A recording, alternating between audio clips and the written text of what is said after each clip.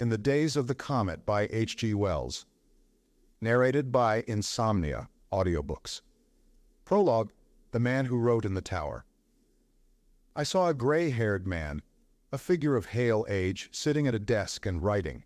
He seemed to be in a room in a tower very high, so that through the tall window on his left, one perceived only distances, a remote horizon of sea, a headland, and that vague haze and glitter in the sunset that many miles away marks a city. All the appointments of this room were orderly and beautiful, and in some subtle quality, in this small difference and that new to me and strange. They were in no fashion I could name, and the simple costume the man wore suggested neither period nor country. It might, I thought, be the happy future, or utopia, or the land of simple dreams. An errant mode of memory, Henry James's phrase and story of the great good place, twinkled across my mind and passed and left no light.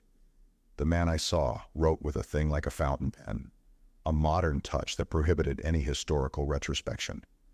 And as he finished each sheet, writing in an easy flowing hand, he added it to a growing pile upon a graceful little table under the window. His last done sheets lay loose, partly covering others that were clipped together into fascicles. Clearly he was unaware of my presence, and I stood waiting until his pen should come to a pause. Old as he certainly was, he wrote with a steady hand. I discovered that a concave speculum hung slantingly high over his head. A movement in this caught my attention sharply, and I looked up to see, distorted and made fantastic but bright and beautifully colored, the magnified, reflected, evasive rendering of a palace, of a terrace, of the vista of a great roadway with many people exaggerated, impossible looking because of the curvature of the mirror going to and fro. I turned my head quickly that I might see more clearly through the window behind me, but it was too high for me to survey this nearer scene directly, and after a momentary pause, I came back to that distorting mirror again. But now the writer was leaning back in his chair. He put down his pen and sighed, the half-resentful sigh. Ah, you, work you, how you gratify and tire me, of a man who has been writing to his satisfaction. What is this place, I asked, and who are you? He looked around with the quick movement of surprise. What is this place, I repeated, and where am I? He regarded me steadfastly for a moment under his wrinkled brows, and then his expression softened to a smile. He pointed to a chair beside the table. I am writing, he said. About this? About the change. I sat down. It was a very comfortable chair and well placed under the light. If you would like to read, he said. I indicated the manuscript. This explains? I asked. That explains, he answered. He drew a fresh sheet of paper toward him as he looked at me. I glanced from him about his apartment and back to the little table. A fascicle marked very distinctly 1 caught my attention, and I took it up. I smiled in his friendly eyes. Very well, said I, suddenly at my ease, and he nodded and went on writing. And in a mood between confidence and curiosity, I began to read. This is the story that happy, active-looking old man in that pleasant place had written. Book the First, The Comet. Chapter the First, Dust in the Shadows. Section 1. I have set myself to write the story of the great change, so far as it has affected my own life and the lives of 1 or 2 people closely connected with me, primarily to please myself.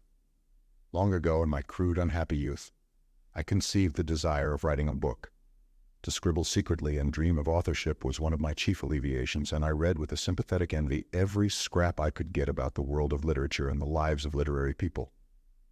It's something, even amidst this present happiness, to find leisure and opportunity to take up and partially realize these old and hopeless dreams. But that alone, in a world where so much of vivid and increasing interest presents itself to be done, even by an old man, would not, I think, suffice to set me at this desk. I find some such recapitulation of my past, as this will involve, is becoming necessary to my own secure mental continuity. The passage of years brings a man at last to retrospection. At 72, one's youth is far more important than it was at 40. And I am out of touch with my youth. The old life seems so cut off from the new, so alien and so unreasonable that at times I find it bordering upon the incredible. The data have gone, the buildings and places. I stopped dead the other afternoon in my walk across the moor where once the dismal outskirts of Swathinglea straggled toward Leeds and asked, Was it here indeed that I crouched among the weeds and refuse and broken crockery, and loaded my revolver ready for murder? Did ever such a thing happen in my life? Was such a mood and thought and intention ever possible to me?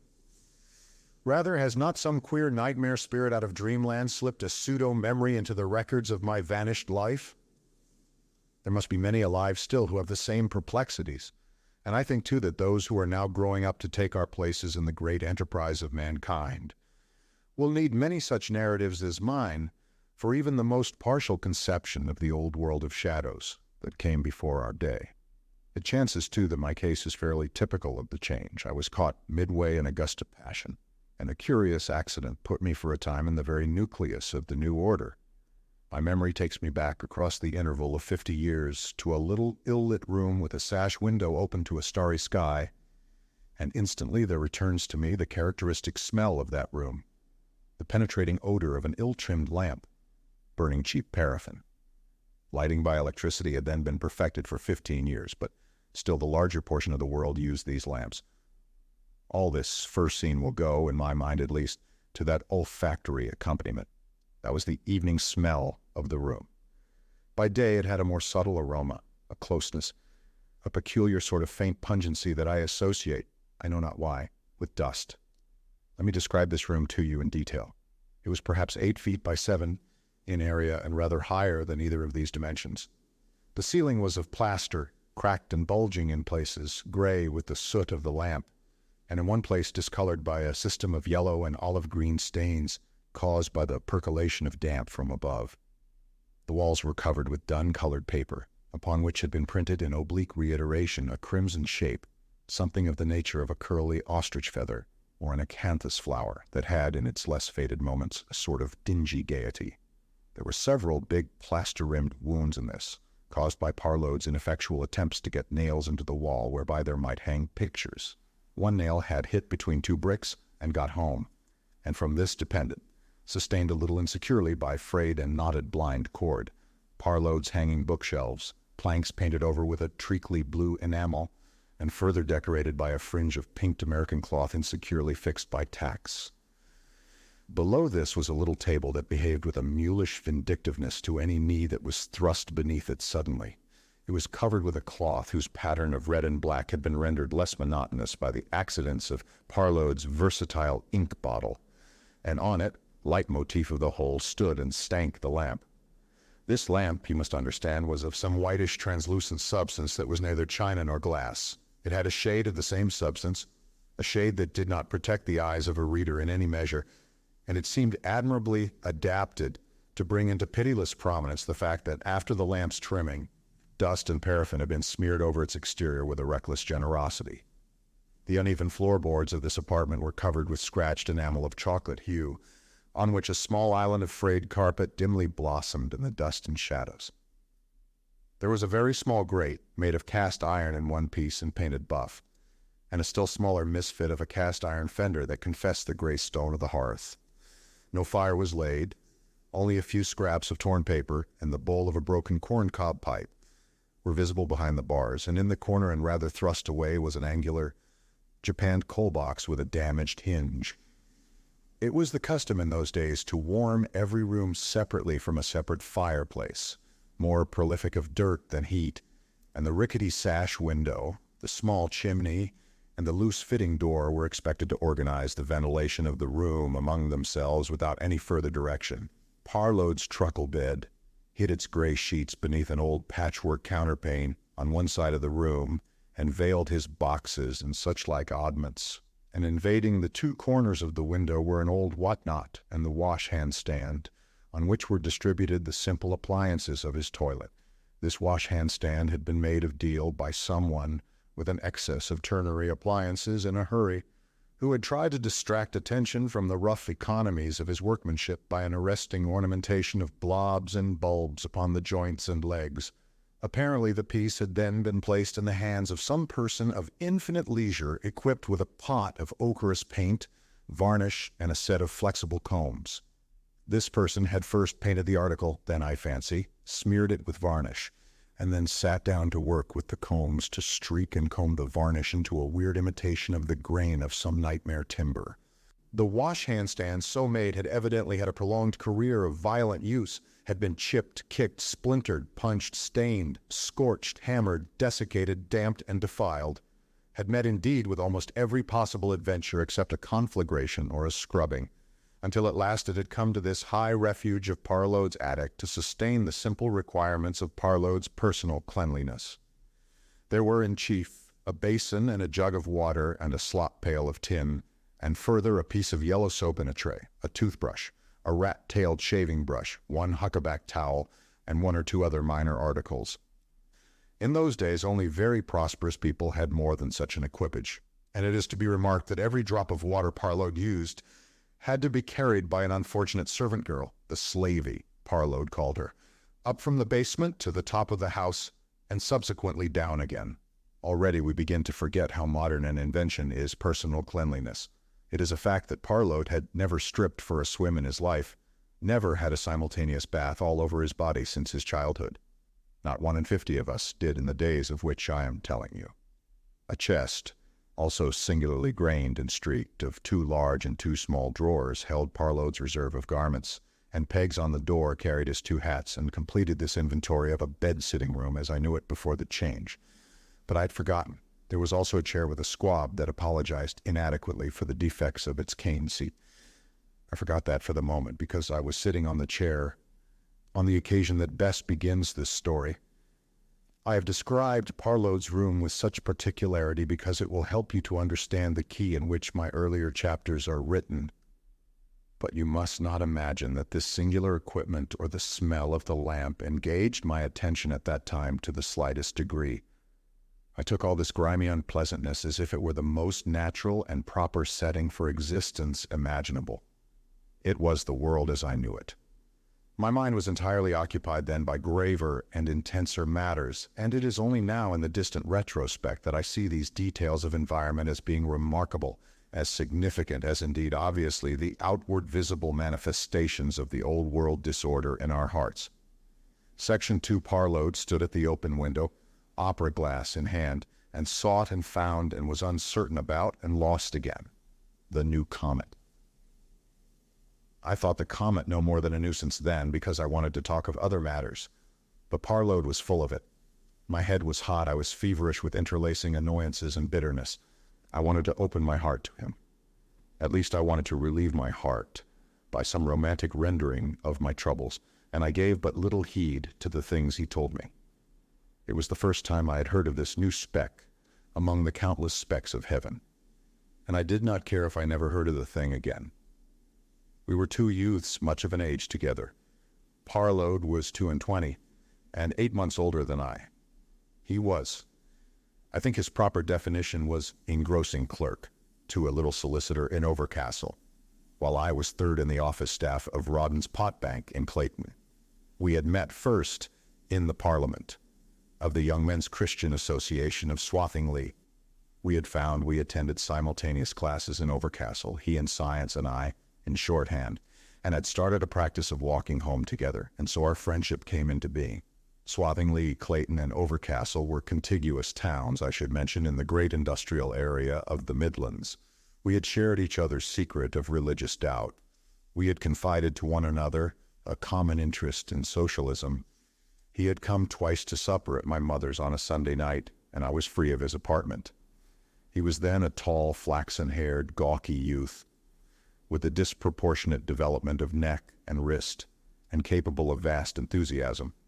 He gave 2 evenings a week to the evening classes of the organized science school in Overcastle. Physiography was his favorite subject, and through this insidious opening of his mind, the wonder of outer space had come to take possession of his soul.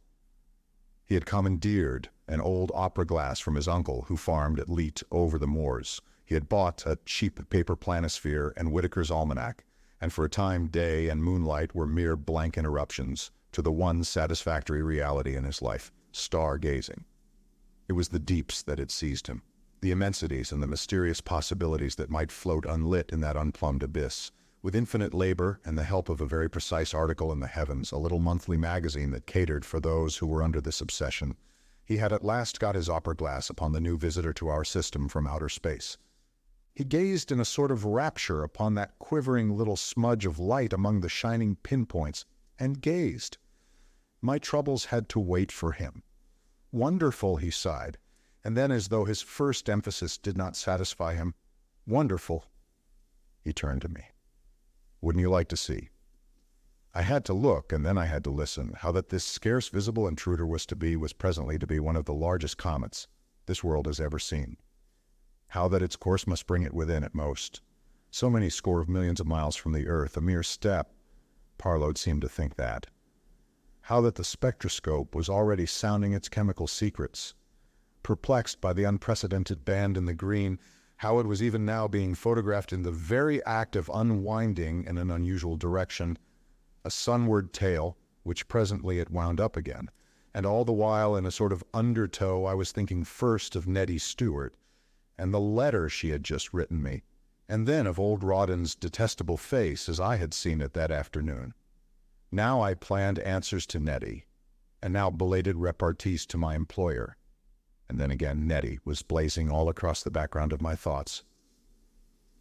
Nettie Stewart was daughter of the head gardener of the rich Mr. Verrall's widow, and she and I had kissed and become sweethearts before we were 18 years old. My mother and hers were second cousins and old schoolfellows, and though my mother had been widowed untimely by a train accident and had been reduced to letting lodgings, she was the Clayton curate's landlady, a position esteemed much lower than that of Mrs. Stewart, a kindly custom of occasional visits to the gardener's cottage at Checkshill Towers still kept the friends in touch. Commonly I went with her, and I remember it was in the dusk of one bright evening in July. One of those long golden evenings that do not so much give way to night as admit at last, upon courtesy, the moon and a choice retinue of stars, that Nettie and I, at the pond of goldfish where the yew-bordered walks converged, made our shy beginner's vow. I remember still, something will always stir in me at that memory, the tremulous emotion of that adventure. Nettie was dressed in white. Her hair went off in waves of soft darkness from above her dark shining eyes. There was a little necklace of pearls about her sweetly modeled neck, and a little coin of gold that nestled in her throat. I kissed her half-reluctant lips, and for 3 years of my life thereafter, nay, I almost think for all the rest of her life and mine, I could have died for her sake. You must understand, and every year it becomes increasingly difficult to understand how entirely different the world was then from what it is now. It was a dark world. It was full of preventable disorder, preventable diseases, and preventable pain, of harshness and stupid unpremeditated cruelties. But yet, it may be even by virtue of the general darkness, there were moments of a rare and evanescent beauty that seemed no longer possible, in my experience. The great change has come forevermore. Happiness and beauty are our atmosphere. There is peace on earth and goodwill to all men. None would dare to dream of returning to the sorrows of the former time. And yet that misery was pierced. Ever and again its gray curtain was stabbed through and through by joys of an intensity, by perceptions of a keenness that it seems to me are now altogether gone out of life. Is it the change, I wonder, that has robbed life of its extremes? Or is it perhaps only this, that youth has left me, even the strength of middle years leaves me now, and taken its despairs and raptures, leaving me judgment, perhaps sympathy, memories? I cannot tell. One would need to be young now and to have been young then as well to decide that impossible problem. Perhaps a cool observer even in the old days would have found little beauty in our grouping. I have our 2 photographs at hand in this bureau as I write, and they show me a gawky youth in ill-fitting, ready-made clothing, and Nettie. Indeed, Nettie is badly dressed, and her attitude is more than a little stiff. But I can see her through the picture, and her living brightness and something of that mystery of charm she had for me comes back again to my mind. Her face has triumphed over the photographer, or I would long ago have cast this picture away. The reality of beauty yields itself to no words. I wish that I had the sister art and could draw in my margins something that escapes description. There was a sort of gravity in her eyes. There was something, a matter of the minutest difference, about her upper lip so that her mouth closed sweetly and broke very sweetly to a smile. That grave, sweet smile. After we had kissed and decided not to tell our parents for a while of the irrevocable choice we had made, The time came for us to part, shyly and before others, and I and my mother went off back across the moonlit park, the bracken thickets rustling with startled deer, to the railway station at Checkshill, and so to our dingy basement in Clayton. And I saw no more of Nettie, except that I saw her in my thoughts for nearly a year. But at our next meeting, it was decided that we must correspond. And this we did with much elaboration of secrecy, for Nettie would have no one at home, not even her only sister, know of her attachment. So I had to send my precious documents sealed and undercover by way of a confidential schoolfellow of hers who lived near London. I could write that address down now, though house and street and suburb have gone beyond any man's tracing. Our correspondence began our estrangement, because for the first time we came into more than sensuous contact, and our minds sought expression. Now you must understand that the world of thought in those days was in the strangest condition. It was choked with obsolete, inadequate formulae. It was tortuous to a maze-like degree with secondary contrivances and adaptations, suppressions, conventions, and subterfuges. Base immediacies fouled the truth on every man's lips.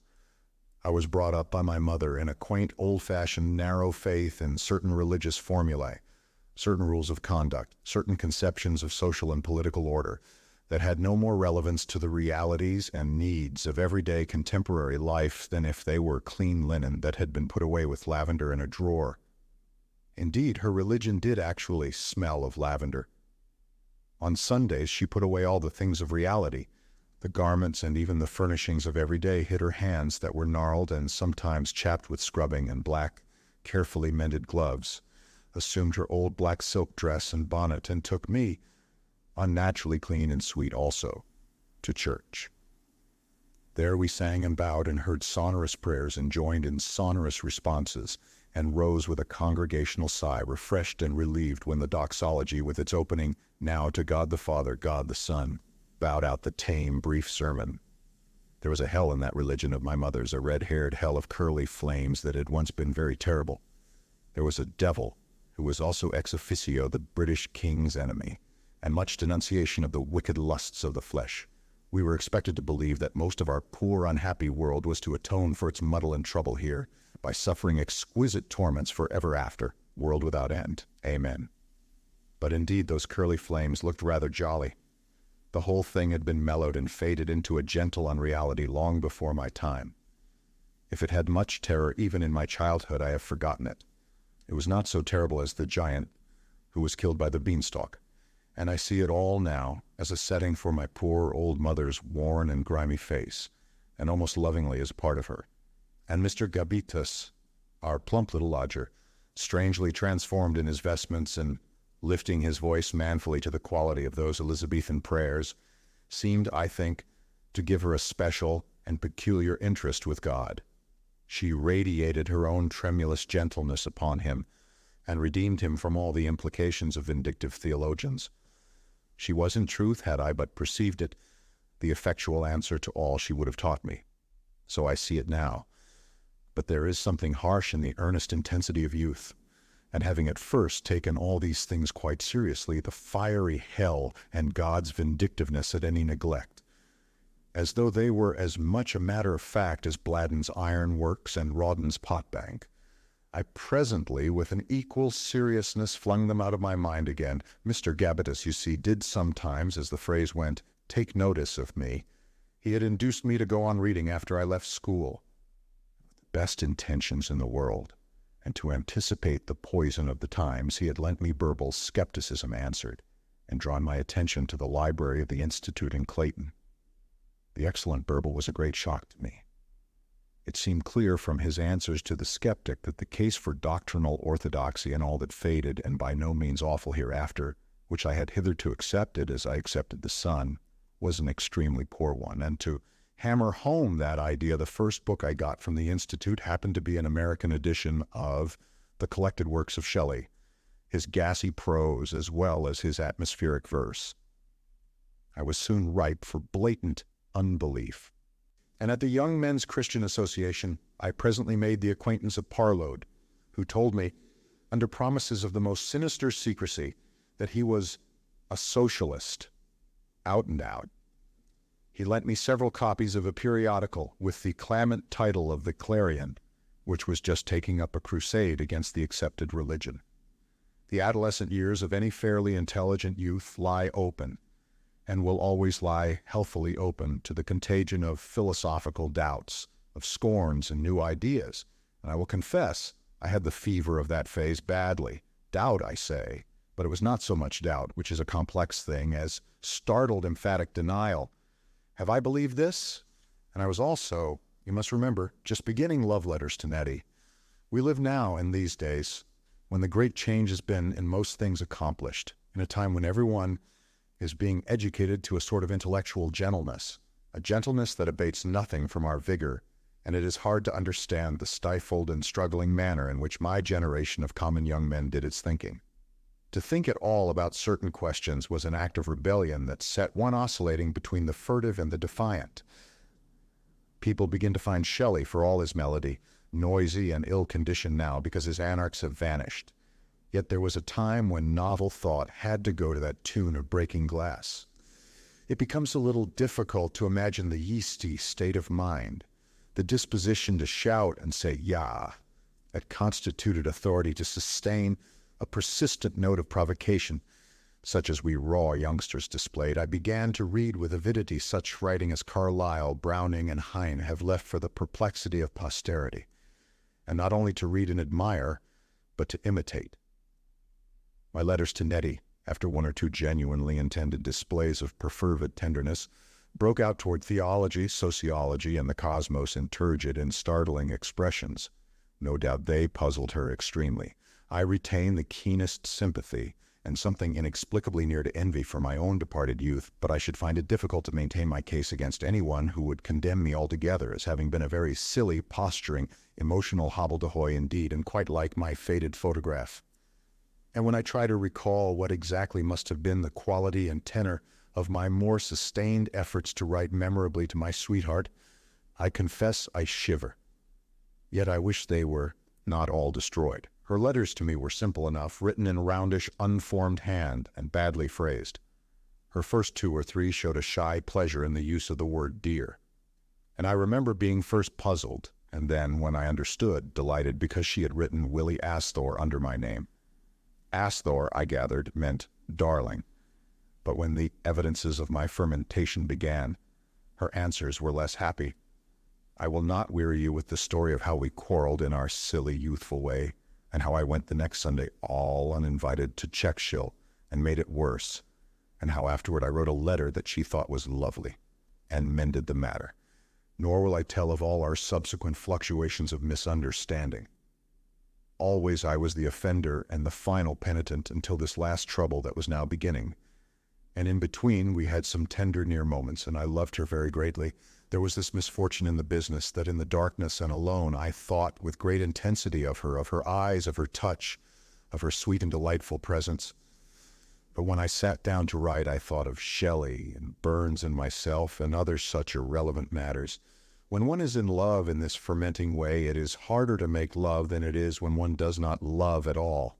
And as for Nettie, she loved, I know, not me, but those gentle mysteries.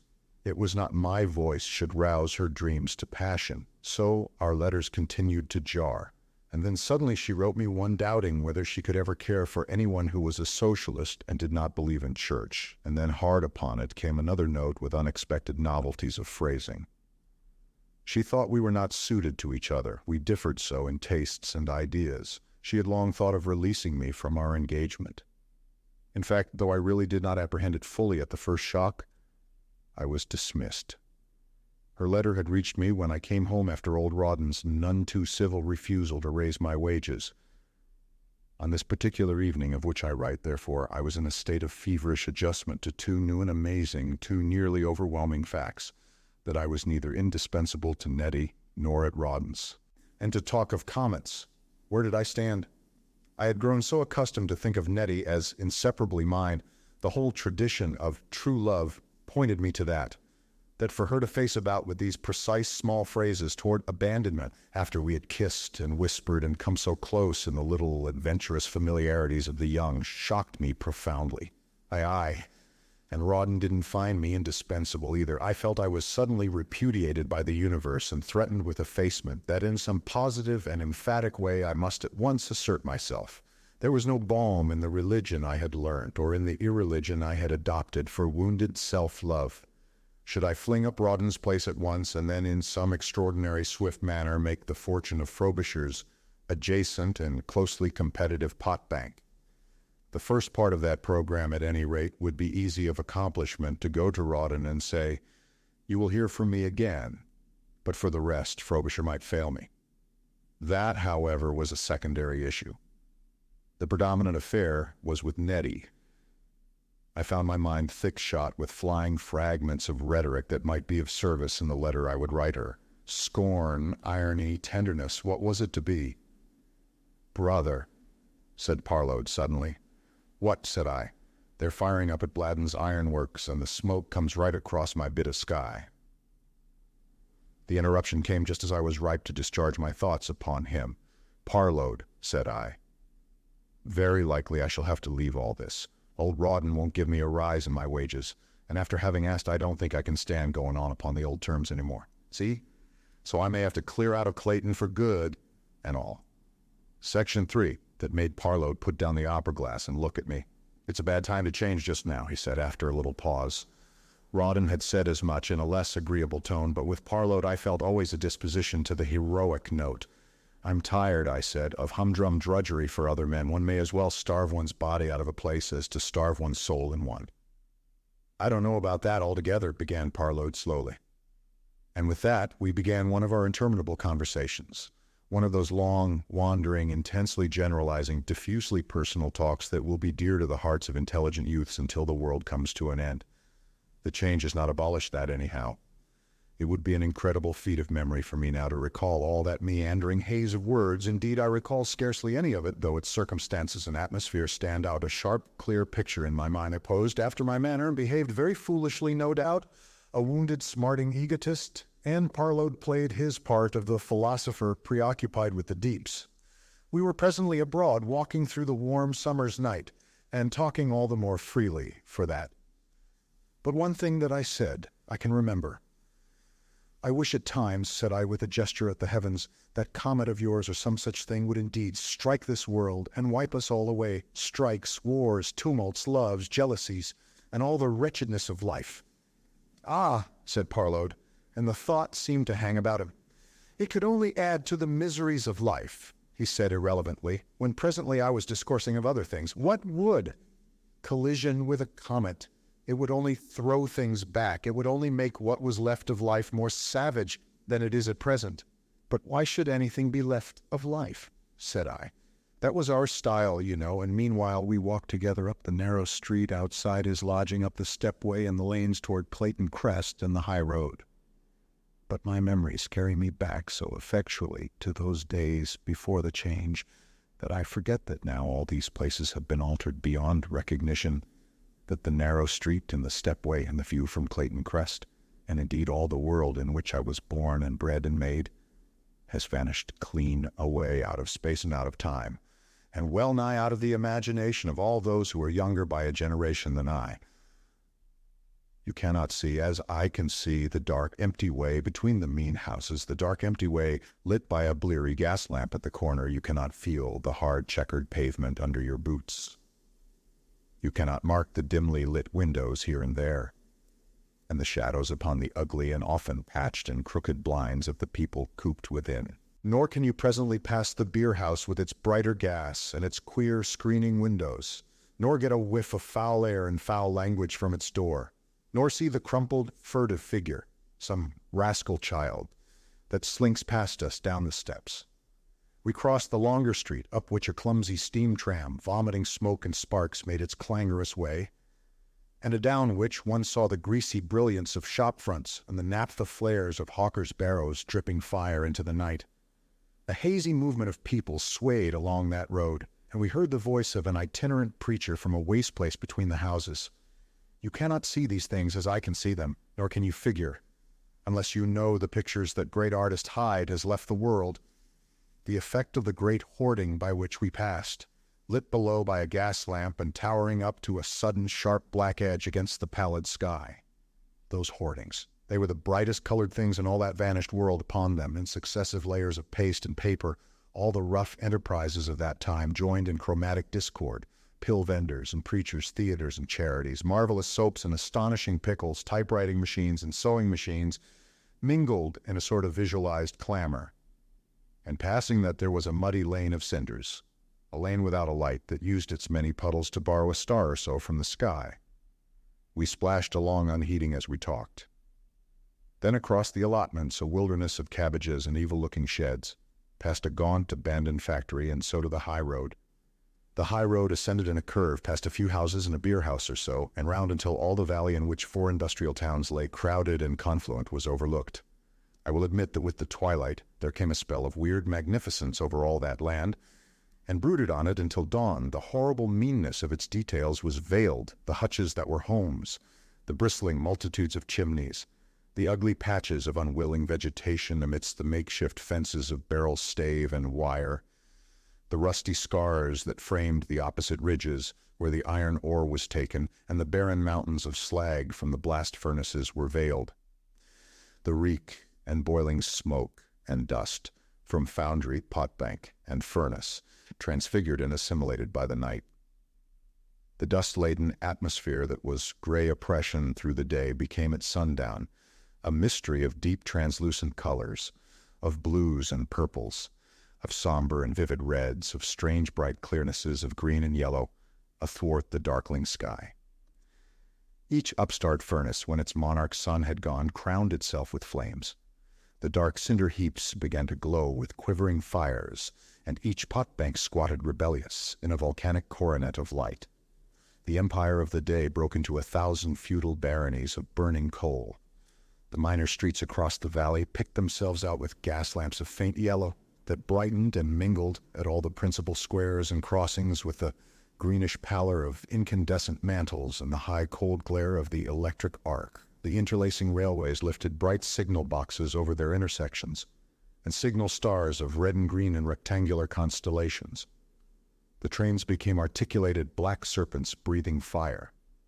Moreover, high overhead, like a thing put out of reach and near forgotten, Parload had rediscovered a realm that was ruled by neither sun nor furnace, the universe of stars.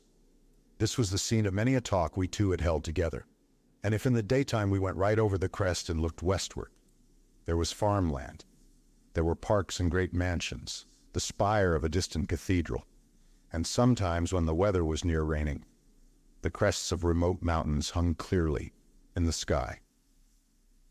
Beyond the range of sight, indeed, out beyond, there was Czechshill. I felt it there always, and in the darkness more than I did by day. Czechshill and Nettie. And to us two youngsters, as we walked along the cinder path beside the rutted road and argued out our perplexities, it seemed that this ridge gave us compendiously a view of our whole world. There on the one hand, in a crowded darkness about the ugly factories and workplaces, the workers herded together, ill-clothed, ill-nourished, ill-taught, badly and expensively served at every occasion in life, uncertain even of their insufficient livelihood from day to day. The chapels and churches and public houses swelling up amidst their wretched homes like saprophytes amidst a general corruption, and on the other, in space, freedom, and dignity, scarce heeding the few cottages, as overcrowded as they were picturesque, in which the laborers festered, lived the landlords and masters who owned pot banks and forge and farm and mine. Far away, distant, beautiful, irrelevant, from out of a little cluster of second-hand bookshops, ecclesiastical residences, and the inns and incidentals of a decaying market town, the Cathedral of Gloucester pointed a beautiful, unemphatic spire to vague, incredible skies. So it seemed to us that the whole world was planned in those youthful first impressions. We saw everything simple, as young men will. We had our angry, confident solutions, and whosoever would criticize them was a friend of the robbers. It was a clear case of robbery we held, visibly so. There in those great houses lurked the landlord and the capitalist, with his scoundrel the lawyer, with his cheat the priest, and we others were all the victims of their deliberate villainies. No doubt they winked and chuckled over their rare wines amidst their dazzling, wickedly dressed women. and plotted further grinding for the faces of the poor. And amidst all the squalor, on the other hand, amidst brutalities, ignorance, and drunkenness, suffered multitudinously their blameless victim, the working man. And we, almost at the first glance, had found all this out. It had merely to be asserted now with sufficient rhetoric and vehemence to change the face of the whole world. The working man would arise in the form of a labor party, and with young men like Parload and myself to represent him, and come to his own, and then the robbers would get it hot, and everything would be extremely satisfactory. Unless my memory plays me strange tricks that does no injustice to the creed of thought and action that Parload and I held as the final result of human wisdom. We believed it with heat, and rejected with heat the most obvious qualification of its harshness. At times in our great talks we were full of heady hopes for the near triumph of our doctrine. More often our mood was a hot resentment at the wickedness and stupidity that delayed so plain and simple a reconstruction of the order of the world. Then we grew malignant, and thought of barricades and significant violence. I was very bitter, I know, upon this night of which I am now particularly telling. And the only face upon the hydra of capitalism and monopoly that I could see at all clearly smiled exactly as old Rawdon had smiled when he refused to give me more than a paltry 20 shillings a week. I wanted intensely to salve my self-respect by some revenge upon him, and I felt that if that could be done by slaying the hydra, I might drag its carcass to the feet of Nettie and settle my other trouble as well. What do you think of me now, Nettie? That at any rate comes near enough to the quality of my thinking, then, for you to imagine how I gesticulated and spouted to Parload that night. You figure us as little black figures unprepossessing in the outline, set in the midst of that desolating night of flaming industrialism, and my little voice with a rhetorical twang, protesting, denouncing. You will consider those notions of my youth poor silly violent stuff.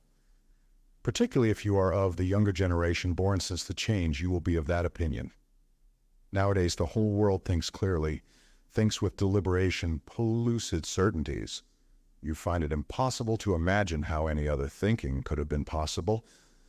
Let me tell you then how you can bring yourself to something like the condition of our former state. In the first place, you must get yourself out of health by unwise drinking and eating, and out of condition by neglecting your exercise. Then you must contrive to be worried very much and made very anxious and uncomfortable. And then you must work very hard for 4 or 5 days and for long hours every day at something too petty to be interesting, too complex to be mechanical, and without any personal significance to you whatever. This done, get straightway into a room that is not ventilated at all, and that is already full of foul air, and there set yourself to think out some very complicated problem. In a very little while, you will find yourself in a state of intellectual muddle, annoyed, impatient, snatching at the obvious presently, in choosing and rejecting conclusions haphazard. Try to play chess under such conditions, and you will play stupidly and lose your temper. Try to do anything that taxes the brain or temper, and you will fail. Now the whole world before the change was as sick and feverish as that. It was worried and overworked and perplexed by problems that would not get stated simply, that changed and evaded solution. It was in an atmosphere that had corrupted and thickened past breathing. There was no thorough, cool thinking in the world at all. There was nothing in the mind of the world anywhere but half-truths, hasty assumptions, hallucinations, and emotions. Nothing. I know it seems incredible that already some of the younger men are beginning to doubt the greatness of the change our world has undergone. But read the newspapers of that time. Every age becomes mitigated and a little ennobled in our minds as it recedes into the past. It is the part of those who, like myself, have stories of that time to tell, to supply, by a scrupulous spiritual realism, some antidote to that glamour. Section 4. Always with Parload. I was chief talker. I can look back upon myself with, I believe, an almost perfect detachment. Things have so changed that indeed now I am another being, with scarce anything in common with that boastful, foolish youngster whose troubles I recall. I see him vulgarly theatrical, egotistical, insincere. Indeed, I do not like him save with that instinctive material sympathy that is the fruit of incessant intimacy. Because he was myself, I may be able to feel and write understandingly about motives that will put him out of sympathy with nearly every reader, but why should I palliate or defend his quality? Always I say I did the talking, and it would have amazed me beyond measure if anyone had told me that mine was not the greater intelligence in these wordy encounters. Parload was a quiet youth and stiff and restrained in all things, while I had that supreme gift for young men and democracies, the gift of copious expression. Parload I diagnosed in my secret heart as a trifle dull. He posed as pregnant quiet, I thought, and was obsessed by the congenial notion of scientific caution.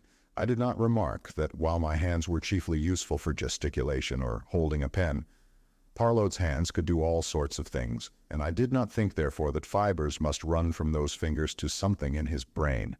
Nor, though I bragged perpetually of my shorthand, of my literature, of my indispensable share in Rawdon's business, did Parload lay stress on the conics and calculus he mugged in the organized science school. Parload is a famous man now, a great figure in a great time. His work upon intersecting radiations has broadened the intellectual horizon of mankind forever. And I, who am at best a hewer of intellectual wood, a drawer of living water, can smile, and he can smile, to think how I patronized and posed and jabbered over him in the darkness of those early days. That night I was shrill and eloquent beyond measure. Rawdon was, of course, the hub upon which I went round. Rawdon and the Rawdonesque employer and the injustice of wages slavery and all the immediate conditions of that industrial blind alley up which it seemed our lives were thrust. But ever and again I glanced at other things. Nettie was always there in the background of my mind, regarding me enigmatically. It was part of my pose to Parload that I had a romantic love affair somewhere, away beyond the sphere of our intercourse, and that note gave a Byronic resonance to many of the nonsensical things I produced for his astonishment. I will not weary you with too detailed an account of the talk of a foolish youth who was also distressed and unhappy, and whose voice was balm for the humiliations that smarted in his eyes. Indeed, now in many particulars I cannot disentangle this harangue, of which I tell for many of the things I may have said in other talks to Parload. For example, I forget if it was then or before or afterwards that, as it were by accident, I let out what might be taken as an admission that I was addicted to drugs. "You shouldn't do that," said Parload suddenly. "It won't do to poison your brains with that." My brains, my eloquence, were to be very important assets to our party in the coming revolution. But one thing does clearly belong to this particular conversation I am recalling. When I started out, it was quite settled in the back of my mind that I must not leave Rawdon's.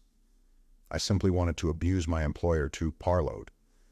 But I talked myself quite out of touch with all the cogent reasons there were for sticking to my place. And I got home that night irrevocably committed to a spirited, not to say a defiant, policy with my employer. "I can't stand Rawdon's much longer," I said to Parload by way of a flourish. "There's hard times coming," said Parload, "next winter. Sooner. The Americans have been overproducing, and they mean to dump. The iron trade is going to have convulsions. I don't care. Pot banks are steady, with a corner and borax and all. I've heard—" "What have you heard?" "Office secrets, but it's no secret there's trouble coming to Potters. There's been borrowing and speculation.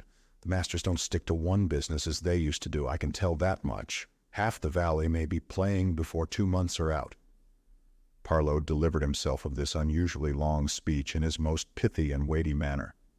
Playing was our local euphemism for a time when there was no work and no money for a man, a time of stagnation and dreary, hungry loafing day after day. Such interludes seemed in those days a necessary consequence of industrial organization. "You'd better stick to Rawdon's," said Parload. "Ugh," said I, affecting a noble disgust. "There'll be trouble," said Parload. "Who cares?" said I. "Let there be trouble, the more the better. This system has got to end sooner or later. These capitalists with their speculation in corners and trusts make things go from bad to worse. Why should I cower in Rawdon's office like a frightened dog while hunger walks the streets? Hunger is the master revolutionary. When he comes, we ought to turn out and salute him. Anyway, I'm going to do so now." "That's all very well," began Parload. "I'm tired of it," I said. "I want to come to grips with all these Rawdons. I think perhaps if I was hungry and savage, I could talk to hungry men." "There's your mother," said Parload in his slow, judicial way. That was a difficulty. I got over it by a rhetorical turn. Why should one sacrifice the future of the world? Why should one even sacrifice one's own future because one's mother is totally destitute of imagination? Section 5. It was late when I parted from Parload and came back to my own home. Our house stood in a highly respectable little square near the Clayton Parish Church, Mr. Gabbitas, the curate of all work, lodged on our ground floor. And upstairs there was an old lady, Miss Holroyd, who painted flowers on china and maintained her blind sister in an adjacent room. My mother and I lived in the basement and slept in the attics. The front of the house was veiled by a Virginian creeper that defied the Clayton air and clustered in untidy dependent masses over the wooden porch. As I came up the steps, I had a glimpse of Mr. Gabbitas printing photographs by candlelight in his room. It was the chief delight of his little life to spend his holiday abroad in the company of a queer little snapshot camera, and to return with a great multitude of foggy and sinister negatives that he had made in beautiful and interesting places. These the camera company would develop for him on advantageous terms, and he would spend his evenings the year through in printing from them in order to inflict copies upon his undeserving friends. There was a long frameful of his work in the Clayton National School, for example, inscribed in Old English lettering, "Italian Travel Pictures by the Rev. B. Gabbitas." For this it seemed he lived and traveled and had his being. It was his only real joy. By his shaded light I could see his sharp little nose, his little pale eyes behind his glasses, his mouth pursed up with the endeavor of his employment. "Hireling liar," I muttered, for was not he also part of the system, part of the scheme of robbery that made wages serfs of Parload and me, though his share in the proceedings was certainly small. "Hireling liar," said I, standing in the darkness, outside even his faint glow of traveled culture. My mother let me in. She looked at me mutely because she knew there was something wrong, and that it was no use for her to ask what. "Good night, Mummy," said I, and kissed her a little roughly, and lit and took my candle and went off at once up the staircase to bed, not looking back at her. "I've kept some supper for you, dear." "Don't want any supper." "But, dearie—" "Good night, Mother." And I went up and slammed my door upon her, blew out my candle, and lay down at once upon my bed. Lay there a long time before I got up to undress. There were times when that dumb beseeching of my mother's face irritated me unspeakably. It did so that night. I felt I had to struggle against it, that I could not exist if I gave way to its pleadings. And it hurt me and divided me to resist it, almost beyond endurance. It was clear to me that I had to think out for myself religious problems, social problems, questions of conduct, questions of expediency, that her poor, dear, simple beliefs could not help me at all, and she did not understand. Hers was the accepted religion. Her only social ideas were blind submissions to the accepted order, to laws, to doctors, to clergymen, lawyers, masters, and all respectable persons in authority over us. And with her to believe was to fear. She knew from 1,000 little signs, though still at times I went to church with her, that I was passing out of touch of all these things that ruled her life into some terrible unknown. From things I said, she could infer such clumsy concealments as I made. She felt my socialism, felt my spirit in revolt against the accepted order, felt the impotent resentments that filled me with bitterness against all she held sacred. Yet, it was not her dear gods she sought to defend so much as me. She seemed always to be wanting to say to me, "Dear, I know it's hard, but revolt is harder. Don't make war on it, dear. Don't do anything to offend it. I'm sure it will hurt you if you do. It will hurt you if you do." She had been cowed into submission, as so many women of that time had been, by the sheer brutality of the accepted thing. The existing order dominated her into a worship of abject observances. It had bent her, aged her, robbed her of eyesight so that at 55 she peered through cheap spectacles at my face and saw it only dimly, filled her with a habit of anxiety, made her hands, her poor dear hands. Not in the whole world now could you find a woman with hands so grimy, so needle-worn, so misshapen by toil, so chapped and coarsened, so evilly entreated. At any rate, there is this I can say for myself, that my bitterness against the world and fortune was for her sake as well as for my own. Yet that night I pushed by her harshly. I answered her curtly, left her concerned and perplexed in the passage, and slammed my door upon her. And for a long time I lay raging at the hardship and evil of life, at the contempt of Rawdon, and the loveless coolness of Nettie's letter, at my weakness and insignificance, at the things I found intolerable, and the things I could not mend. Over and over went my poor little brain, tired out and unable to stop on my treadmill of troubles. Nettie, Rawdon, My mother, Gabitas, Nettie. Suddenly I came upon emotional exhaustion. Some clock was striking midnight. After all, I was young. I had these quick transitions. I remember quite distinctly I stood up abruptly, undressed very quickly in the dark, and had hardly touched my pillow again before I was asleep. But how my mother slept that night, I do not know. Oddly enough, I do not blame myself for behaving like this to my mother, though my conscience blames me acutely for my arrogance to Parload. I regret my behavior to my mother before the days of the change. It is a scar among my memories that will always be a little painful to the end of my days, but I do not see how something of the sort was to be escaped under those former conditions. In that time of muddle and obscurity, people were overtaken by needs and toil and hot passions before they had the chance of even a year or so of clear thinking. They settled down to an intense and strenuous application to some partial but immediate duty, and the growth of thought ceased in them. They set and hardened into narrow ways. Few women remained capable of a new idea after 25, few men after 31 or 2.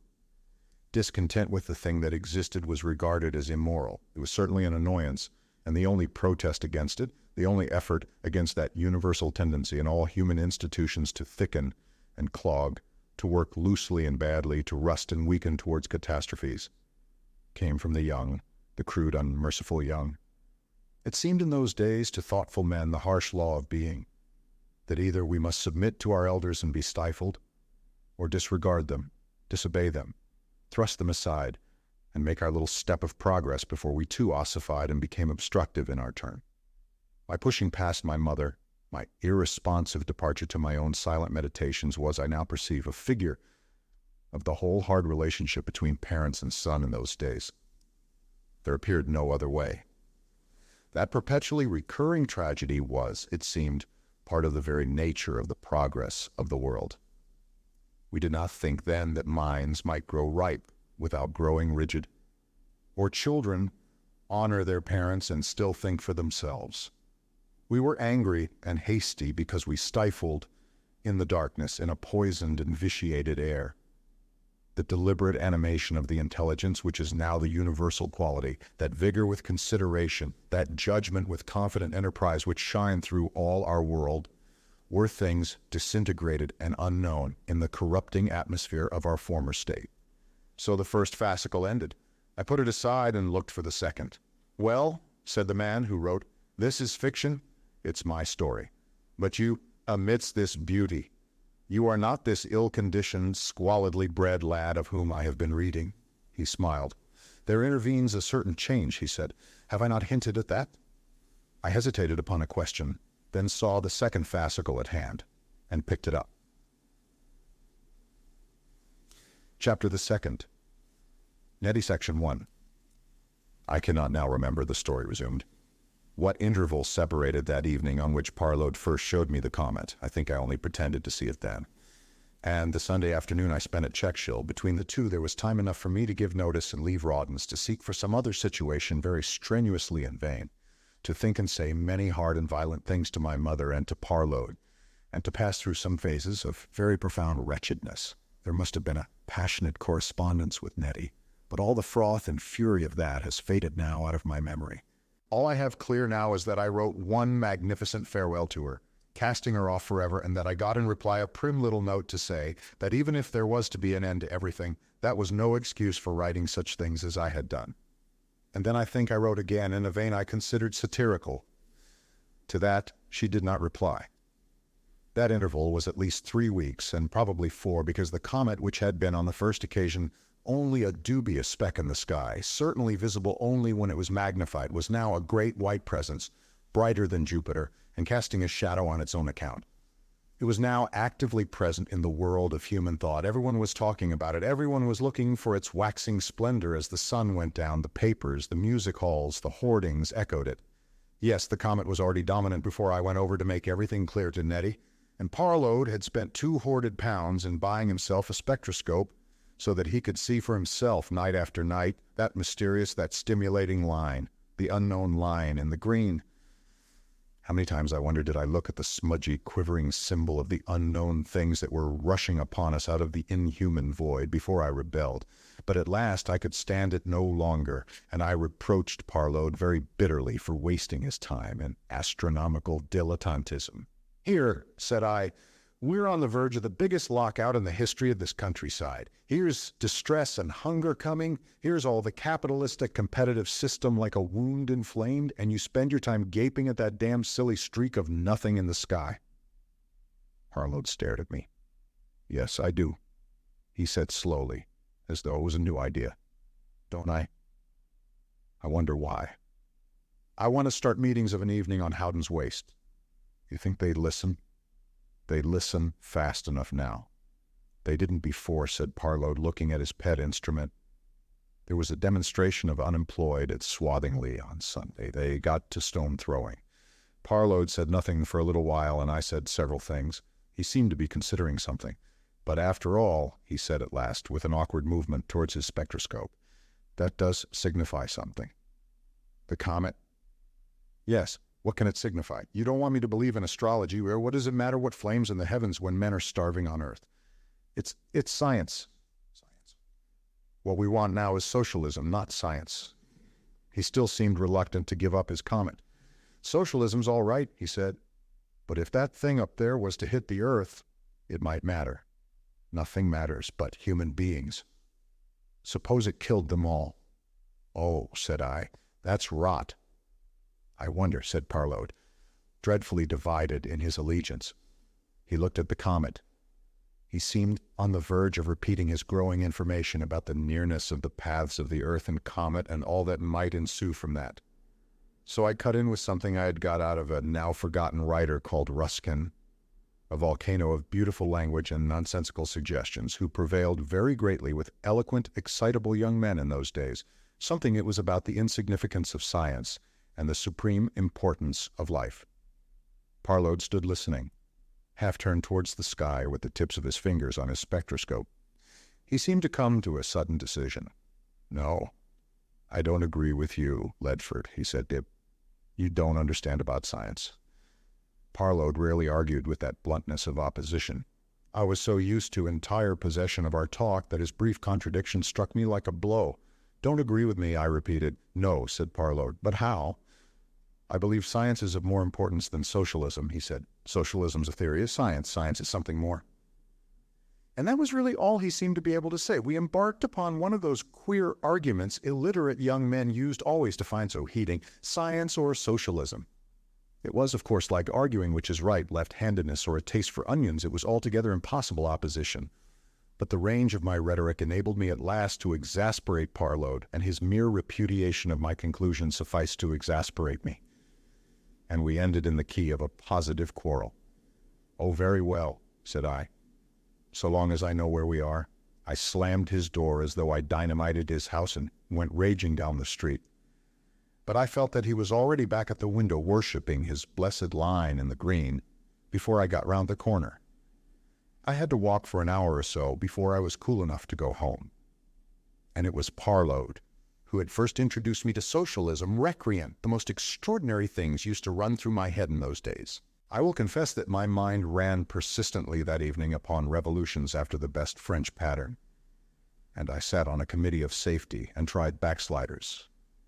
Parload was there, among the prisoners, backsliderisimus, aware too late of the error of his ways. His hands were tied behind his back, ready for the shambles. Through the open door, one heard the voice of justice, the rude justice of the people. I was sorry, but I had to do my duty. "If we punish those who would betray us to kings," said I with a sorrowful deliberation, "how much the more must we punish those who would give over the state to the pursuit of useless knowledge?" And so, with a gloomy satisfaction, sent him off to the guillotine. Ah, Parload, if only you'd listened to me earlier, Parload. Nonetheless, that quarrel made me extremely unhappy. Parload was my only gossip, and it cost me much to keep away from him and think evil of him with no one to listen to me. Evening after evening, that was a very miserable time for me, even before my last visit to Checkshill. My long, unemployed hours hung heavily on my hands. I kept away from home all day, partly to support a fiction that I was sedulously seeking another situation, and partly to escape the persistent question in my mother's eyes. "Why did you quarrel with Mr. Rawdon? Why did you? Why do you keep on going about with a sullen face and risk offending it more?" I spent most of the morning in the newspaper room of the public library, writing impossible applications for impossible posts. I remember that among other things of the sort, I offered my services to a firm of private detectives, a sinister breed of traders upon base jealousies now happily vanished from the world, and wrote apropos of an advertisement for stevedores that I did not know what the duties of a stevedore might be, but that I was apt and willing to learn. And in the afternoons and evenings I wandered through the strange lights and shadows of my native valley and hated all created things. Until my wanderings were checked by the discovery that I was wearing out my boots, the stagnant, inconclusive malaria of that time, I perceived that I was an evil-tempered, ill-disposed youth with a great capacity for hatred, but there was an excuse for hate. It was wrong of me to hate individuals, to be rude, harsh, and vindictive to this person or that, but indeed it would have been equally wrong to have taken the manifest offer life made me without resentment. I see now clearly and calmly what I then felt obscurely and with an unbalanced intensity, that my conditions were intolerable. My work was tedious and laborious, and it took up an unreasonable proportion of my time. I was ill-clothed, ill-fed, ill-housed, ill-educated, and ill-trained. My will was suppressed and cramped to the pitch of torture. I had no reasonable pride in myself, and no reasonable chance of putting anything right. It was a life hardly worth living. That a large proportion of the people about me had no better a lot, that many had a worse, does not affect these facts. It was a life in which contentment would have been disgraceful if some of them were contented or resigned, so much the worse for everyone.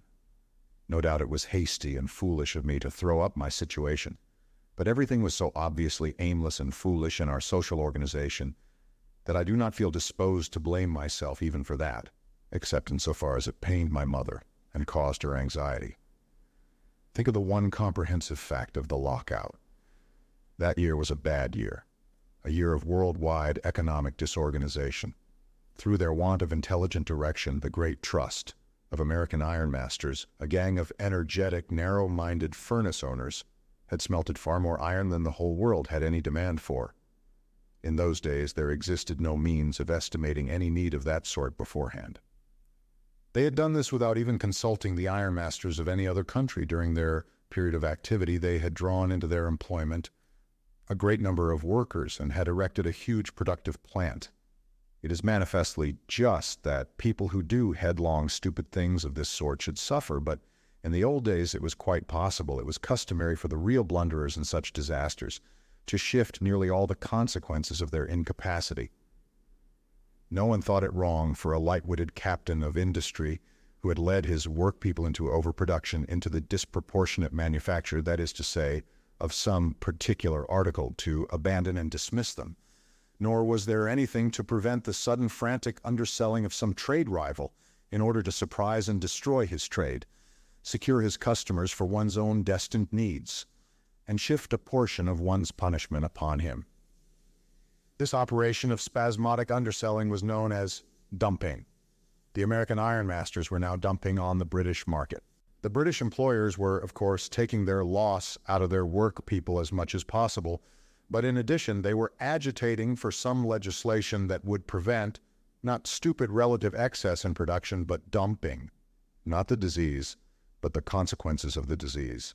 The necessary knowledge to prevent either dumping or its causes, the uncorrelated production of commodities, did not exist, but this hardly weighed with them at all, and in answer to their demands there had arisen a curious party of retaliatory protectionists who combined vague proposals for spasmodic responses to these convulsive attacks from foreign manufacturers, with the very evident intention of achieving financial adventures. The dishonest and reckless elements were indeed so evident in this movement as to add very greatly to the general atmosphere of distrust and insecurity, and in the recoil from the prospect of fiscal power in the hands of the class of men known as the new financiers. One heard frightened old-fashioned statesmen asserting with passion that dumping didn't occur, or that it was a very charming sort of thing to happen. Nobody would face and handle the rather intricate truth of the business. The whole effect upon the mind of a cool observer was of a covey of unsubstantial jabbering minds drifting over a series of irrational economic cataclysms. Prices and employment tumbled about like towers in an earthquake. and amidst the shifting masses were the common work people going on with their lives as well as they could, suffering, perplexed, unorganized, and for anything but violent, fruitless protests, impotent.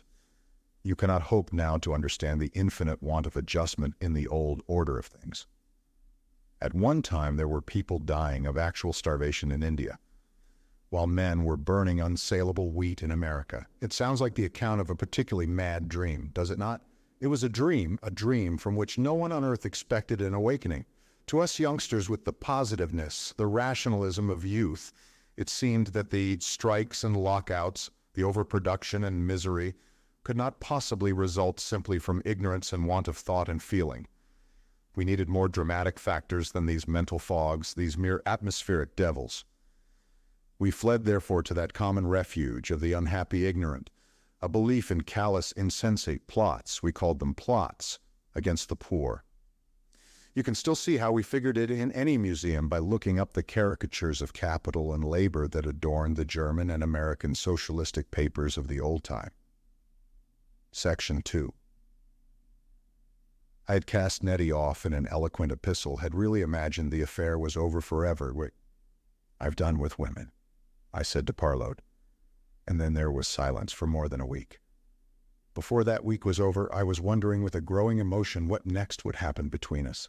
I found myself thinking constantly of Nettie, picturing her, sometimes with stern satisfaction, sometimes with sympathetic remorse, mourning, regretting, realizing the absolute end that had come between us. At the bottom of my heart, I no more believed that there was an end between us than that an end would come to the world. Had we not kissed one another, had we not achieved an atmosphere of whispering nearness, breached our virgin shyness with one another? Of course she was mine. Of course I was hers. And separations and final quarrels and harshness and distance were no more than flourishes upon that eternal fact. So at least I felt the thing, however I shaped my thoughts. Whenever my imagination got to work as that week drew to its close, she came in as a matter of course. I thought of her recurrently all day and dreamt of her at night. On Saturday night I dreamt of her very vividly. Her face was flushed and wet with tears, her hair a little disordered, and when I spoke to her she turned away. In some manner this dream left in my mind a feeling of distress and anxiety. In the morning I had a raging thirst to see her.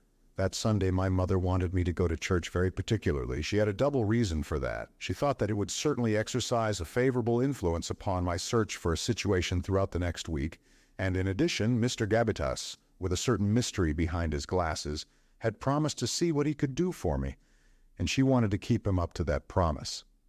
I half consented, and then my desire for Nettie took hold of me. I told my mother I wasn't going to church, and set off about 11 to walk the 17 miles to Czechshill. It greatly intensified the fatigue of that long tramp, that the sole of my boot presently split at the toe, and after I'd cut the flapping portion off, a nail worked through and began to torment me. However, the boot looked all right after that operation and gave no audible hint of my discomfort. I got some bread and cheese at a little inn on the way, and was in Czechshill Park about 4. I did not go by the road past the house and so round to the gardens, but cut over the crest beyond the second keeper's cottage, along a path Nettie used to call her own. It was a mere deer track. It led up a miniature valley and through a pretty dell in which we had been accustomed to meet, and so through the hollies and along a narrow path close by the wall of the shrubbery to the gardens. In my memory, that walk through the park before I came upon Nettie stands out very vividly. The long tramp before it is foreshortened to a mere effect of dusty road and painful boot. But the bracken valley and sudden tumult of doubts and unwanted expectations that came to me stands out now as something significant, as something unforgettable, something essential to the meaning of all that followed. Where should I meet her? What would she say? I had asked these questions before and found an answer. Now they came again with a trail of fresh implications, and I had no answer for them at all. As I approached Nettie, she ceased to be the mere butt of my egotistical self-projection, the custodian of my sexual pride, and drew together and became over and above this a personality of her own, a personality and a mystery, a sphinx I had evaded only to meet again. I find a little difficulty in describing the quality of the old-world love-making so that it may be understandable now. We young people had practically no preparation at all for the stir and emotions of adolescence. Towards the young, the world maintained a conspiracy of stimulating silences. There came no initiation. There were books, stories of a curiously conventional kind that insisted on certain qualities in every love affair, and greatly intensified one's natural desire for them: perfect trust, perfect loyalty, lifelong devotion. Much of the complex essentials of love were altogether hidden. One read these things, got accidental glimpses of this and that, wondered and forgot, and so one grew. Then strange emotions, novel alarming desires, dreams strangely charged with feeling, an inexplicable impulse of self-abandonment began to tickle queerly amongst the familiar, purely egotistical and materialistic things of boyhood and girlhood. We were like misguided travelers who had camped in the dry bed of a tropical river. Presently we were knee-deep and neck-deep in the flood. Our beings were suddenly going out from ourselves, seeking other beings. We knew not why. This novel craving for abandonment to someone of the other sex bore us away. We were ashamed and full of desire. We kept the thing a guilty secret and were resolved to satisfy it against all the world. In this state it was we drifted in the most accidental way against some other blindly seeking creature and linked like nascent atoms. We were obsessed by the books we read, by all the talk about us, that once we had linked ourselves, we were linked for life. Then afterwards we discovered that other was also an egotism, a thing of ideas and impulses that failed to correspond with ours. So it was, I say, with the young of my class and most of the young people in our world. So it came about that I sought Nettie on the Sunday afternoon, and suddenly came upon her, light-bodied, slenderly feminine, hazel-eyed, with her soft, sweet young face under the shady brim of her hat of straw. The pretty Venus I had resolved should be wholly and exclusively mine. There, all unaware of me still, she stood, my essential feminine, the embodiment of the inner thing in life for me, and moreover, an unknown other, a person like myself. She held a little book in her hand, open as if she were walking along and reading it.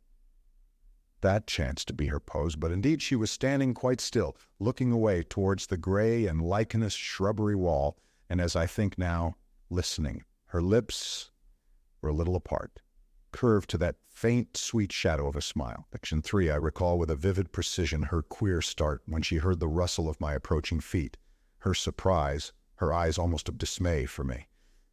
I could recollect, I believe, every significant word she spoke during our meeting, and most of what I said to her.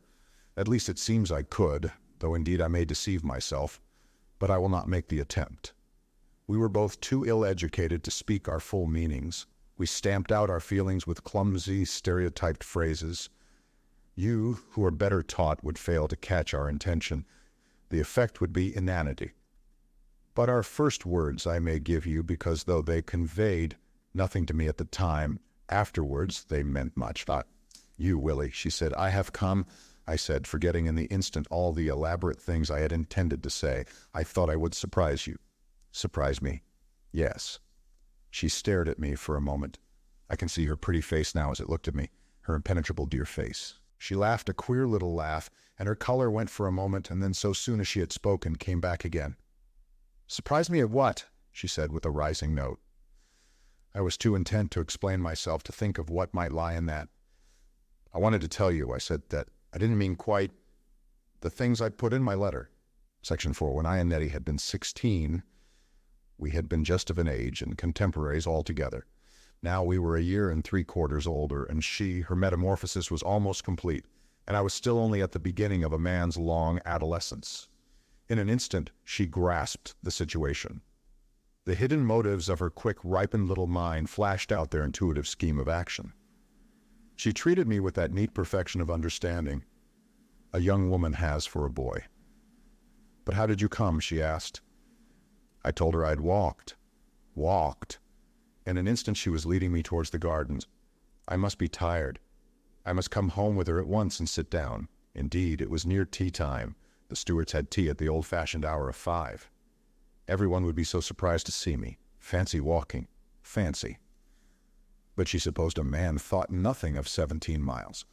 When could I have started? All the while keeping me at a distance without even the touch of her hand. But Nettie, I came over to talk to you. My dear boy, tea first if you please, and besides, aren't we talking? The dear boy was a new note that sounded oddly to me. She quickened her pace a little. I wanted to explain. I began. Whatever I wanted to explain, I had no chance to do so. I said a few discrepant things that she answered rather by her intonation than her words. When we were well past the shrubbery, she slackened a little in her urgency, and so we came along the slope under the beeches to the garden. She kept her bright, straightforward-looking, girlish eyes on me as we went. It seemed she did so all the time, but now I know, better than I did then, that every now and then she glanced over me and behind me towards the shrubbery. And all the while, behind her quick, breathless, inconsecutive talk, she was thinking. Her dress marked the end of her transition. Can I recall it? Not, I'm afraid, in the terms a woman would use, but her bright brown hair, which had once flowed down her back in a jolly pigtail tied with a bit of scarlet ribbon, was now caught up into an intricacy of pretty curves above her little ear and cheek, and the soft, long lines of her neck. Her white dress had descended to her feet. Her slender waist, which had once been a mere geographical expression, an imaginary line like the equator, was now a thing of flexible beauty. A year ago she had been a pretty girl's face sticking out from a little, unimportant frock that was carried upon an extremely active and efficient pair of brown-stockinged legs. Now there was coming a strange new body that flowed beneath her clothes with a sinuous insistence. Every movement, and particularly the novel droop of her hand and arm to the unaccustomed skirt she gathered about her, and a graceful forward inclination that had come to her, called softly to my eyes. A very fine scarf, I suppose you would call it a scarf, of green gossamer, that some new wakened instinct had told her to fling about her shoulders, clung now closely to the young undulations of her body, and now streamed, fluttering out for a moment in a breath of wind, and like some shy, independent tentacle with a secret to impart, came into momentary contact with my arm. She caught it back and reproved it. We went through the green gate in the high garden wall. I held it open for her to pass through, for this was one of my restricted stock of stiff politenesses, and then for a second she was near touching me. So we came to the trim array of flower beds near the head gardener's cottage, and the vistas of glass on our left. We walked between the box edgings and beds of begonias, and into the shadow of a yew hedge within 20 yards of that very pond with the gold fish, at whose brim we had plighted our vows. And so we came to the wisteria-smothered porch. The door was wide open, and she walked in before me. "Guess who has come to see us?" she cried. Her father answered indistinctly from the parlor, and a chair creaked. I judged he was disturbed in his nap. "Mother," she called in her clear young voice. "Puss!" Puss was her sister. She told them in a marveling key that I had walked all the way from Clayton, and they gathered about me and echoed her notes of surprise. "You'd better sit down, Willie," said her father. "Now you have got here. How's your mother?" He looked at me curiously as he spoke. He was dressed in his Sunday clothes, a sort of brownish tweeds, but the waistcoat was unbuttoned for greater comfort in his slumbers. He was a brown-eyed, ruddy man, and I still have now in my mind the bright effect of the red golden hairs that started out from his cheek to flow down into his beard. He was short but strongly built, and his beard and mustache were the biggest things about him. She had taken all the possibility of beauty he possessed, his clear skin, his bright hazel brown eyes, and wedded them to a certain quickness she got from her mother. Her mother, I remember, is a sharp-eyed woman of great activity. She seems to me now to have been perpetually bringing in or taking out meals or doing some such service, and to me, for my mother's sake and my own, she was always welcoming and kind. Puss was a youngster of 14, perhaps, of whom a hard, bright stare and a pale skin like her mother's are the chief traces on my memory. All these people were very kind to me, and among them there was a common recognition, sometimes very agreeably finding expression, that I was clever. They all stood about me as if they were a little at a loss. "Sit down," said her father. "Give him a chair, Puss." We talked a little stiffly. They were evidently surprised by my sudden apparition, dusty, fatigued, and white-faced, but Nettie did not remain to keep the conversation going. "There," she cried suddenly, as if she were vexed. "I declare," and she darted out of the room. "Lord, what a girl it is," said Mrs. Stewart. I don't know what's come to her." It was half an hour before Nettie came back. It seemed a long time to me, and yet she'd been running, for when she came in again she was out of breath. In the meantime, I had thrown out casually that I had given up my place at Rawdon's. "I can do better than that," I said. "I left my book in the dell," she said, panting. "Is tea ready?" And that was her apology.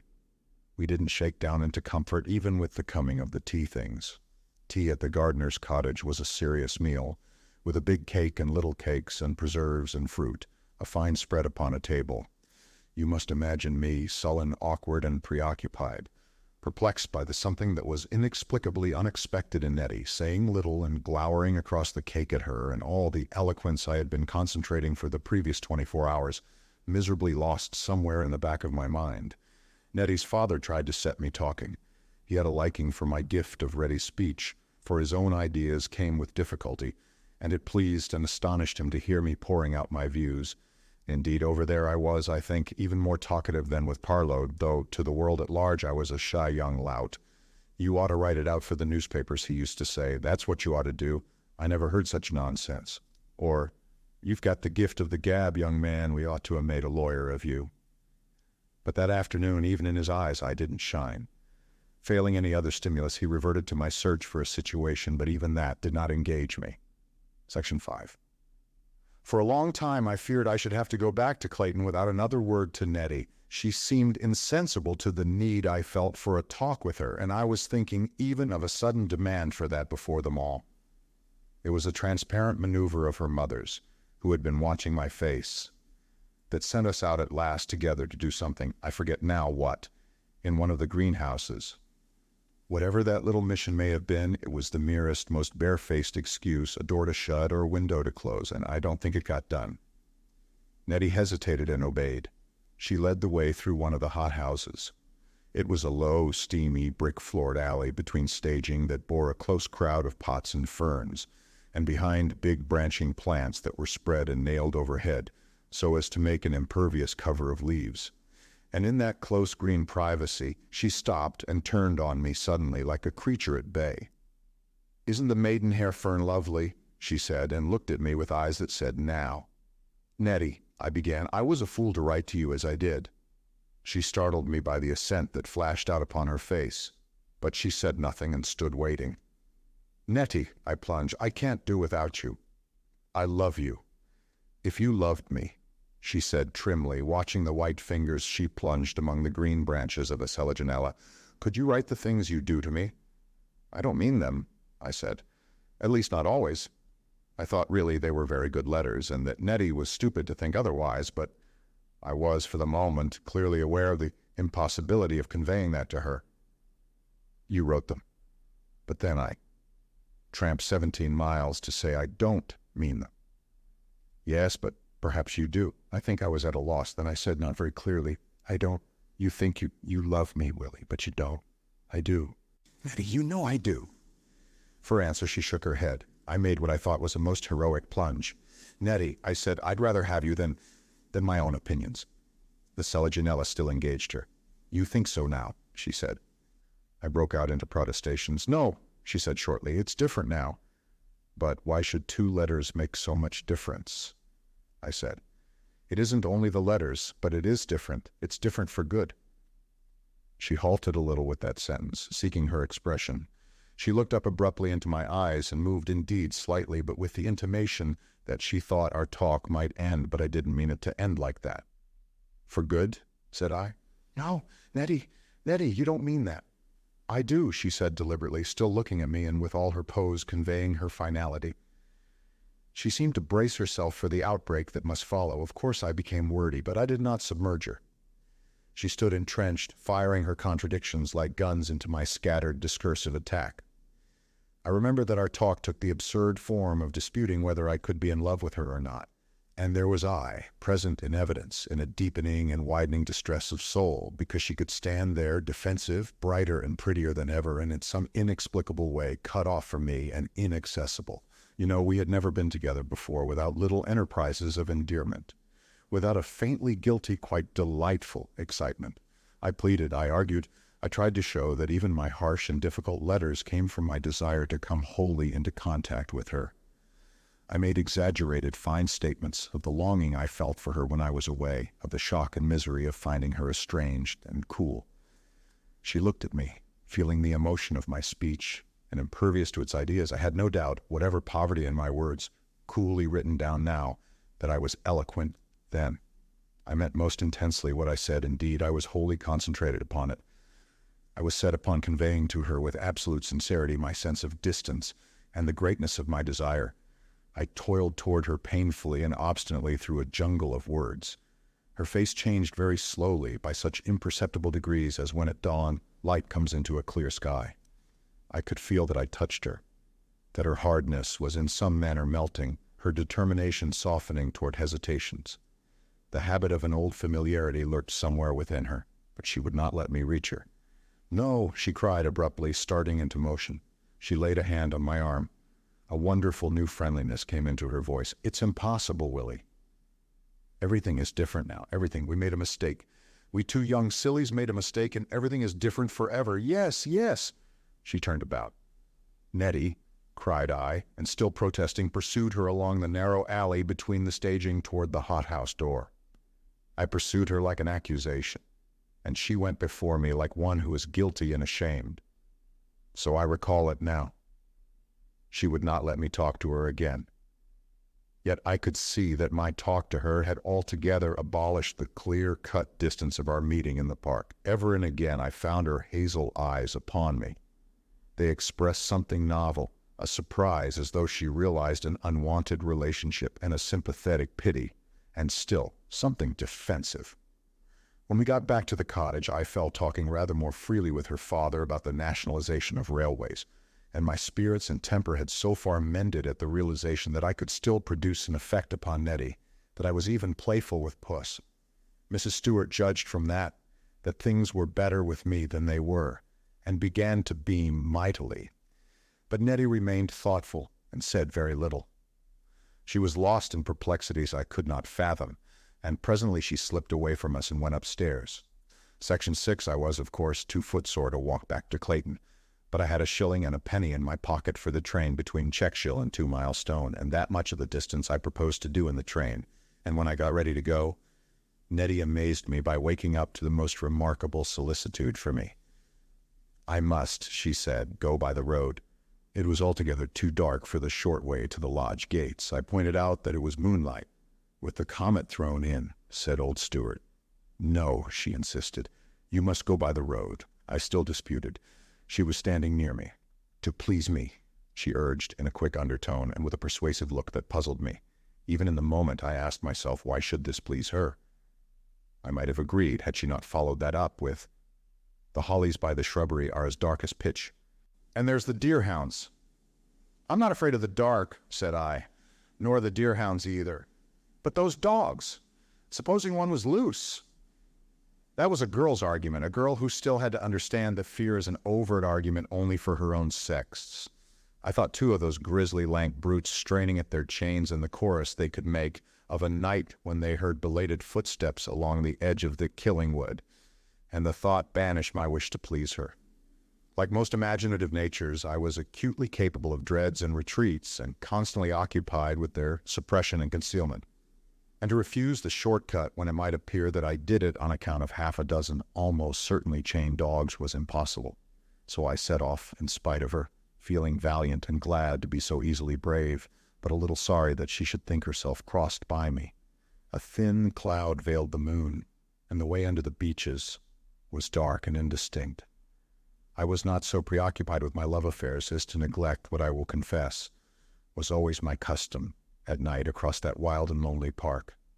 I made myself a club by fastening a big flint to one end of my twisted handkerchief and tying the other about my wrist, and with this in my pocket, went on comforted. And it chanced that as I emerged from the hollies by the corner of the shrubbery, I was startled to come unexpectedly upon a young man in evening dress smoking a cigar.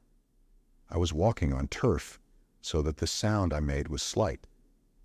He stood clear in the moonlight. His cigar glowed like a blood-red star, and it did not occur to me at the time that I advanced towards him almost invisibly in an impenetrable shadow.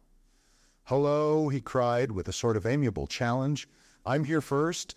I came out into the light. "Who cares if you are?" said I. I had jumped at once to an interpretation of his words. I knew that there was an intermittent dispute between the house people and the villager public about the use of this track, and it is needless to say where my sympathies fell in that dispute. "Eh?" he cried in surprise. "Thought I would run away, I suppose," said I, and came close up to him. All my enormous hatred of his class had flared up at the sight of his costume, at the fancied challenge of his words. I knew him. He was Edward Verrall, son of the man who owned not only this great estate, but more than half of Rawdon's Pot Bank, and who had interests and possessions, collieries and rents, all over the district of the Four Towns. He was a gallant youngster, people said, and very clever. Young as he was, there was talk of Parliament for him. He had been a great success at the university, and he was being sedulously popularized among us. He took with a light confidence, as a matter of course, advantages that I would have faced the rack to get, and I firmly believed myself a better man than he. He was, as he stood there, a concentrated figure of all that filled me with bitterness. One day he had stopped in a motor outside our house, and I remember the thrill of rage with which I had noted the dutiful admiration in my mother's eyes as she peered through her blind at him. "That's young Mr. Verrall," she said. "They say he's very clever." "They would," I answered. "Damn them and him." But that is by the way. He was clearly astonished to find himself face to face with a man. His note changed. "Who the devil are you?" he asked. My retort was the cheap expedient of re-echoing, "Who the devil are you?" "Well," he said, "I'm coming along this path if I like."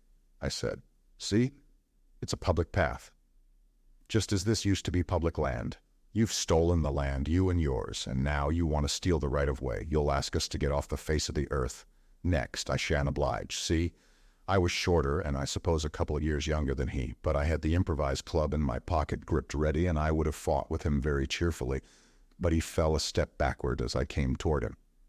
"Socialist, I presume," he said, alert and quiet and with the faintest note of badinage. "One of many."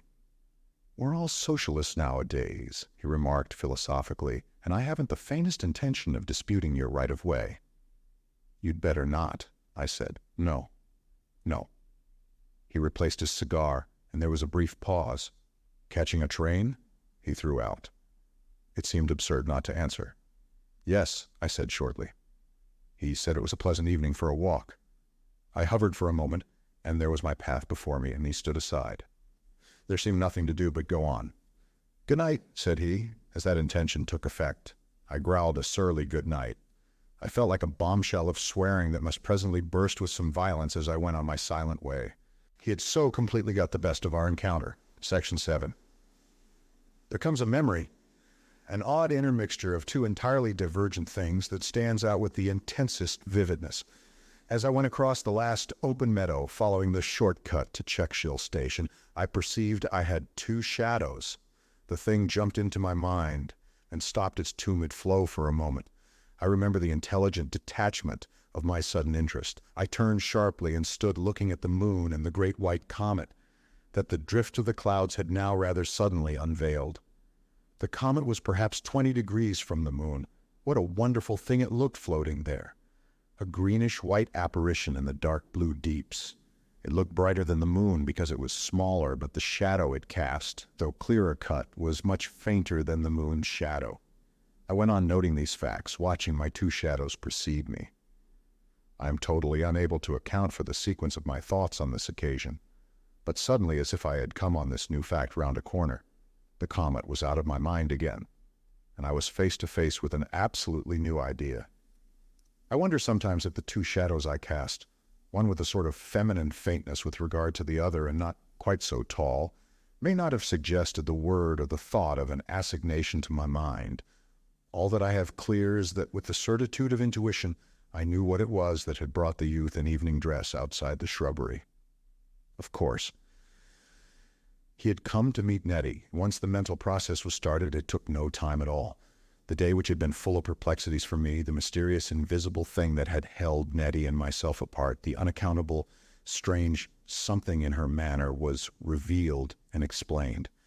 I knew now why she had looked guilty at my appearance, what had brought her out that afternoon, why she had hurried me in, the nature of the book she had run back to fetch, the reason why she had wanted me to go back by the high road, and why she had pitied me. It was all in the instant clear to me. You must imagine me a black little creature, suddenly stricken still, for a moment standing rigid, and then again suddenly becoming active with an impotent gesture, becoming audible with an inarticulate cry, with two little shadows mocking my dismay. And about this figure you must conceive a great wide space of moonlit grass, rimmed by the looming suggestion of distant trees very low and faint and dim, and over it all the domed serenity of that wonderful luminous night. For a little while this realization stunned my mind. My thoughts came to a pause, staring at my discovery. Meanwhile, my feet in my previous direction carried me through the warm darkness to Checkshill Station with its little lights, to the ticket office window, and so to the train. I remember myself, as it were, waking up to the thing.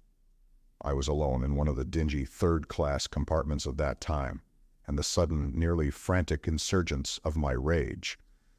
I stood up with the cry of an angry animal and smote my fist with all my strength against the panel of wood before me.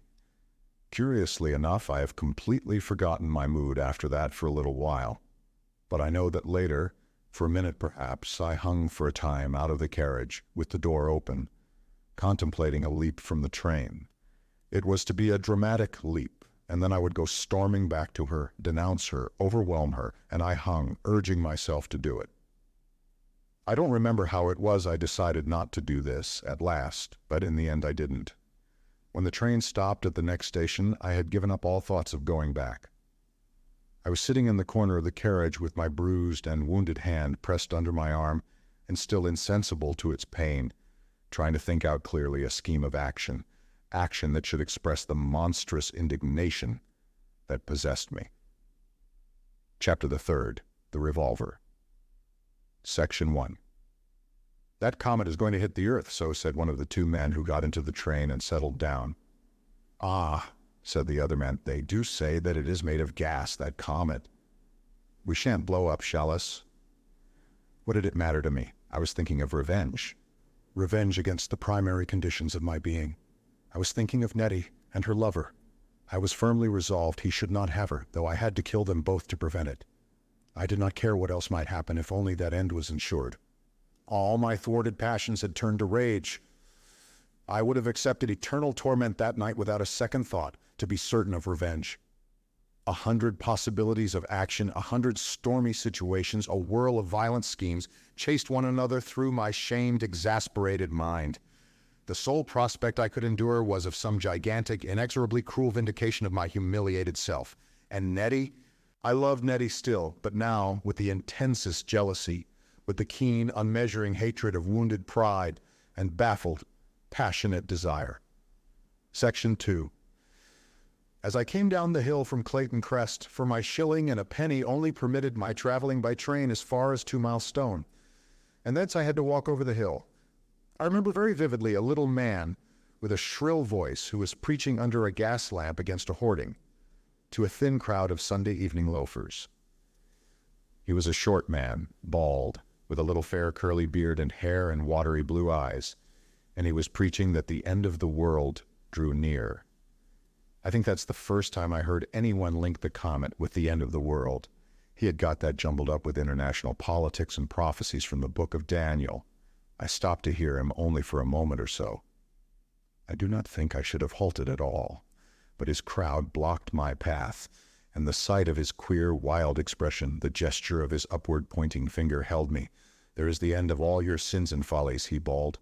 There is the star of judgments, the judgments of the Most High God. It is appointed unto all men to die, unto all men to die.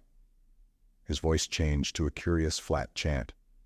And after death, the judgment, the judgment.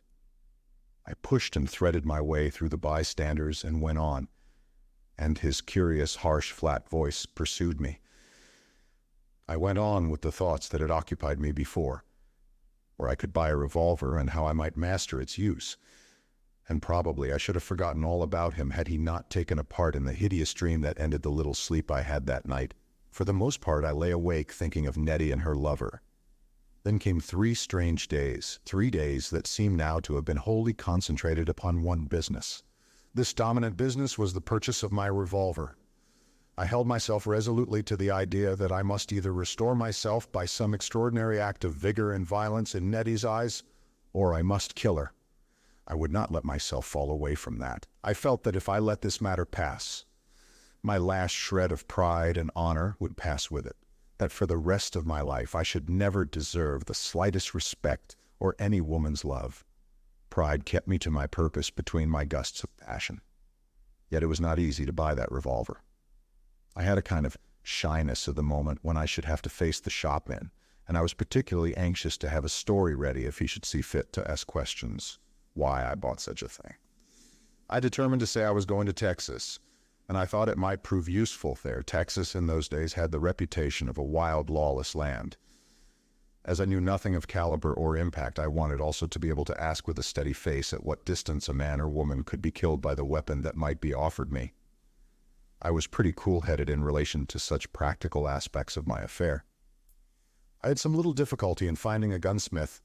In Clayton there were some rook rifles and so forth in a cycle shop, but the only revolvers these people had impressed me as being too small and toy-like for my purpose. It was in a pawn-shop window in the narrow high street of Swathinglea that I found my choice, a reasonably clumsy and serious-looking implement ticketed as used in the American Army. I'd drawn out my balance from the savings bank, matter of £2 and more, to make this purchase, and I found it at last a very easy transaction. The pawnbroker told me where I could get ammunition, and I went home that night with bulging pockets, an armed man. The purchase of my revolver was, I say, the chief business of those days. But you must not think I was so intent upon it as to be insensible to the stirring things that were happening in the streets through which I went, seeking the means to effect my purpose. They were full of murmurings. The whole region of the Four Towns scowled lowering from its narrow doors. The ordinary healthy flow of people going to work, people going about their business, was chilled and checked. Numbers of men stood about the streets in knots and groups as corpuscles gather and catch in the blood vessels in the opening stages of inflammation. The women looked haggard and worried. The iron workers had refused the proposed reduction of their wages, and the lockout had begun. They were already at play. The Conciliation Board was doing its best to keep the coal miners and masters from a breach.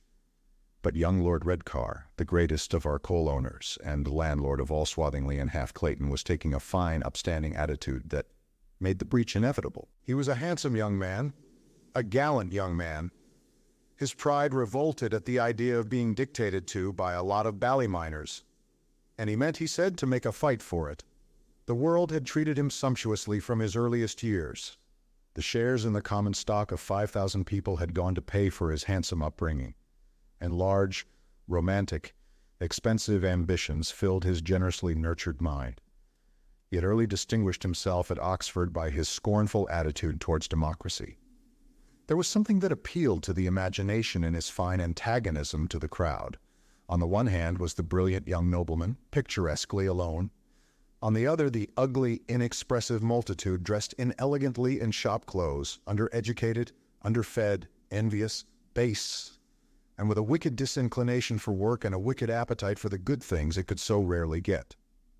For calm and imaginative purposes, one left out the policeman from the design, the stalwart policeman protecting his lordship, and ignored the fact that while Lord Redcar had his hands immediately and legally on the workman's shelter and bread, they could touch him to the skin only by some violent breach of the law. He lived at Louchester House, 5 miles or so beyond Checkshill, but partly to show how little he cared for his antagonists, and partly, no doubt, to keep himself in touch with the negotiations that were still going on. He was visible almost every day in and about the Four Towns, driving that big motor car of his that could take him 60 miles an hour. The English passion for fair play, one might have thought, sufficient to rob this bold procedure of any dangerous possibilities, but he did not go altogether free from insult, and on one occasion at least, an intoxicated Irishwoman shook her fist at him. A dark, quiet crowd that was greater each day, a crowd more than half women, brooded as a cloud will sometimes brood permanently upon a mountain crest, in the marketplace outside the Clayton Town Hall where the conference was held. I considered myself justified in regarding Lord Redcar's passing automobile with a special animosity because of the leaks in our roof. We held our little house on lease. The owner was a mean, saving old man named Pettigrew, who lived in a villa adorned with plaster images of dogs and goats at Overcastle, and in spite of our specific agreement, he would do no repairs for us at all. He rested secure in my mother's timidity. Once, long ago, she had been behindhand with her rent, with half of her quarter's rent, and he had extended the days of grace a month. Her sense that someday she might need the same mercy again made her his abject slave. She was afraid even to ask that he should cause the roof to be mended, for fear he might take offense. But one night the rain poured in on her bed and gave her a cold and stained and soaked her poor old patchwork counterpane. Then she got me to compose an excessively polite letter to old Pettigrew, begging him as a favor to perform his legal obligations. It is part of the general imbecility of those days that such one-sided law as existed was a profound mystery to the common people, its provisions impossible to ascertain, its machinery impossible to set in motion. Instead of the clearly written code, the lucid statements of rules and principles that are now at the service of everyone, the law was the muddle secret of the legal profession. Poor people, overworked people, had constantly to submit to petty wrongs because of the intolerable uncertainty not only of law, but of cost, and of the demands upon time and energy proceedings might make. There was indeed no justice for anyone too poor to command a good solicitor's deference and loyalty. There was nothing but rough police protection and the magistrate's grudging or eccentric advice for the mass of the population. The civil law, in particular, was a mysterious upper-class weapon, and I can imagine no injustice that would have been sufficient to induce my poor old mother to appeal to it. All this begins to sound incredible. I can only assure you that it was so. But when I learned that old Pettigrew had been down to tell my mother all about his rheumatism, to inspect the roof, and to allege that nothing was needed, gave way to my most frequent emotion in those days, a burning indignation, and took the matter into my own hands. I wrote and asked him, with a withering air of technicality, to have the roof repaired as per agreement, and added, "If not done in 1 week from now, we shall be obliged to take proceedings." I had not mentioned this high line of conduct to my mother at first, and so when old Pettigrew came down in a state of great agitation with my letter in his hand, she was almost equally agitated. "How could you write to old Mr. Pettigrew like that?" she asked me. I said that old Pettigrew was a shameful old rascal, or words to that effect, and I am afraid I behaved in a very undutiful way to her when she said that she had settled everything with him. She wouldn't say how, but I could guess well enough, and that I was to promise her faithfully, to do nothing more in the matter. I wouldn't promise her. And having nothing better to employ me then, I presently went raging to old Pettigrew, in order to put the whole thing before him in what I considered the proper light. Old Pettigrew evaded my illumination. He saw me coming up his front steps. I can still see his queer old nose and the crinkled brow over his eye, and the little wisp of gray hair that showed over the corner of his window blind, and he instructed his servant to put up the chain when she answered the door, and to tell me that he would not see me. So I had to fall back upon my pen. And it was, as I had no idea what were the proper proceedings to take. The brilliant idea occurred to me of appealing to Lord Redcar as the ground landlord and, as it were, our feudal chief, and pointing out to him that his security for his rent was depreciating in old Pettigrew's hands. Added some general observations on leaseholds, the taxation of ground rents, and the private ownership of the soil. And Lord Redcar, whose spirit revolted at democracy, and who cultivated a pert, humiliating manner with his inferiors to show as much, earned my distinguished hatred forever by causing his secretary to present his compliments to me, and his request that I would mind my own business and leave him to manage his. At which I was so greatly enraged that I first tore this note into minute innumerable pieces and then dashed it dramatically all over the floor of my room, from which, to keep my mother from the job, I afterward had to pick it up laboriously on all fours. I was still meditating a tremendous retort, an indictment of all Lord Redcar's class, their manners, morals, economic and political crimes, when my trouble with Nettie arose to swamp all minor troubles. Yet, not so completely but that I snarled aloud when his lordship's motor car whizzed by me, as I went about upon my long meandering quest for a weapon, and I discovered after a time that my mother had bruised her knee and was lame. Fearing to irritate me by bringing the thing before me again, she had set herself to move her bed out of the way of the drip without my help, and she had knocked her knee. All her poor furnishings, I discovered, were cowering now close to the peeling bedroom walls. There had come a vast discoloration of the ceiling, and a washing tub was in occupation of the middle of her chamber. It is necessary that I should set these things before you, should give the key of inconvenience and uneasiness in which all things were arranged, should suggest the breath of trouble that stirred along the hot summer streets, the anxiety about the strike, the rumors and indignations, the gatherings and meetings, the increasing gravity of the policemen's faces, the combative headlines of the local papers, the knots of picketers who scrutinized anyone who passed near the silent, smokeless forges. But in my mind, you must understand, such impressions came and went irregularly. They made a moving background, changing undertones to my preoccupation by that darkly shaping purpose to which a revolver was so imperative and essential. Along the darkling streets, amidst the sullen crowds, the thought of Nettie, my Nettie, and her gentleman lover made ever a vivid, inflammatory spot of purpose in my brain. Section 3. It was 3 days after this, on Wednesday, that is to say, that the first of those sinister outbreaks occurred that ended in the bloody affair of Peacock Grove and the flooding out of the entire line of the Swathingly collieries. It was the only one of these disturbances I was destined to see, and at most a mere trivial preliminary of that struggle. The accounts that have been written of this affair vary very widely. To read them is to realize the extraordinary carelessness of truth that dishonored the press of those latter days. In my bureau, I have several files of the daily papers of the old time. I collected them as a matter of fact, and 3 or 4 of about that date I have just this moment taken out and looked through to refresh my impression of what I saw.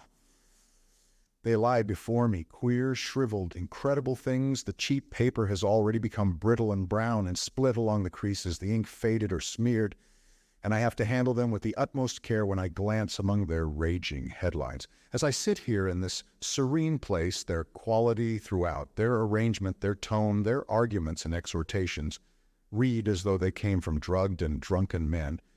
They give one the effect of faded bawling, of screams and shouts heard faintly in a little gramophone.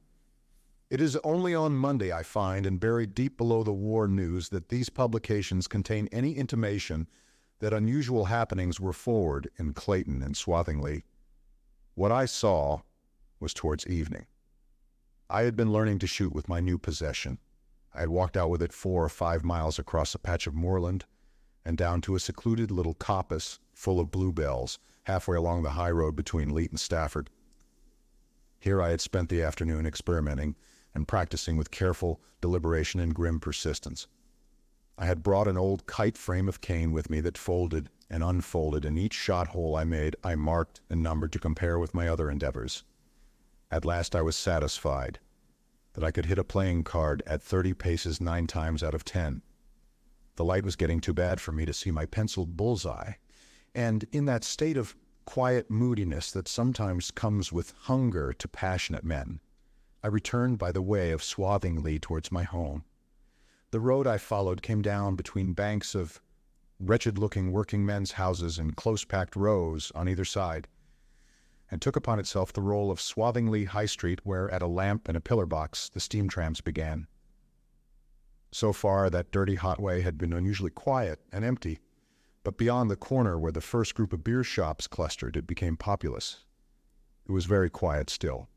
Even the children were a little inactive, but there were a lot of people standing dispersedly in little groups, and with a general direction towards the gates of the Bantock Burden coal pit. The place was being picketed, although at that time the miners were still nominally at work, and the conferences between masters and men still in session at Clayton Town Hall. But one of the men employed at the Bantock Burden pit, Jack Briscoe, was a socialist, and he had distinguished himself by a violent letter upon the crisis to the leading socialistic paper in England, the Clarion, in which he had adventured among the motives of Lord Redcar. The publication of this had been followed by instant dismissal. As Lord Redcar wrote a day or so later to the Times, "I have that Times, I have all the London papers of the last month before the change. The man was paid off and kicked out. Any self-respecting employer would do the same." The thing had happened overnight, and the men did not at once take a clear line upon what was, after all, a very intricate and debatable occasion. But they came out in a sort of semi-official strike from all Lord Redcar's collieries beyond the canal that beset Swathingly. They did so without formal notice, committing a breach of contract by this sudden cessation. But in the long labor struggles of the old days, the workers were constantly putting themselves in the wrong and committing illegalities through that overpowering craving for dramatic promptness, natural to uneducated minds. All the men had not come out of the Bantock burden pit. Something was wrong there, an indecision if nothing else. The mine was still working, and there was a rumor that men from Durham had been held in readiness by Lord Redcar, and were already in the mine. Now, it is absolutely impossible to ascertain certainly how things stood at that time. The newspapers say this and that, but nothing trustworthy remains. I believe I should have gone striding athwart the dark stage of that stagnant industrial drama without asking a question, if Lord Redcar had not chanced to come upon the scene about the same time as myself and incontinently end its stagnation. He had promised that if the men wanted a struggle, he would put up the best fight they had ever had. And he had been active all that afternoon in meeting the quarrel halfway and preparing as conspicuously as possible for the scratch force of blacklegs, as we called them, who were, he said, and we believed, to replace the strikers in his pits. I was an eyewitness of the whole of the affair outside the Bantock burden pit, and I do not know what happened. Picture to yourself how the thing came to me. I was descending a steep, cobbled, excavated road between banked-up footways, perhaps 6 feet high, upon which, in a monotonous series, opened the living-room doors of rows of dark, low cottages. The perspective of squat blue slate roofs and clustering chimneys drifted downward, towards the irregular open space before the colliery, a space covered with coaly, wheel-scarred mud, with a patch of weedy dump to the left, and the colliery gates to the right.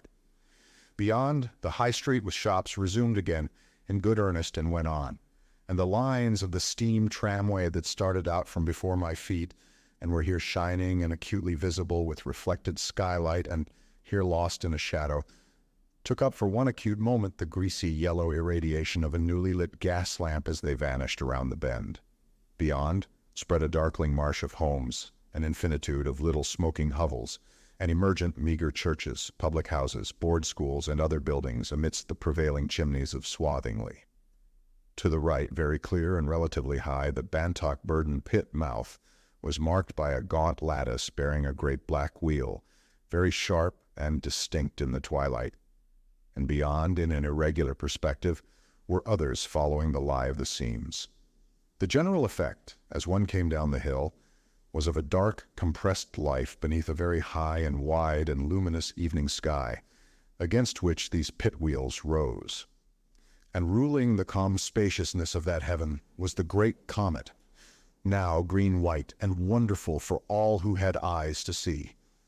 The fading afterglow of the sunset threw up all the contours and skyline to the west, and the comet rose eastward out of the pouring tumult of smoke from Bladden's forges. The moon had still to rise.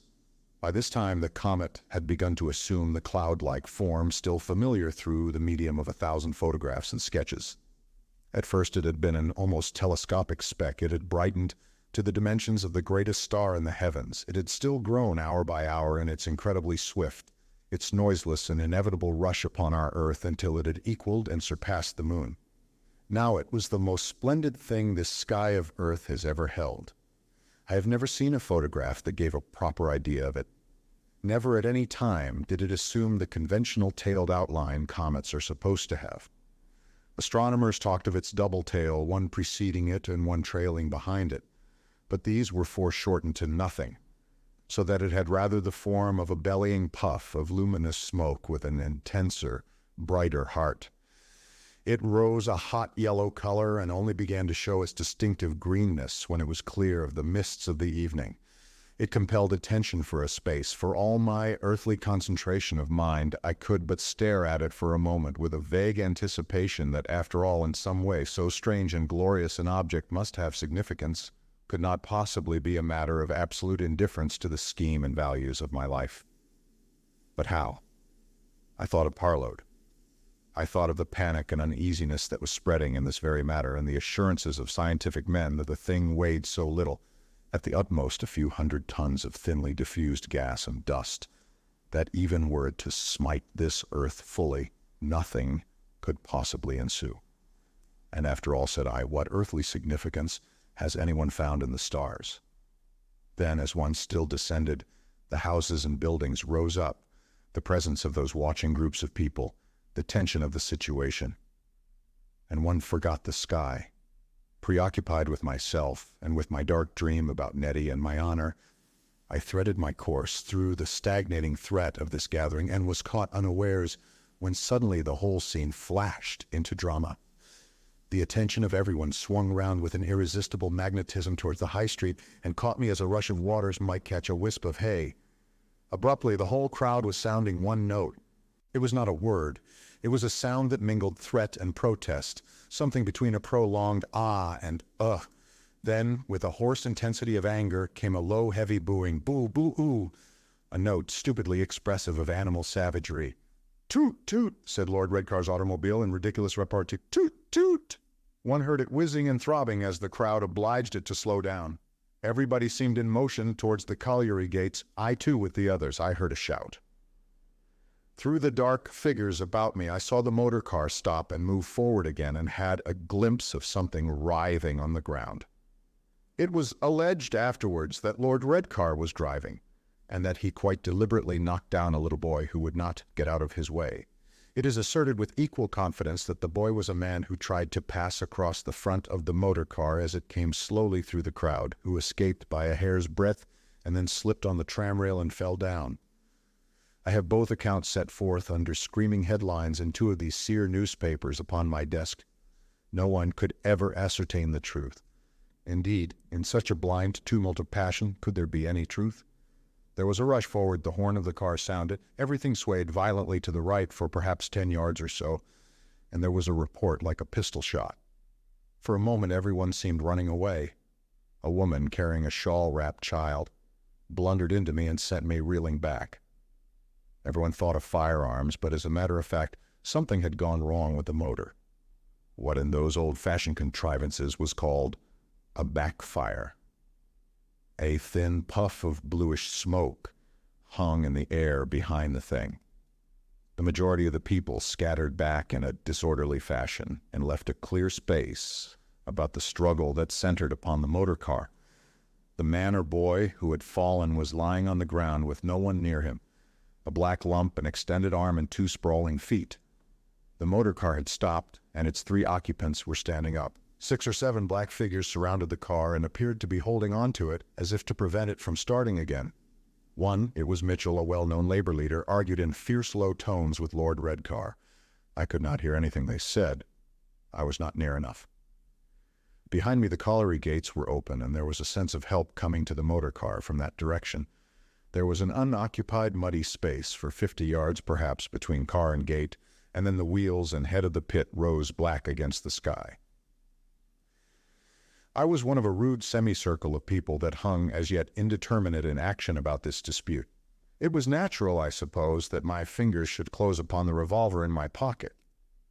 I advanced with the vaguest intentions in the world, and not so quickly but that several men hurried past me to join the little knot holding up the car. Lord Redcar, in his big furry overcoat, towered up over the group about him. His gestures were free and threatening, and his voice loud. He made a fine figure there, I must admit. He was a big, fair, handsome young man with a fine tenor voice and an instinct for gallant effect. My eyes were drawn to him at first wholly. He seemed a symbol, a triumphant symbol of all that the theory of aristocracy claims, of all that filled my soul with resentment. His chauffeur sat crouched together, peering at the crowd under his lordship's arm. But Mitchell showed as a sturdy figure also, and his voice was firm and loud. "You've hurt that lad," said Mitchell, over and over again. "You'll wait here till you see if he's hurt." "I'll wait here and not as I please," said Redcar, and to the chauffeur, "Here, get down and look at it." "You'd better not get down," said Mitchell, and the chauffeur stood bent and hesitating on the step. The man on the back seat stood up, leant forward, and spoke to Lord Redcar, and for the first time my attention was drawn to him. It was young Verrall. His handsome face shone clear and fine in the green pallor of the Comet. I ceased to hear the quarrel that was raising the voice of Mitchell and Lord Redcar. This new fact sent them spinning into the background. Young Verrall. It was my own purpose coming to meet me halfway. There was to be a fight here. It seemed certain to come to a scuffle. And here we were. What was I to do? I thought very swiftly. Unless my memory cheats me, I acted with swift decision. My hand tightened on my revolver, and then I remembered it was unloaded. I had thought my course out in an instant. I turned round and pushed my way out of the angry crowd that was now surging back towards the motor car. It would be quiet and out of sight, I thought, among the dump heaps across the road, and there I might load unobserved. A big young man, striding forward with his fists clenched, halted for 1 second at the sight of me. "What?" said he. "Ain't afraid of them, are you?" I glanced over my shoulder and back at him, near showing him my pistol, and the expression changed in his eyes. He hung perplexed at me, then with a grunt he went on. I heard the voices growing loud and sharp behind me.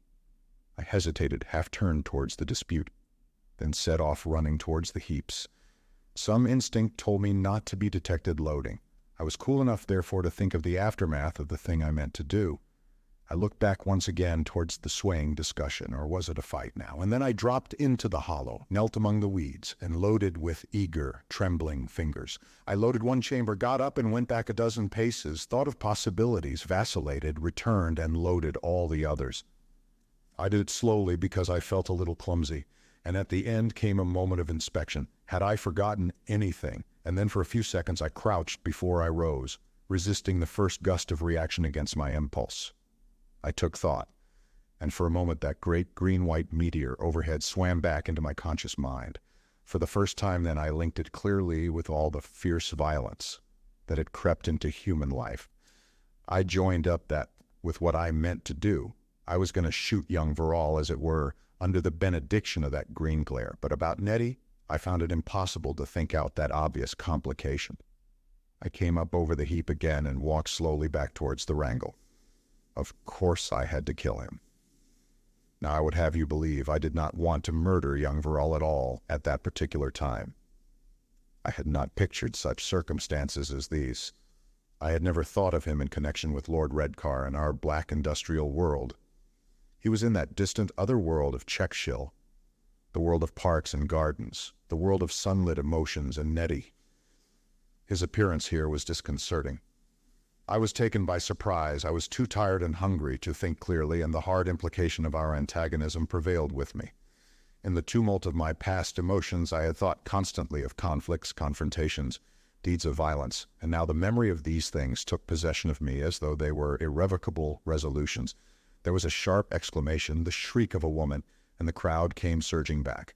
The fight had begun. Lord Redcar, I believe, had jumped down from his car and felled Mitchell, and men were already running out to his assistance from the colliery gates. I had some difficulty in shoving through the crowd. I can still remember very vividly being jammed at one time between two big men so that my arms were pinned to my sides. But all the other details are gone out of my mind until I found myself almost violently projected forward into the scrap. I blundered against the corner of the motor car and came round it face to face with young Verrall, who was descending from the back compartment. His face was touched with orange from the automobile's big lamps, which conflicted with the shadows of the Comet light and distorted him oddly. That effect lasted but an instant, but it put me out. Then he came a step forward, and the ruddy lights and queerness vanished. I don't think he recognized me, but he perceived immediately I meant attacking. He struck out at once at me a haphazard blow and touched me on the cheek. Instinctively, I let go of the pistol, snatched my right hand out of my pocket, and brought it up in a belated parry, and then let out with my left full in his chest. It sent him staggering, and as he went back, I saw recognition mingle with astonishment in his face. "You know me, you swine," I cried, and hit again. Then I was spinning sideways, half-stunned, with a huge lump of a fist under my jaw. I had an impression of Lord Redcar as a great furry bulk, towering like some Homeric hero above the fray. I went down before him. It made him seem to rush up, and he ignored me further. His big, flat voice counseled young Verrall. "Cut, Teddy. It won't do. The picket has got us on bars." Feet swayed about me, and some hobnailed miner kicked my ankle and went stumbling. There were shouts and curses, and then everything had swept past me. I rolled over on my face and beheld the chauffeur, young Verrall, and Lord Redcar, the latter holding up his long skirts of fur and making a grotesque figure, one behind the other in full bolt across a coldly comet-lit interval towards the open gates of the colliery. I raised myself up on my hands. Young, virile, had not even drawn my revolver. I had forgotten it. I was covered with coaly mud, knees, elbows, shoulders, back. I had not even drawn my revolver. A feeling of ridiculous impotence overwhelmed me. I struggled painfully to my feet. I hesitated for a moment toward the gates of the colliery, and then went limping homeward, thwarted, painful, confused, and ashamed. I had not the heart nor desire to help in the wrecking and burning of Lord Redcar's motor. Section 4. In the night, fever, pain, fatigue, it may be the indigestion of my supper of bread and cheese, roused me at last out of a hag-rid sleep to face despair. I was a soul lost amidst desolations and shame, dishonored, evilly treated, hopeless. I raged against the God I denied and cursed him as I lay. And it was in the nature of my fever, which was indeed only half fatigue and illness, and the rest the disorder of passionate youth, that Nettie, a strangely distorted Nettie, should come through the brief dreams that marked the exhaustions of that vigil to dominate my misery. I was sensible, with an exaggerated distinctness, of the intensity of her physical charm for me, of her every grace and beauty. She took to herself the whole gamut of desire in me, and the whole gamut of pride. She bodily was my lost honor. It was not only loss, but disgrace to lose her. She stood for life in all that was denied. She mocked me as a creature of failure and defeat. My spirit raised itself towards her, and then the bruise upon my jaw glowed with a dull heat, and I rolled in the mud again before my rivals. There were times when something near madness took me, and I gnashed my teeth and dug my nails into my hands and ceased to curse and cry out only by reason of the insufficiency of words. And once towards dawn I got out of bed and sat by my looking-glass with my revolver loaded in my hand.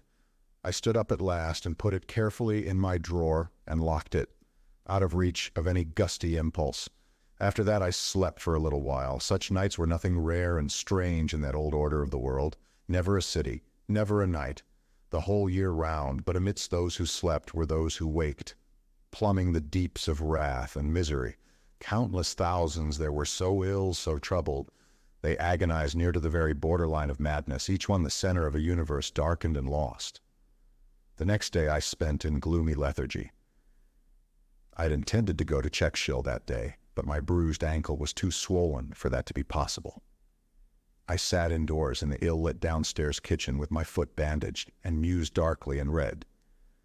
My dear old mother waited on me, and her brown eyes watched me and wondered at my black silences, my frowning preoccupations. I had not told her how it was. My ankle came to be bruised and my clothes muddy. She had brushed my clothes in the morning before I got up. Well, mothers are not treated in that way now that I suppose must console me. I wonder how far you will be able to picture that dark, grimy, untidy room with its bare deal table, its tattered wallpaper, the saucepans and kettle on the narrow, cheap, but by no means economical range, the ashes under the fireplace, the rust-spotted steel fender on which my bandaged feet rested. I wonder how near you can come to seeing the scowling, pale-faced hobbledehoy I was, unshaven and collarless, in the Windsor chair, and the little timid, dirty, devoted old woman who hovered about me with love peering out from her puckered eyelids.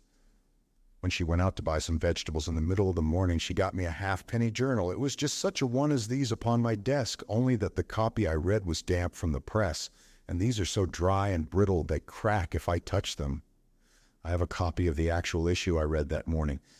It was a paper called emphatically the New Paper, but everybody bought it and everybody called it the Yell. It was full that morning of stupendous news and still more stupendous headlines, so stupendous that for a little while I was roused from my egotistical broodings to wider interests, for it seemed that Germany and England were on the brink of war. Of all the monstrous irrational phenomena of the former time, war was certainly the most strikingly insane. In reality, it was probably far less mischievous than such quieter evil as, for example, the general acquiescence in the private ownership of land. But its evil consequences showed so plainly that even in those days of stifling confusion one marveled at it.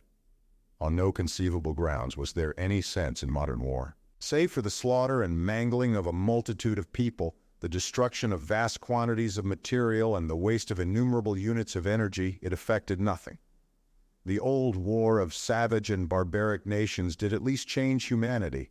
You assumed yourselves to be a superior tribe in physique and discipline.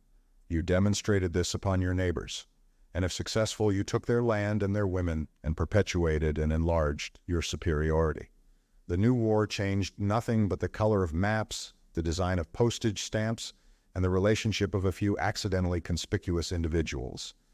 In one of the last of these international epileptic fits, for example, the English, with much dysentery and bad poetry and a few hundred deaths in battle, conquered the South African Boers at a gross cost of about £3,000 per head. They could have bought the whole of that preposterous imitation of a nation for a tenth of that sum, and except for a few substitutions of personalities, this group of partially corrupt officials in the place of that, and so forth, the permanent change was altogether insignificant. But an excitable young man in Austria committed suicide when at length the Transvaal ceased to be a nation. Men went through the seat of that war after it was all over, and found humanity unchanged except for a general impoverishment, and the convenience of an unlimited supply of empty ration tins and barbed wire and cartridge cases, unchanged and resuming with a slight perplexity all its old habits and misunderstandings, the nigger still in his slum like Crawl, the white in his ugly, ill-managed shanty. But we in England saw all these things, or did not see them, through the mirage of the new paper, in a light of mania. All my adolescence from 14 to 17 went to the music of that monstrous, resonating futility. The cheering, the anxieties, the songs, and the waving of flags, the wrongs of generous Buller, and the glorious heroism of De Wet, who always got away. That was the great point about the heroic De Wet, and it never occurred to us that the total population we fought against was less than half the number of those who lived cramped, ignoble lives within the compass of the four towns. But before and after that stupid conflict of stupidities, a greater antagonism was coming into being, was slowly and quietly defining itself as a thing inevitable, sinking now a little out of attention only to resume more emphatically, now flashing into some acute definitive expression, and now percolating and pervading some new region of thought, and that was the antagonism of Germany and Great Britain. When I think of that growing proportion of readers who belong entirely to the New Order, who are growing up with only the vaguest early memories of the Old World, I find the greatest difficulty in writing down the unintelligible confusions that were matter-of-fact to their fathers. Here were we British, 41 millions of people, in a state of almost indescribably aimless economic and moral muddle, that we had neither the courage, the energy, nor the intelligence to improve, that most of us had hardly the courage to think about, and with our affairs hopelessly entangled with the entirely different confusions of 350 million other persons scattered about the globe. And here were the Germans, over against us, 56 millions, in a state of confusion no whit better than our own. And the noisy little creatures who directed papers and wrote books and gave lectures, and generally in that time of world dementia pretended to be the national mind, were busy in both countries with a sort of infernal unanimity, exhorting, and not only exhorting, but successfully persuading the two peoples to divert such small, common store of material, moral, and intellectual energy as he either possessed into the purely destructive and wasteful business of war. And I have to tell you these things, even if you do not believe them, because they are vital to my story. There was not a man alive who could have told you of any real permanent benefit, of anything whatever, to counterbalance the obvious waste and evil that would result from a war between England and Germany, whether England shattered Germany or was smashed and overwhelmed, or whatever the end might be. The thing was, in fact, an enormous irrational obsession. It was, in the microcosm of our nation, curiously parallel to the egotistical wrath and jealousy that swayed my individual microcosm. It measured the excess of common emotion over the common intelligence, the legacy of inordinate passion we have received from the brute from which we came. Just as I had become the slave of my own surprise and anger, and went hither and thither with a loaded revolver, seeking and intending vague fluctuating crimes, so these two nations went about the earth, hot-eared and muddle-headed, with loaded navies and armies terribly ready at hand. Only there was not even a Nettie to justify their stupidity. There was nothing but quiet, imaginary thwarting on either side, and the press was the chief instrument that kept these two huge multitudes of people directed against one another. The press, those newspapers that are now so strange to us, like the empires, the nations, the trusts, and all the other great monstrous shapes of that extraordinary time, was in the nature of an unanticipated accident. It had happened as weeds happen in abandoned gardens, just as all our world has happened, because there was no clear will in the world to bring about anything better. Towards the end, this press was almost entirely under the direction of youngish men of that eager, rather unintelligent type that is never able to detect itself aimless, that pursues nothing with incredible pride and zeal. And if you would really understand this mad era the Comet brought to an end, you must keep in mind that every phase in the production of these queer old things was pervaded by a strong, aimless energy and happened in a concentrated rush. Let me describe to you very briefly a newspaper day. Figure first, then, a hastily erected and still more hastily designed building in a dirty, paper-littered back street of old London, and a number of shabbily dressed men coming and going in this with projectile swiftness. And within this factory, companies of printers, tensely active with nimble fingers, they were always speeding up the printers, ply their typesetting machines, and cast and arrange masses of metal in a sort of kitchen inferno, above which, in a beehive of little brightly lit rooms, disheveled men sit and scribble. There's a throbbing of telephones and a clicking of telegraph needles, a rushing of messengers, a running to and fro of heated men, clutching proofs and copy. Then begins a clatter roar of machinery, catching the infection, going faster and faster, and whizzing and banging. Engineers, who've never had time to wash since their birth, flying about with oil cans, while paper runs off its rolls with a shudder of haste. The proprietor, you must suppose, arriving explosively on a swift motor car, leaping out before the thing is at a standstill, with letters and documents clutched in his hand, rushing in resolute to hustle, getting wonderfully in everybody's way. At the sight of him, even the messenger boys who are waiting get up and scamper to and fro. Sprinkle your vision with collisions, curses, incoherencies. You imagine all the parts of this complex, lunatic machine working hysterically toward a crescendo of haste and excitement as the night wears on. At last, the only things that seem to travel slowly in all those tearing, vibrating premises are the hands of the clock. Slowly things draw on toward publication, the consummation of all those stresses. Then, in the small hours, into the now dark and deserted streets comes a wild whirl of carts and men. The place spurts paper at every door, bales, heaps, torrents of papers that are snatched and flung about in what looks like a free fight, and off with a rush and clatter east, west, north, and south. The interest passes outwardly. The men from the little rooms are going homeward, the printers disperse yawning, the roaring presses slacken, the paper exists, distribution follows manufacture, and we follow the bundles. Our vision becomes a vision of dispersal. You see those bundles hurling into stations, catching trains by a hair's breadth, speeding on their way, breaking up. Smaller bundles of them hurled with a fierce accuracy out upon the platforms that rush by. And then everywhere a division of these smaller bundles into still smaller bundles, into dispersing parcels, into separate papers. And the dawn happens unnoticed, amidst a great running and shouting of boys, a shoving through letter slots, openings of windows, spreading out upon bookstalls.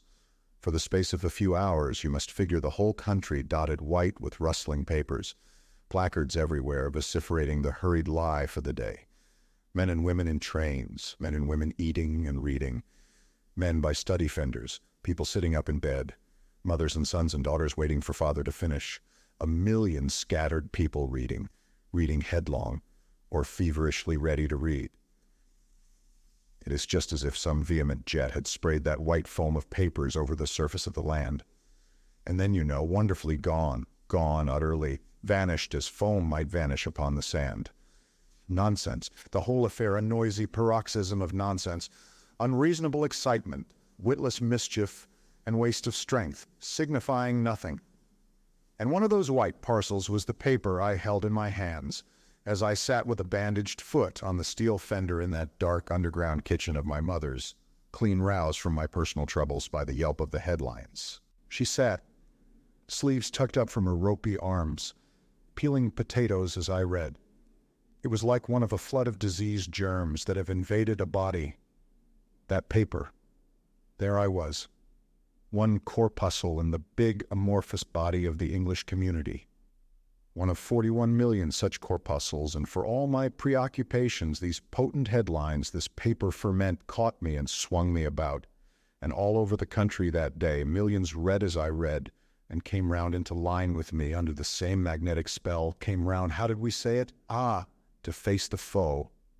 The comet had been driven into obscurity overleaf. The column-headed distinguished scientist says comet will strike our Earth, doesn't matter when unread. Germany, I usually figured this mythical, malignant creature as a corseted, stiff-mustached emperor enhanced by heraldic black wings and a large sword, had insulted our flag. That was the message of the new paper, and the monster towered over me, threatening fresh outrages, visibly spitting upon my faultless country's colors. Somebody had hoisted a British flag on the right bank of some tropical river I had never heard of before, and a drunken German officer, under ambiguous instructions, had torn it down. Then one of the convenient, abundant natives of the country, a British subject indisputably, had been shot in the leg. But the facts were by no means clear. Nothing was clear except that we were not going to stand any nonsense from Germany. Whatever had or had not happened, we meant to have an apology for, and apparently they did not mean apologizing. Has war come at last? That was the headline. One's heart leapt to assent. There were hours that day when I clean forgot Nettie, in dreaming of battles and victories by land and sea, of shell fire and entrenchments, and the heaped slaughter of many thousands of men. But the next morning I started for Czechoslovakia. Started, I remember, in a curiously hopeful state of mind, oblivious of comets, strikes, and wars. Section 5.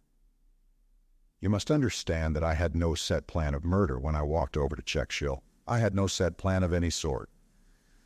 There was a great confusion of dramatically conceived intentions in my head, scenes of threatening and denunciation and terror, but I did not mean to kill. The revolver was to turn upon my rival, my disadvantage in age and physique. But that was not it, really, the revolver. I took the revolver because I had the revolver and was a foolish young lout. It was a dramatic sort of thing to take. I had, I say, no plan at all. Ever and again during that second trudge to Czechoslovakia, I was irradiated with a novel, unreasonable hope.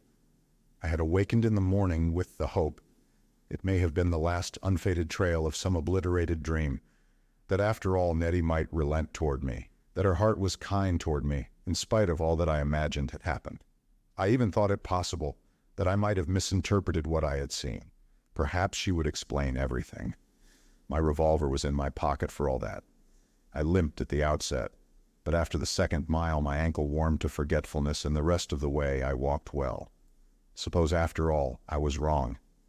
I was still debating that as I came through the park. By the corner of the paddock near the keeper's cottage, I was reminded, by some belated blue hyacinths, of a time when I and Nettie had gathered them together. It seemed impossible that we could really have parted ourselves for good and all. A wave of tenderness flowed over me and still flooded me as I came through the little dell and drew towards the hollies. But there the sweet Nettie of my boy's love faded, and I thought of the new Nettie of desire and the man I had come upon in the moonlight. I thought of the narrow, hot purpose that had grown so strongly out of my springtime freshness, and my mood darkened to night. I crossed the beechwood and came towards the gardens with a resolute and sorrowful heart. When I reached the green door in the garden wall, I was seized for a space with so violent a trembling that I could not grip the latch to lift it, for I no longer had any doubt how this would end. That trembling was succeeded by a feeling of cold and whiteness and self-pity.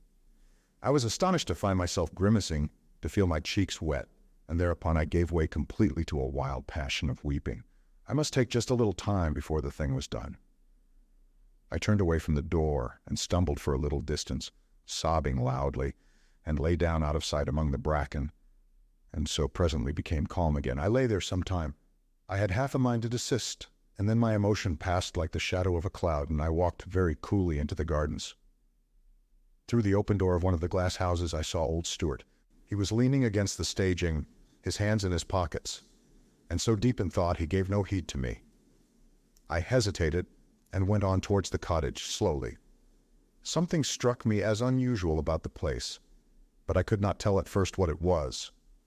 One of the bedroom windows was open, and the customary short blind, with its brass upper rail partly unfastened, drooped obliquely across the vacant space. It looked negligent and odd, for usually everything about the cottage was conspicuously trim. The door was standing wide open and everything was still, but giving that usually orderly hall an odd look. It was about 2:30 in the afternoon, was a pile of 3 dirty plates with used knives and forks upon them on one of the hall chairs. I went into the hall, looked into either room, and hesitated. Then I fell to upon the door knocker and gave a loud rat-tat too, and followed this up with an amiable "Hello." For a time, no one answered me, and I stood listening and expectant, with my fingers about my weapon. Someone moved about upstairs presently, and was still again. The tension of waiting seemed to brace my nerves. I had my hand on the knocker for the second time, when Puss appeared in the doorway. For a moment we remained staring at one another without speaking. Her hair was disheveled, her face dirty, tear-stained, and irregularly red. Her expression at the sight of me was pure astonishment. I thought she was about to say something, and then she had darted away out of the house again. "I say, Puss," I said. "Puss!" I followed her out of the door. "Puss, what's the matter? Where's Nettie?" She vanished round the corner of the house. I hesitated, perplexed whether I should pursue her. What did it all mean? Then I heard someone upstairs. "Willie!" cried the voice of Mrs. Stewart. "Is that you?" "Yes," I answered. "Where's everyone? Where's Nettie? I want to have a talk with her." She did not answer, but I heard her dress rustle as she moved. I judged she was upon the landing overhead. I paused at the foot of the stairs, expecting her to appear and come down. Suddenly came a strange sound, a rush of sounds, words jumbled and hurrying, confused and shapeless, borne along upon a note of throaty distress that at last submerged the words altogether and ended in a wail. Except that it came from a woman's throat, it was exactly the babbling sound of a weeping child with a grievance. "I can't," she said, "I can't." And that was all I could distinguish. It was to my young ears the strangest sound conceivable from a kindly, motherly little woman, whom I had always thought of chiefly as an unparalleled maker of cakes. It frightened me. I went upstairs at once in a state of infinite alarm, and there she was upon the landing, leaning forward over the top of the chest of drawers beside her open bedroom door and weeping. I never saw such weeping. One thick strand of black hair had escaped and hung with a spiral twist down her back. Never before had I noticed that she had gray hairs. As I came up upon the landing, her voice rose again. "Oh, that I should have to tell you, Willie! Oh, that I should have to tell you!" She dropped her head again, and a fresh gust of tears swept all further words away. I said nothing. I was too astonished, but I drew nearer to her and waited. I never saw such weeping. The extraordinary wetness of her dripping handkerchief abides with me to this day. "That I should have lived to see this day," she wailed. "I had rather 1,000 times she was struck dead at my feet." I began to understand. "Mrs. Stewart," I said, clearing my throat, "what has become of Nettie?" "That I should have lived to see this day," she said by way of reply. I waited till her passion abated. There came a lull. I forgot the weapon in my pocket. I said nothing, and suddenly she stood erect before me, wiping her swollen eyes. "Willie," she gulped, "she's gone." "Nettie? Gone. Run away from her home. Oh, Willie, Willie, the shame of it, the sin and shame of it." She flung herself upon my shoulder and clung to me, and began again to wish her daughter lying dead at our feet. "There, there," said I, and all my being was a tremble. "Where has she gone?" I said as softly as I could. But for the time she was preoccupied with her own sorrow, and I had to hold her there and comfort her with the blackness of finality spreading over my soul. "Where has she gone?" I asked for the 4th time. "I don't know. We don't know. And oh, Willie, she went out yesterday morning. I said to her, 'Nettie,' I said to her, 'you're mighty fine for a morning call.' 'Fine clothes for a fine day,' she said. And that was her last words to me. Oh, Willie, the child I suckled at my breast." "Yes, yes, but where has she gone?" I said. She went on with sobs, and now telling her story with a sort of fragmentary hurry. "She went out, bright and shining, out of this house forever." She was smiling, Willie, as if she was glad to be going. "Glad to be going," I echoed with soundless lips. "You're mighty fine for the morning," I says. "Mighty fine. Let the girl be pretty," says her father, "while she's young." And somewhere she'd got a parcel of her things hidden to pick up, and she was going off, out of this house forever. She became quiet. "Let the girl be pretty," she repeated. "Let the girl be pretty while she's young." Oh, how can we go on living, Willie? He doesn't show it, but he's like a stricken beast. He's wounded to the heart. She was always his favorite. He never seemed to care for Puss like he did for her, and she's wounded him. Where is she gone? I reverted at last to that. We don't know. She leaves her own blood. She trusts herself. Oh, Willie, it'll kill me. I wish she and me together were lying in our graves. But I moistened my lips and spoke slowly. She may have gone to marry. If that was so, I've prayed to God it might be so, Willie. I've prayed that he'd take pity on her. Him, I mean, she's with. I jerked out, who's that? In her letter, she said he was a gentleman. She did say he was a gentleman. In her letter, has she written? Can I see her letter? Her father took it. But if she writes, when did she write? It came this morning. But where did it come from? You can tell. She didn't say. She said she was happy. She said love took one like a storm. Curse that. Where is her letter? Let me see it. And as for this gentleman. She stared at me. You know who it is. Willie, she protested. You know who it is, whether she said or not? Her eyes made a mute, unconfident denial. Young Verrall? She made no answer. All I could do for you, Willie, she began presently. Was it young Verrall? I insisted. For a second, perhaps, we faced one another in stark understanding. Then she plumped back to the chest of drawers and her wet pocket handkerchief, and I knew she sought refuge from my relentless eyes. My pity for her vanished.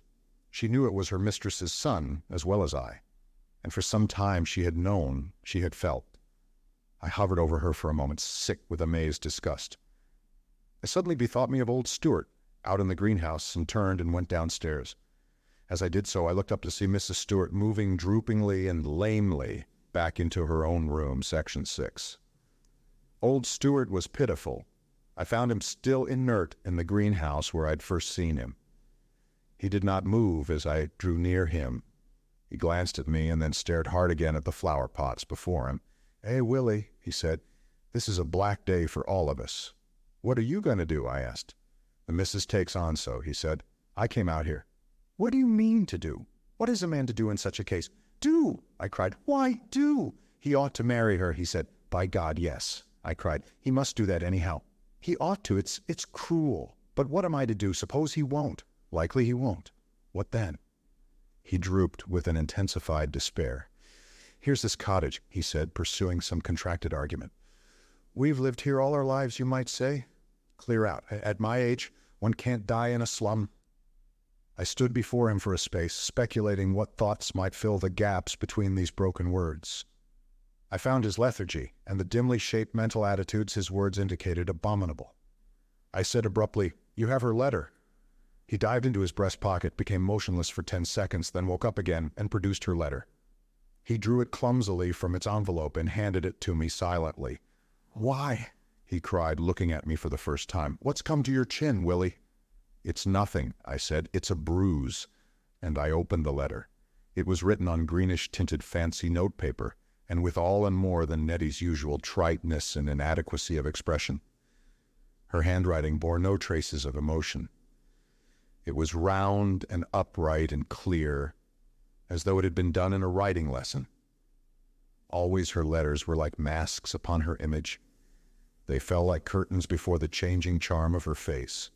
One altogether forgot the sound of her light, clear voice, confronted by a perplexing stereotype thing that had mysteriously got a hold upon one's heart and pride. How did that letter run? My dear mother, do not be distressed at my going away.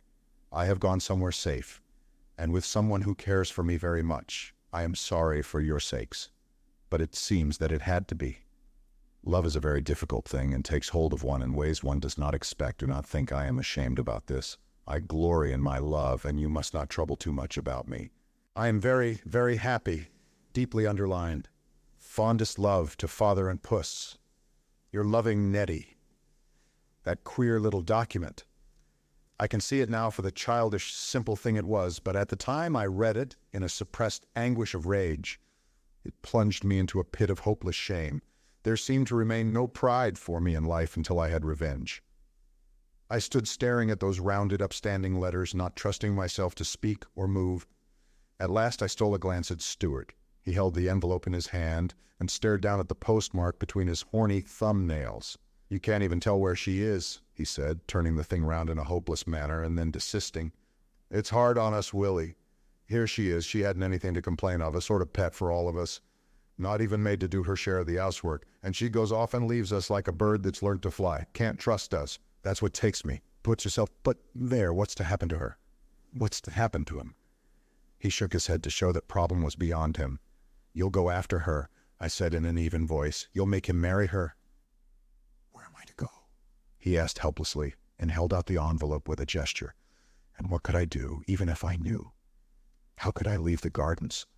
"Great God," I cried, "not leave these gardens. It's your honor, man. If she was my daughter, I'd tear the world to pieces." And I choked. "You mean to stand it? What can I do? Make him marry her, horsewhip him, I say. I'd strangle him." He scratched slowly at his hairy cheek, opened his mouth, and shook his head.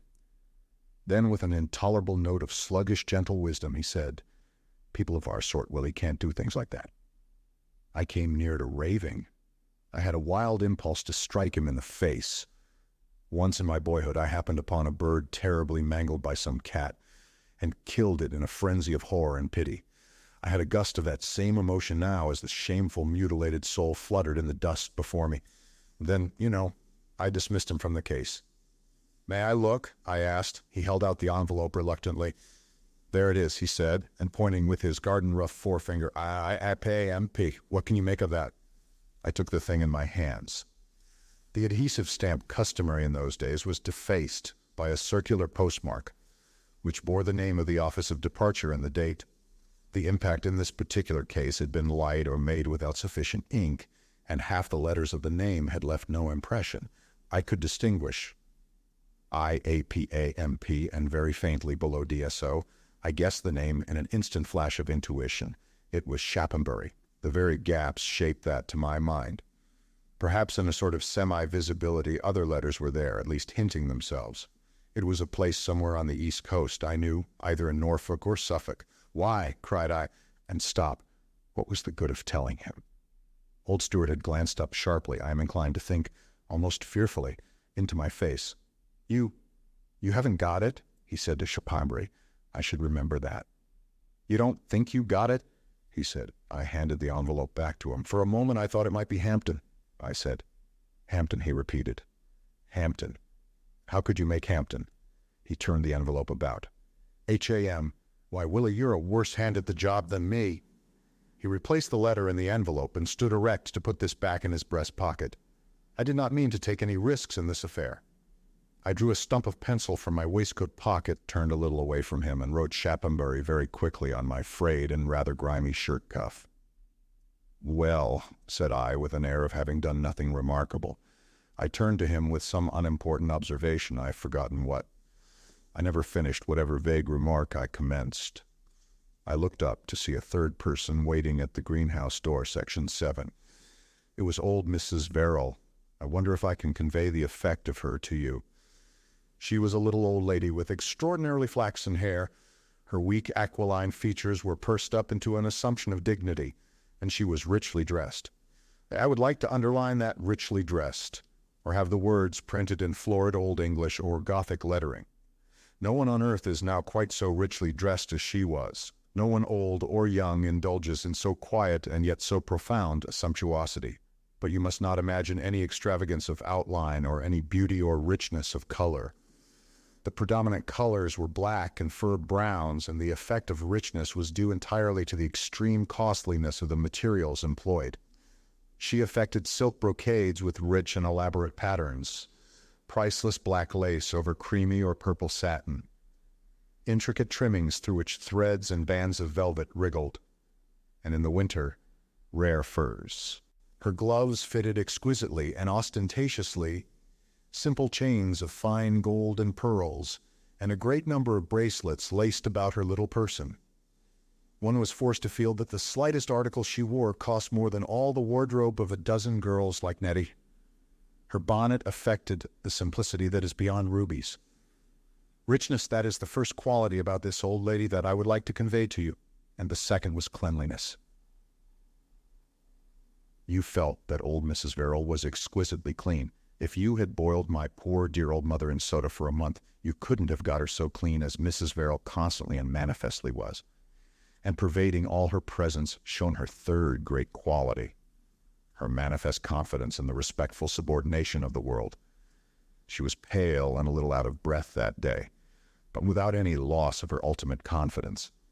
And it was clear to me that she had come to interview Stuart upon the outbreak of passion that had bridged the gulf between their families. And here again, I find myself writing in an unknown language, so far as my younger readers are concerned. You who know only the world that followed the great change will find much that I am telling inconceivable. Upon these points I cannot appeal, as I have appealed for other confirmations, to the old newspapers.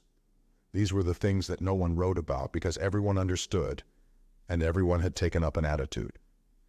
There were in England and America, and indeed throughout the world, two great informal divisions of human beings, the secure and the insecure. There was not, and never had been, in either country a nobility. It was and remains a common error that the British peers were noble. Neither in law nor custom were there noble families. And we altogether lacked the edification one found in Russia, for example, of a poor nobility. A peerage was an hereditary possession that, like the family land, concerned only the eldest sons of the house. It radiated no luster of noblesse oblige. The rest of the world were in law and practice common, and all America was common. But through the private ownership of land that had resulted from the neglect of feudal obligations in Britain and the utter want of political foresight in the Americas, large masses of property had become artificially stable in the hands of a small minority, to whom it was necessary to mortgage all new public and private enterprises, and who were held together not by any tradition of service and nobility, but by the natural sympathy of common interests and a common large scale of living. It was a class without any very definite boundaries. Vigorous individualities, by methods for the most part violent and questionable, were constantly thrusting themselves from insecurity to security, and the sons and daughters of secure people, by marrying insecurity or by wild extravagance or flagrant vice, would sink into the life of anxiety and insufficiency, which was the ordinary life of man.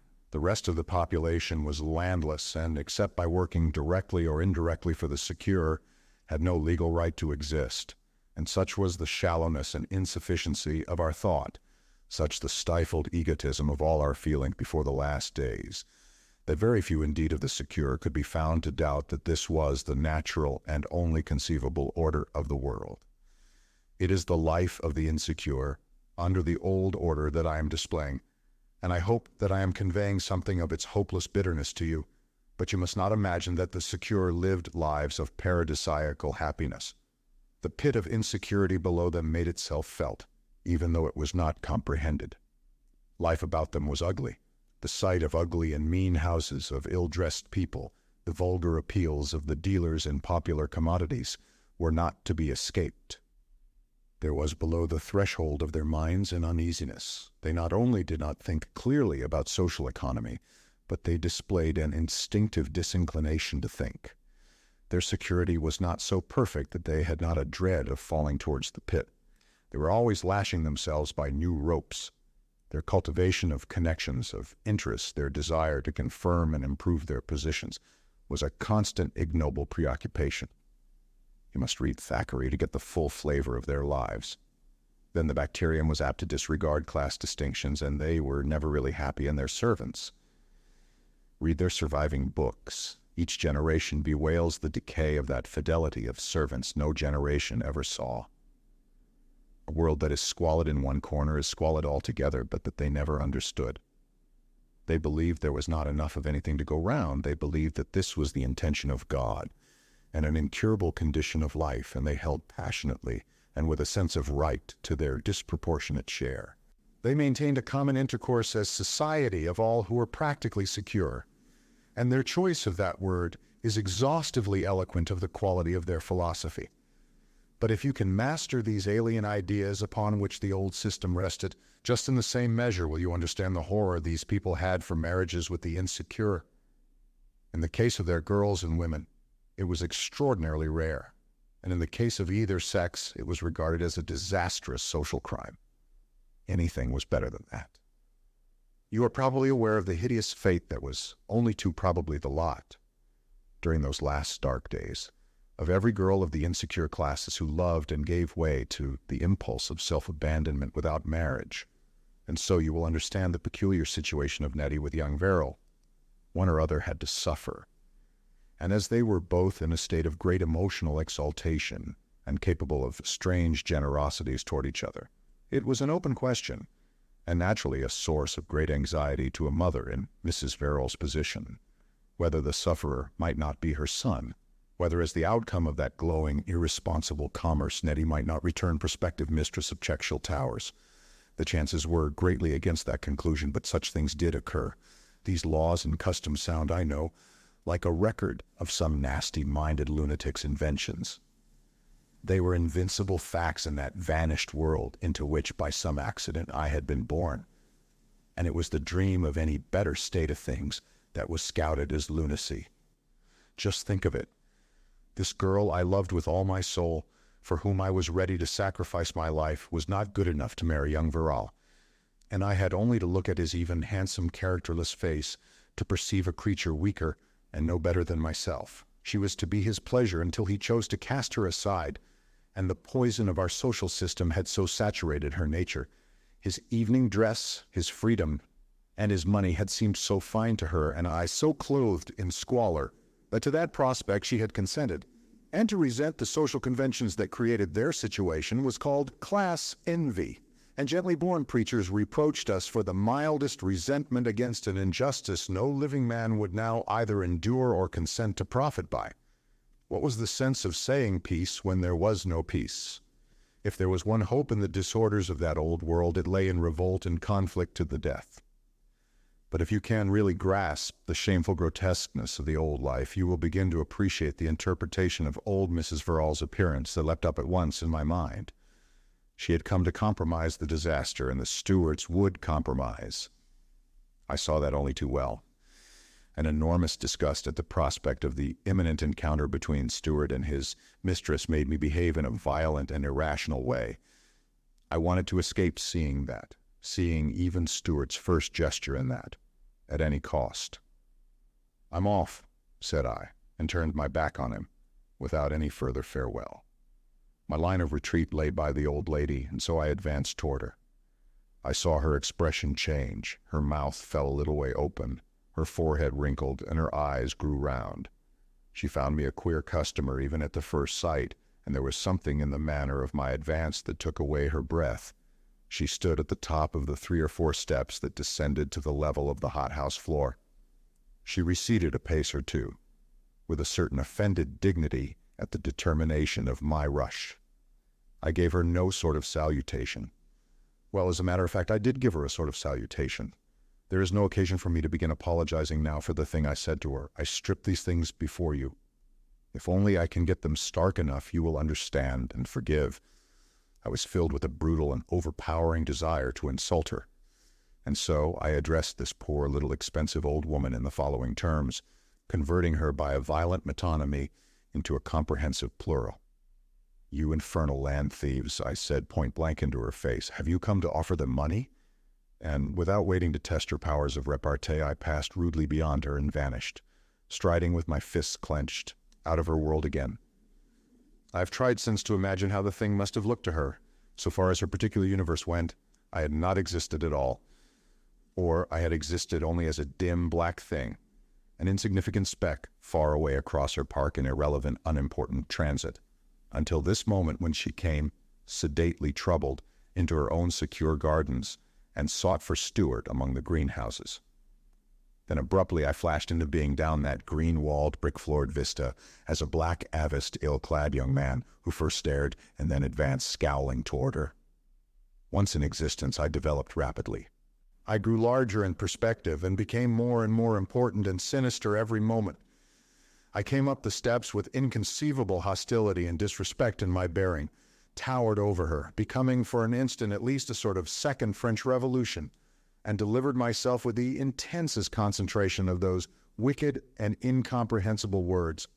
Just for a second I threatened annihilation. Happily, that was my climax, and then I had gone by, and the universe was very much as it had always been, except for the wild swirl in it, and the faint sense of insecurity my episode left in its wake. The thing that never entered my head in those days was that a large proportion of the rich were rich in absolute good faith. I thought they saw things exactly as I saw them, and wickedly denied. But indeed, old Mrs. Verrill was no more capable of doubting the perfection of her family's right to dominate a wide countryside than she was of examining the 39 Articles or dealing with any other of the adamantine pillars upon which her universe rested in security. No doubt I startled and frightened her tremendously, but she could not understand. None of her sort of people ever did seem to understand such livid flashes of hate as ever and again lit the crowded darkness below their feet. The thing leapt out of the black for a moment and vanished like a threatening figure by a desolate roadside, lit for a moment by one's belated carriage lamp, and then swallowed up by the night. They counted it with nightmares, and did their best to forget what was evidently as insignificant as it was disturbing. Chapter the Fourth War, Section 1. From that moment when I insulted old Mrs. Verrill, I became representative. I was a man who stood for all the disinherited of the world. I had no hope of pride or pleasure left in me. I was raging rebellion against God and mankind. There were no more vague intentions swaying me this way and that. I was perfectly clear now upon what I meant to do. I would make my protest and die. I would make my protest and die. I was going to kill Nettie. Nettie, who had smiled and promised and given herself to another, and who stood now for all the conceivable delightfulnesses, the lost imaginations of the youthful heart, the unattainable joys in life, and Verrill, who stood for all who profited by the incurable injustice of our social order. I would kill them both, and that being done, I would blow my brains out and see what vengeance followed my blank refusal to live. So, indeed, I was resolved. I raged monstrously, and above me, abolishing the stars, triumphant over the yellow waning moon that followed it below, the giant meteor towered up towards the zenith. "Let me only kill," I cried. "Let me only kill," so I shouted in my frenzy. I was in a fever that defied hunger and fatigue. For a long time I had prowled over the heath towards Louchester talking to myself, and now that night had fully come, I was tramping homeward, walking the long 17 miles without a thought of rest, and I had eaten nothing since the morning. I suppose I must count myself mad, but I can recall my ravings. There were times when I walked weeping through that brightness that was neither night nor day. There were times when I reasoned in a topsy-turvy fashion with what I called the spirit of all things. But always I spoke to that white glory in the sky. "Why am I here only to suffer ignominies?" I asked. "Why have you made me with pride that cannot be satisfied, with desires that turn and rend me? Is it a jest? This world, a joke you play on your guests? Even I have a better humor than that. Why not learn from me a certain decency of mercy? Why not undo? Have I ever tormented day by day some wretched worm, making filth for it to trail through, filth that disgusts it, starving it, bruising it, mocking it? Why should you? Your jokes are clumsy. Try some milder fun up there. Do you hear? Something that doesn't hurt so infernally. You say this is your purpose with me. You are making something with me, birth pangs of a soul. How can I believe you? You forget I have eyes for other things. Let my own case go. But what of that frog beneath the cartwheel, God, and the bird the cat had torn? And after such blasphemies, I would fling out a ridiculous little debating society hand. Answer me that. A week ago it had been moonlight, white and black and hard across the spaces of the park. But now the light was livid and full of the quality of haze. An extraordinarily low white mist, not 3 feet above the ground, drifted broodingly across the grass, and the trees rose ghostly out of that phantom sea. Great and shadowy and strange was the world that night. No one seemed abroad. I and my little cracked voice drifted, solitary, through the silent mysteries. Sometimes I argued as I have told, sometimes I tumbled along in moody vacuity, sometimes my torment was vivid and acute. Abruptly out of apathy would come a boiling paroxysm of fury when I thought of Nettie mocking me and laughing, and of her and Verrill clasped in one another's arms. "I will not have it so," I screamed. "I will not have it so," and in one of these raving fits I drew my revolver from my pocket and fired into the quiet night. 3 times I fired it. The bullets tore through the air. The startled trees told one another in diminishing echoes the thing I had done, and then, with a slow finality, The vast and patient night healed again to calm. My shots, my curses and blasphemies, my prayers, for anon I prayed that silence took them all. It was, how can I express it, a stifled outcry, tranquilized, lost, amid the serene assumptions, the overwhelming empire of that brightness. The noise of my shots, the impact upon things, had for the instant been enormous, then it had passed away. I found myself standing with the revolver held up, astonished, my emotions penetrated by something I could not understand. Then I looked up over my shoulder at the great star, and remained staring at it. "Who are you?" I said at last. I was like a man in a solitary desert who has suddenly heard a voice. That, too, passed. As I came over Clayton Crest, I recalled that I missed the multitude that now, night after night, walked out to stare at the comet, and the little preacher in the waste beyond the hoardings, who warned sinners to repent before the judgment, was not in his usual place. It was long past midnight, and everyone had gone home.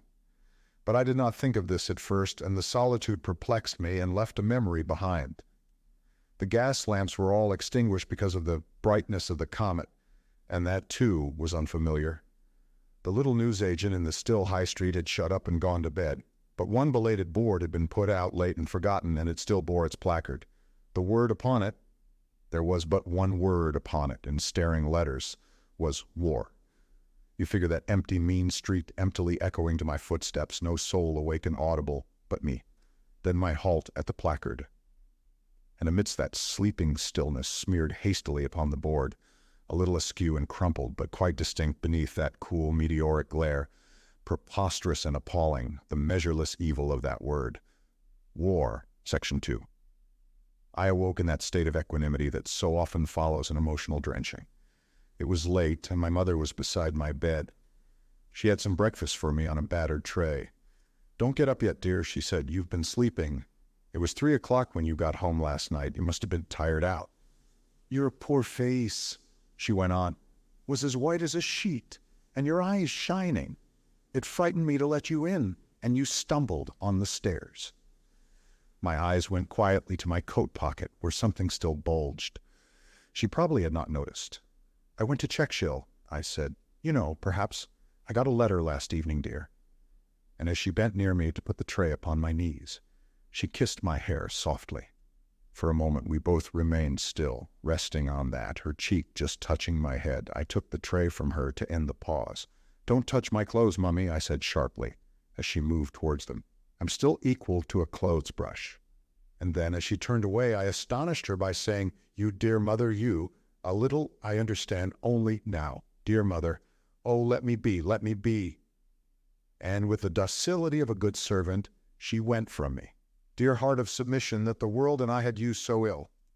It seemed to me that morning that I could never give way to a gust of passion again. A sorrowful firmness of the mind possessed me. My purpose seemed now as inflexible as iron. There was neither love nor hate nor fear left in me. Only I pitied my mother greatly for all that was still to come.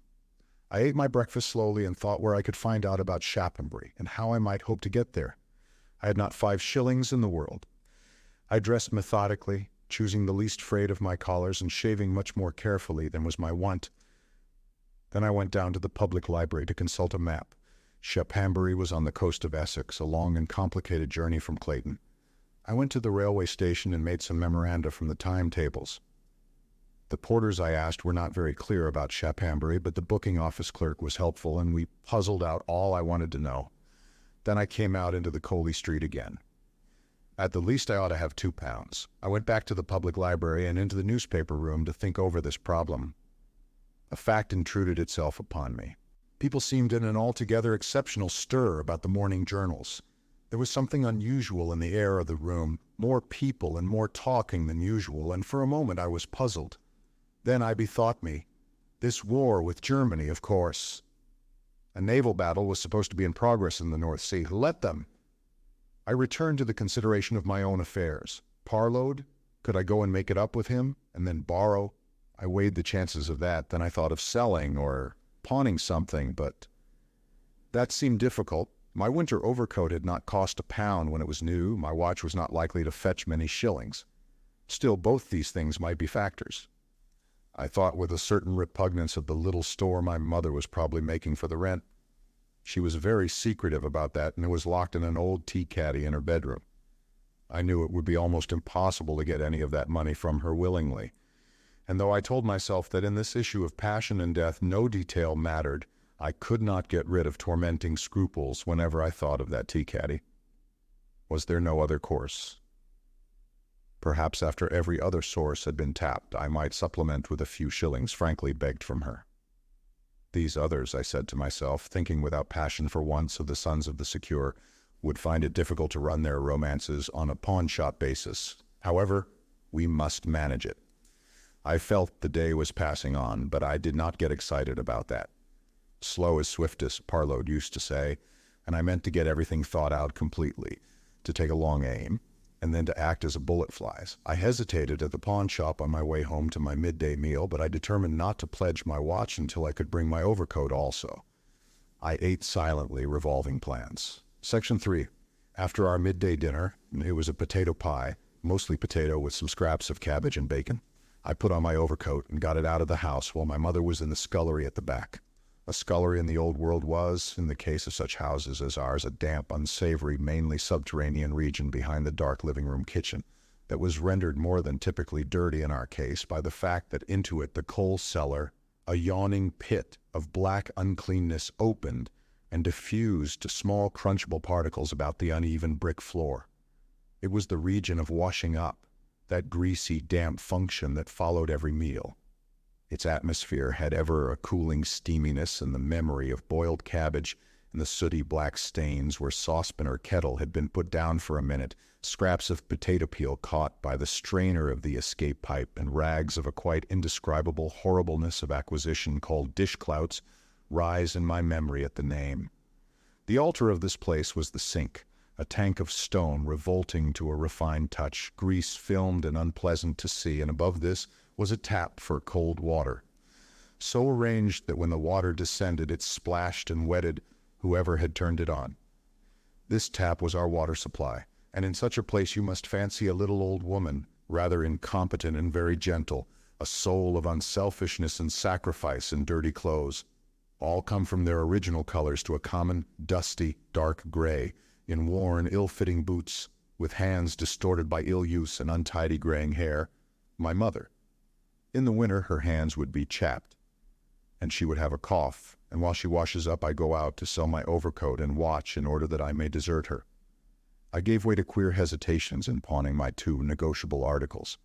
A weekly indisposition to pawn in Clayton, where the pawnbroker knew me, carried me to the door of the place in Lynch Street, Swathingly, where I had bought my revolver. Then came an idea that I was giving too many facts about myself to one man, and I came back to Clayton after all. I forget how much money I got, but I remember that it was rather less than the sum I had made out to be the single fare to Shaphambury. Still deliberate, I went back to the public library to find out whether it was possible, by walking for 10 or 12 miles anywhere, to shorten the journey. My boots were in a dreadful state. The sole of the left one also was now peeling off, and I could not help perceiving that all my plans might be wrecked if at this crisis I went on shoe leather, in which I could only shuffle. So long as I went softly they would serve, but not for hard walking. I went to the shoemaker in Hacker Street, but he would not promise any repairs for me under 48 hours. I got back home about 5 minutes to 3, resolved to start by the 5 train for Birmingham in any case, but still dissatisfied about my money.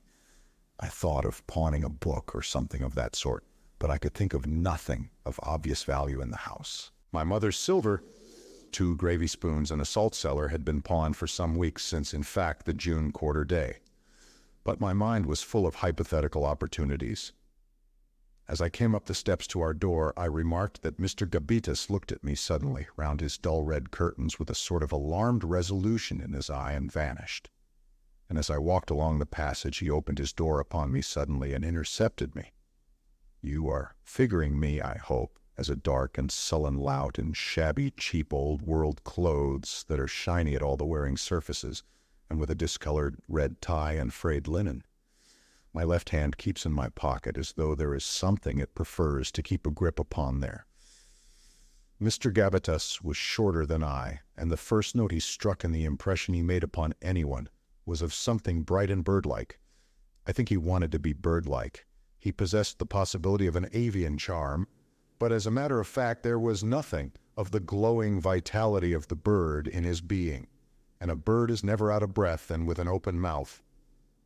He was in the clerical dress of that time, that costume that seems now almost the strangest of all our old world clothing, and he presented it in its cheapest form.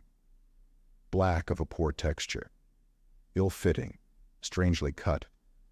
Its long skirts accentuated the tubbiness of his body, the shortness of his legs.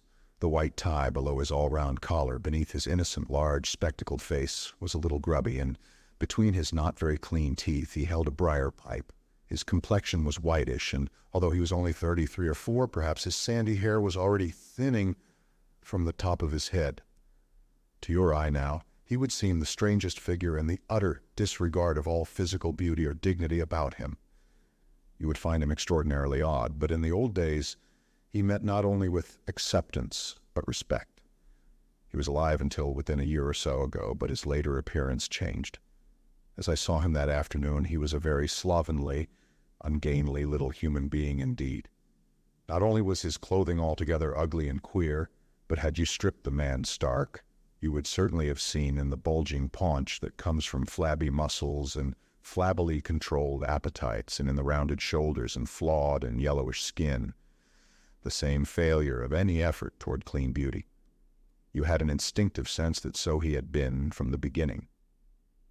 You felt he was not only drifting through life, eating what came in his way, believing what came in his way, doing without any vigor what came in his way, but that into life also he had drifted. You could not believe him the child of pride and high resolve, or of any splendid passion of love. He had just happened, but we all happened then. Why am I taking this tone over this poor little curate in particular? "Hello," he said with an assumption of friendly ease. "Haven't seen you for weeks. Come in and have a gossip." An invitation from the drawing-room lodger was in the nature of a command. I would have liked very greatly to have refused it. Never was invitation more inopportune, but I had not the wit to think of an excuse. "All right," I said awkwardly, and he held the door open for me. "I'd be very glad if you would," he amplified. "One doesn't get much opportunity of intelligent talk in this parish." What the devil was he up to was my secret preoccupation. He fussed about me with a nervous hospitality, talking in jumpy fragments, rubbing his hands together and taking peeps at me over and round his glasses. As I sat down in his leather-covered armchair, I had an odd memory of the one in the Clayton dentist's operating room, I know not why. "They're going to give us trouble in the North Sea, it seems," he remarked with a sort of innocent zest. "I'm glad they mean fighting." There was an air of culture about his room that always cowed me, and that made me constrained even on this occasion. The table under the window was littered with photographic material and the later albums of his continental souvenirs, and on the American cloth-trimmed shelves that filled the recesses on either side of the fireplace were what I used to think, in those days, a quite incredible number of books. Perhaps 800 altogether, including the Reverend gentleman's photograph albums and college and school textbooks. This suggestion of learning was enforced by the little wooden shield bearing a college coat of arms that hung over the looking-glass, and by a photograph of Mr. Gabbitas in cap and gown in an Oxford frame that adorned the opposite wall. And in the middle of that wall stood his writing desk, which I knew to have pigeonholes when it was open, and which made him seem not merely cultured, but literary, and that he wrote sermons composing them himself. "Yes," he said, taking possession of the hearthrug, "the war had to come sooner or later. If we smash their fleet for them now, well, there's an end to the matter." He stood on his toes and then bumped down on his heels and looked blandly through his spectacles at a watercolor by his sister. The subject was a bunch of violets, above the sideboard, which was his pantry and tea-chest and cellar. "Yes," he said as he did so. I coughed and wondered how I might presently get away.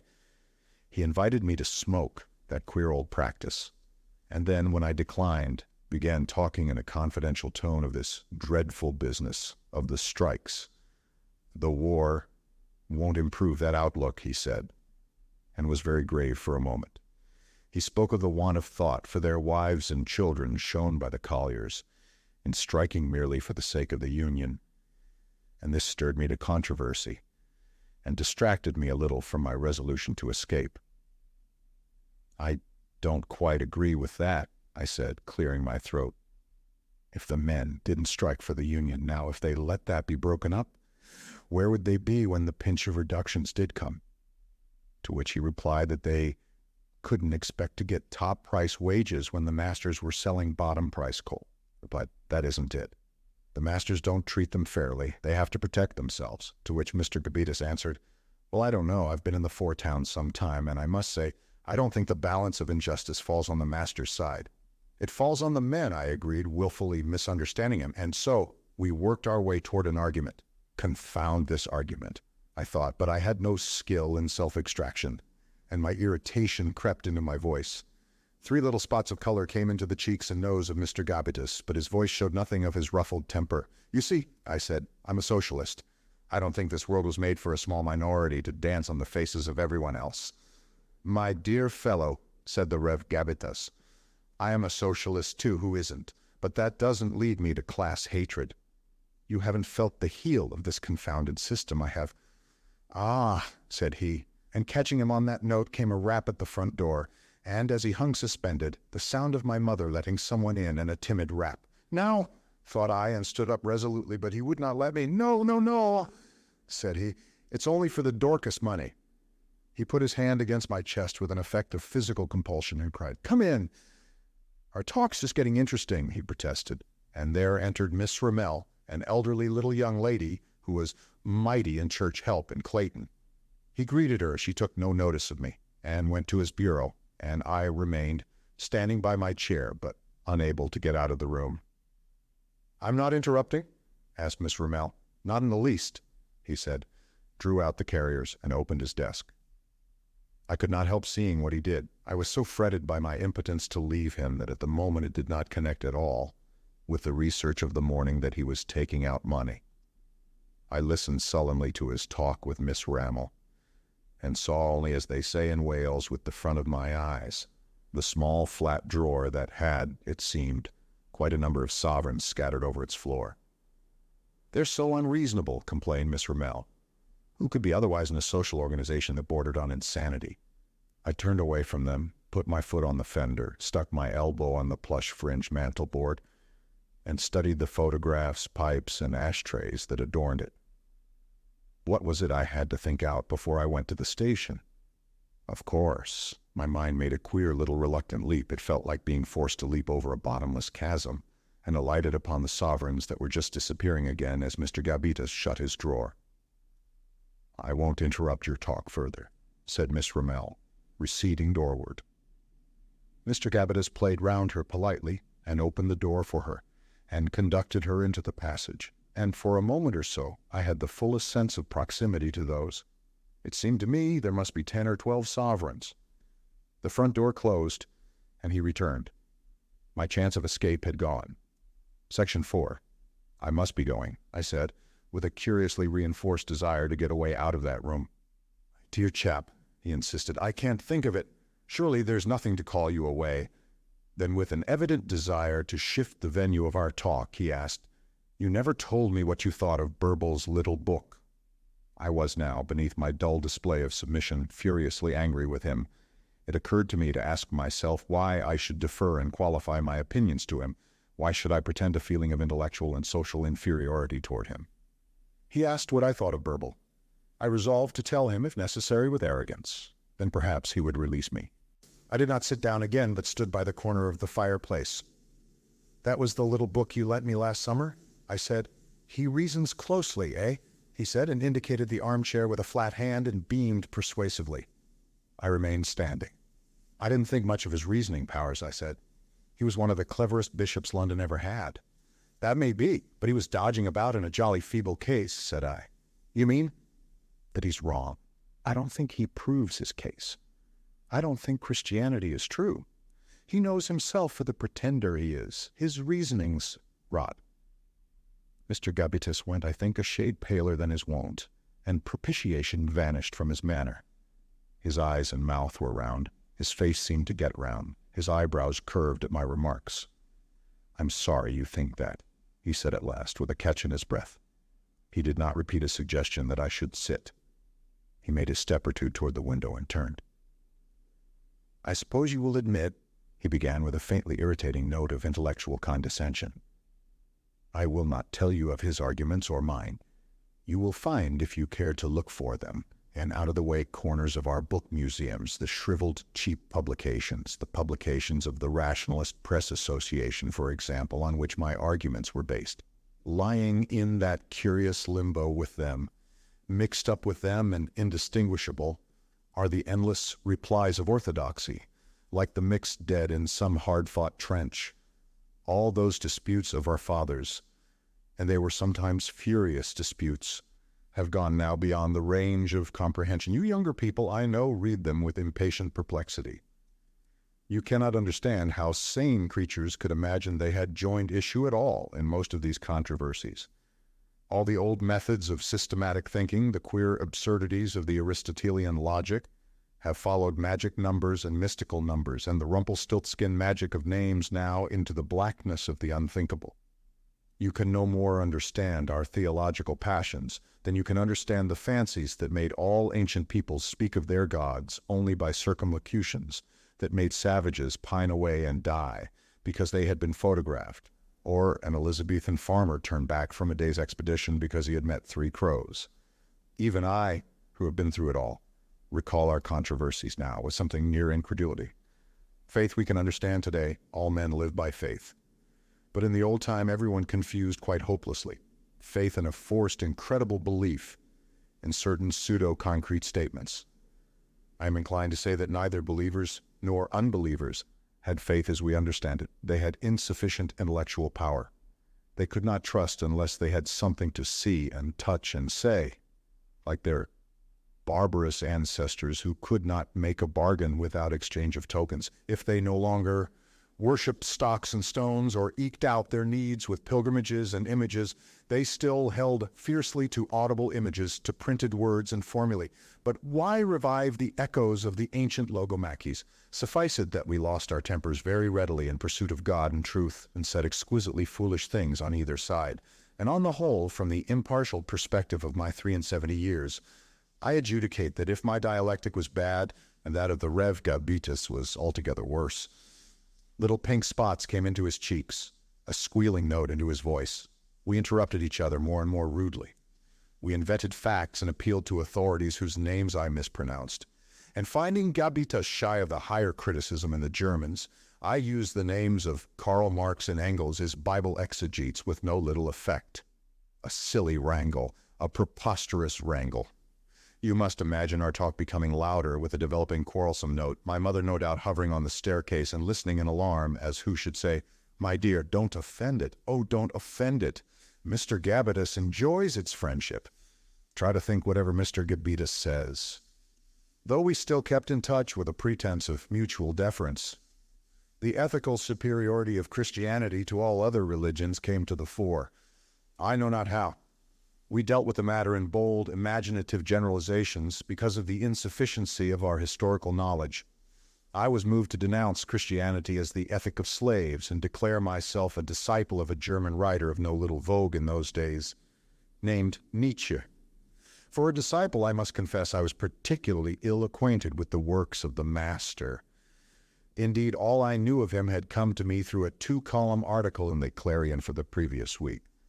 But the Reverend Gabitus did not read the Clarion. I am, I know, putting a strain upon your credulity when I tell you that I now have little doubt that the Reverend Gabitus was absolutely ignorant, even of the name of Nietzsche, although that writer presented a separate and distinct attitude of attack upon the faith that was in the Reverend gentleman's keeping. "I'm a disciple of Nietzsche," said I, with an air of extensive explanation. He shied away so awkwardly at the name that I repeated it at once. "But do you know what Nietzsche says?" I pressed him viciously. "He has certainly been adequately answered," said he, still trying to carry it off. "Who by?" I rapped out hotly. "Tell me that!" and became mercilessly expectant. Section 5. A happy accident relieved Mr. Gabitus from the embarrassment of that challenge and carried me another step along my course of personal disaster. It came on the heels of my question in the form of a clatter of horses without, and the gride and cessation of wheels. I glimpsed a straw-hatted coachman and a pair of greys. It seemed an incredibly magnificent carriage for Clayton. "Eh," said the Rev. Gabitus, going to the window. "Why, it's old Mrs. Verrall. It's old Mrs. Verrall. Really? What can she want with me?" He turned to me, and the flush of controversy had passed, and his face shone like the sun. It was not every day, I perceived, that Mrs. Verrill came to see him. "I get so many interruptions," he said, almost grinning. "You must excuse me a minute. Then I'll tell you about that fellow, but don't go. I pray you don't go, I can assure you. Most interesting." He went out of the room, waving vague, prohibitory gestures. "I must go," I cried after him. "No, no, no," in the passage. "I've got your answer," I think it was, he added, "been quite mistaken."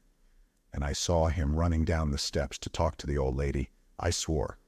I made 3 steps to the window, and this brought me within a yard of that accursed drawer. I glanced at it, and then at that old woman who was so absolutely powerful, and instantly her son and Nettie's face were flaming in my brain. The Stuarts had, no doubt, already accepted accomplished facts, and I too.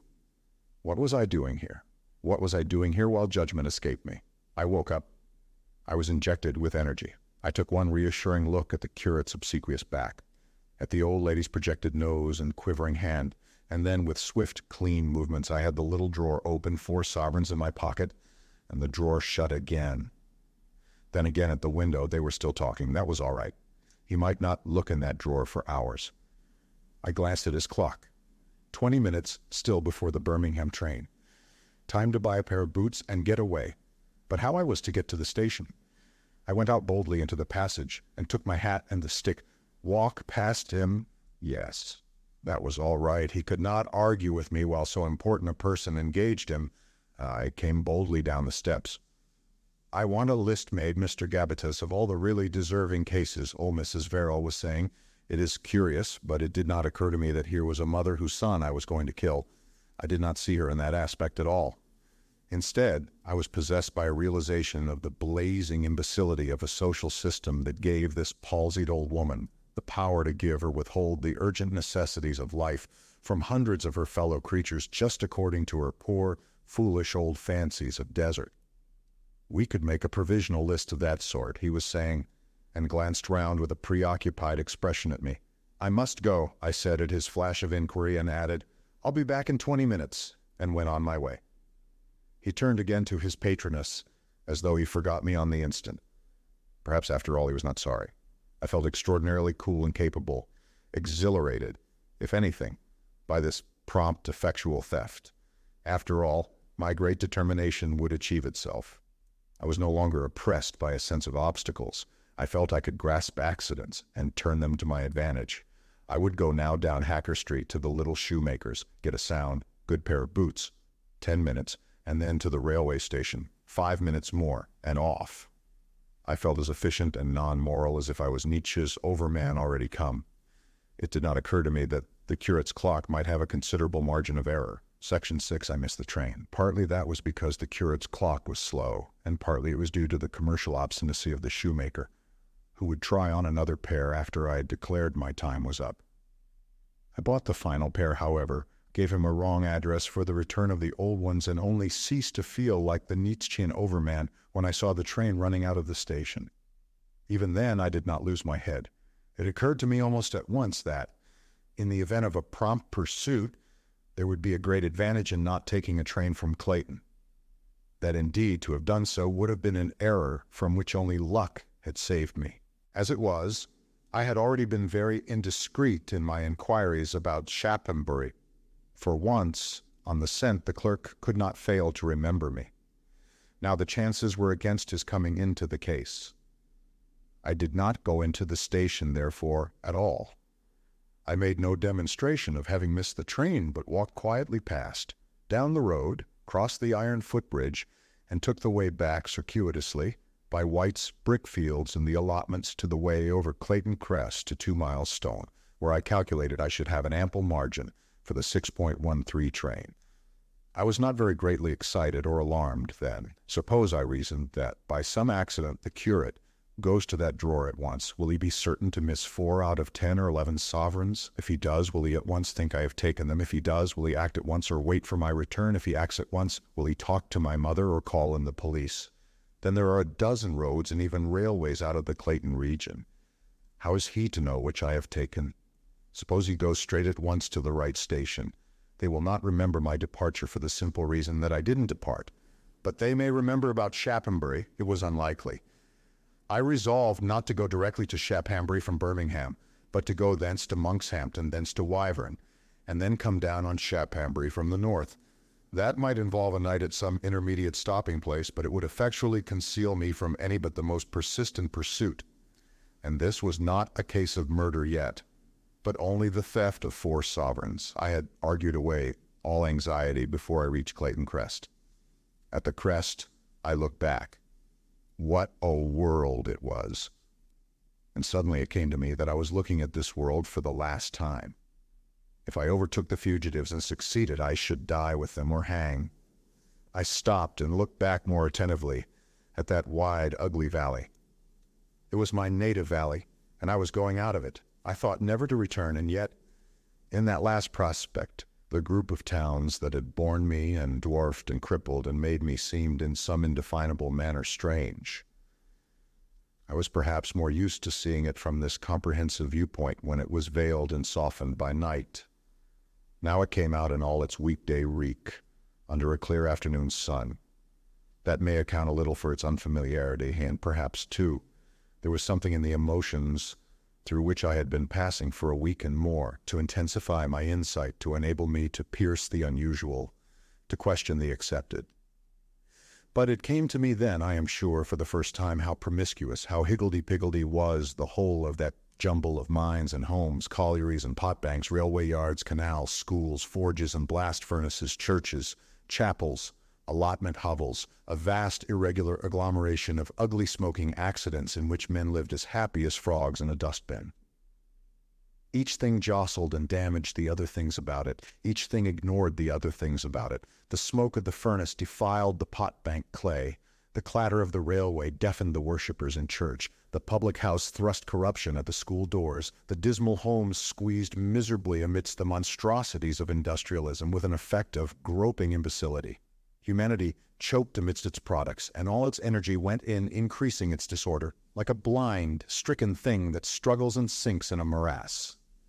I did not think these things clearly that afternoon.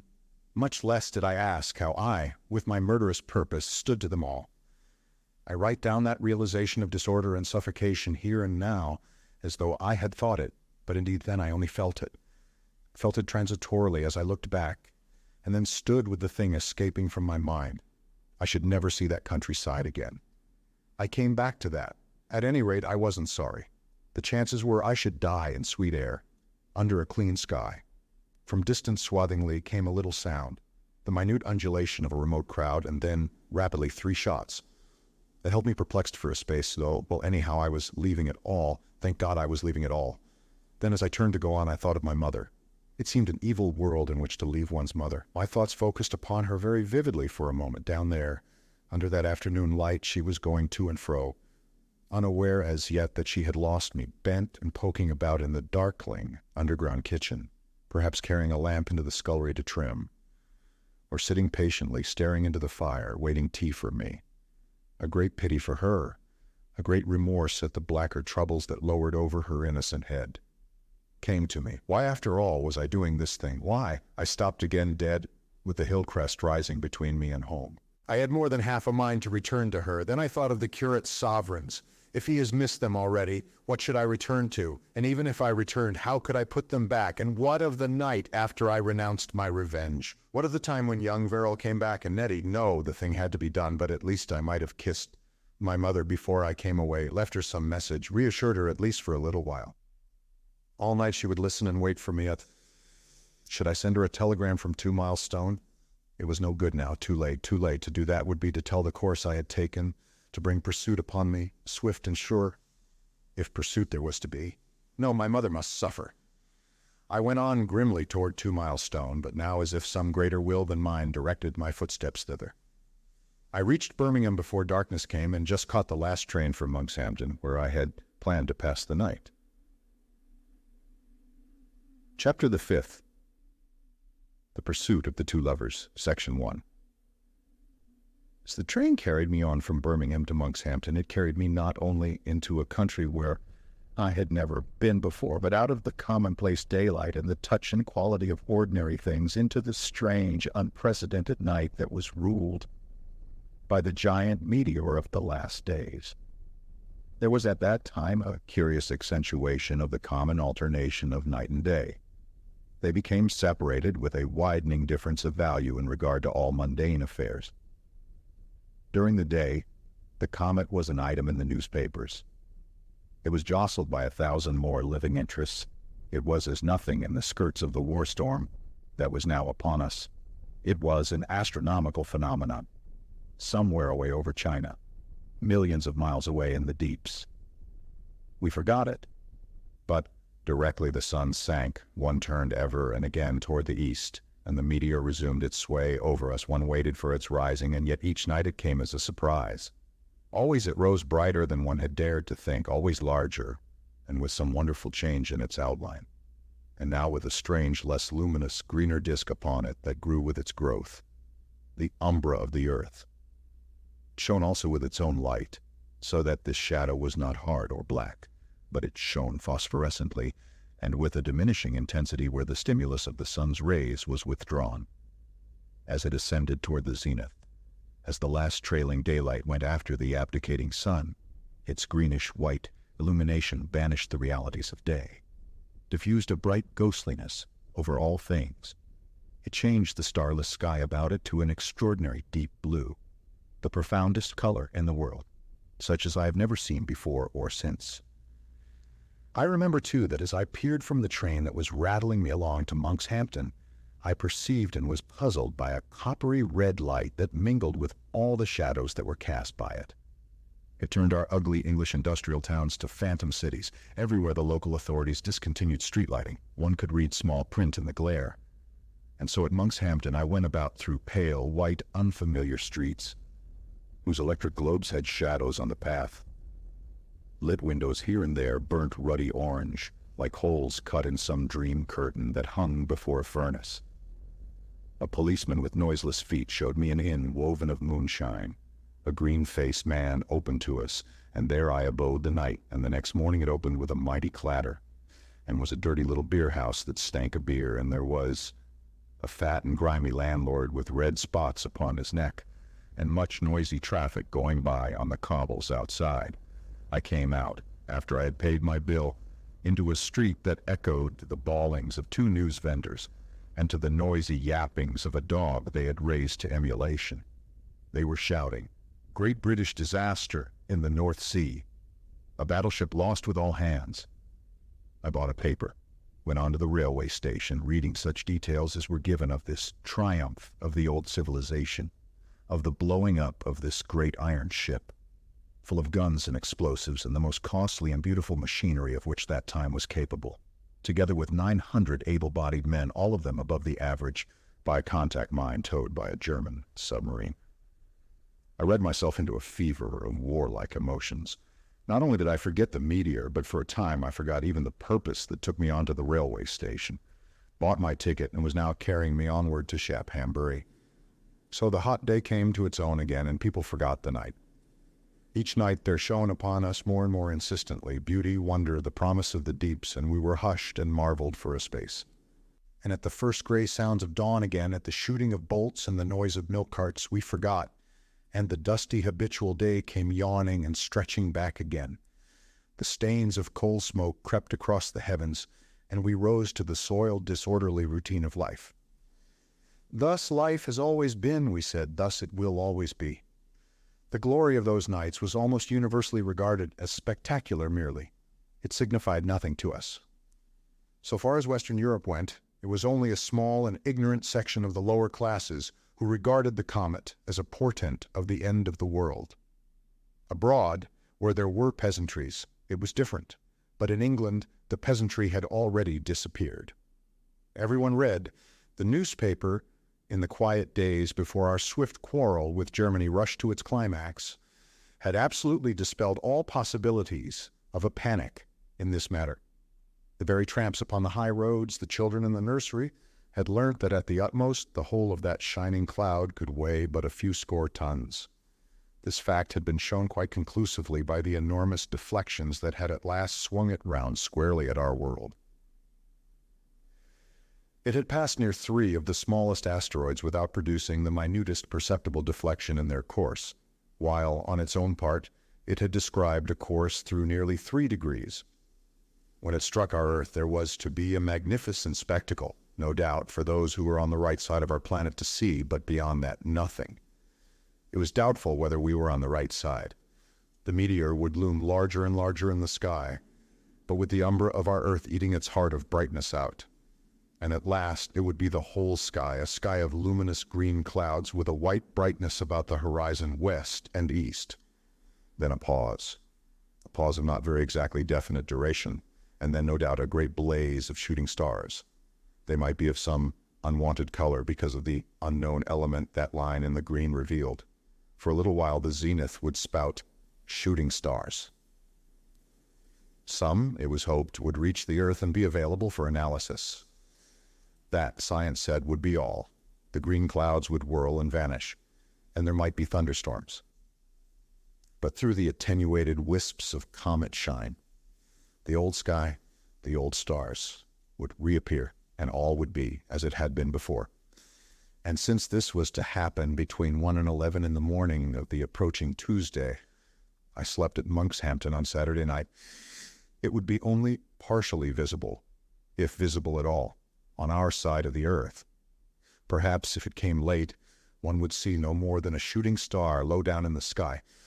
All this we had with the utmost assurances of science. Still, it did not prevent the last nights being the most beautiful and memorable of human experiences. The nights had become very warm, and when next day I had ranged Shaphambury in vain, I was greatly tormented, as that unparalleled glory of the night returned, to think that under its splendid benediction, young Verrill and Nettie made love to one another. I walked backward and forward along the sea front, peering into the faces of the young couples who promenaded with my hand in my pocket ready, and a curious ache in my heart that had no kindred with rage, until at last all the promenaders had gone home to bed, and I was alone with the star. My train from Wyvern to Shaphambury that morning was a whole hour late. They said it was on account of the movement of troops to meet a possible raid from the Elbe. Section 2. Shaphambury seemed an odd place to me even then. But something was quickening in me at that time to feel the oddness of many accepted things. Now in the retrospect I see it as intensely queer. The whole place was strange to my untraveled eyes. The sea even was strange. Only twice in my life had I been at the seaside before, and then I had gone by excursion to places on the Welsh coast, whose great cliffs of rock and mountain backgrounds made the effect of the horizon very different from what it is upon the East Anglian seaboard. Here what they call a cliff was a crumbling bank of whitey brown earth not 50 feet high. So soon as I arrived, I made a systematic exploration of Shaphambury. To this day I retain the clearest memories of the plan I shaped out then, and how my inquiries were incommoded by the overpowering desire of everyone to talk of the chances of a German raid before the Channel Fleet got round to us. I slept at a small public house in a Shaphambury back street on Sunday night. I did not get on to Shaphambury from Wyvern until 2 in the afternoon because of the infrequency of Sunday trains, and I got no clue whatever until late in the afternoon of Monday. As the little local train bumped into sight of the place round the curve of a swelling hill, one saw a series of undulating grassy spaces, amidst which a number of conspicuous notice boards appealed to the eye and cut up the distant sea horizon. Most of these referred to comestibles or to remedies to follow the comestibles, and they were colored with a view to be memorable rather than beautiful, to stand out amidst the gentle grayish tones of the East Coast scenery. The greater number, I may remark, of the advertisements that were so conspicuous a factor in the life of those days and which rendered our vast tree-pulp newspapers possible referred to foods, drinks, tobacco, and the drugs that promised a restoration of the equanimity these other articles had destroyed. Wherever one went, one was reminded in glaring letters that, after all, man was little better than a worm, that eyeless, earless thing that burrows and lives uncomplainingly amidst nutritious dirt, an alimentary canal with the subservient appendages thereto. But in addition to such boards, there were also the big black and white boards of various grandiloquently named estates. The individualistic enterprise of that time had led to the plotting out of nearly all the country round the seaside towns into roads and building plots. All but a small portion of the south and east coast was in this condition, and had the promises of those schemes been realized, the entire population of the island might have been accommodated upon the sea frontiers. Nothing of the sort happened, of course. The whole of this uglification of the coastline was done to stimulate a little foolish gambling and plots.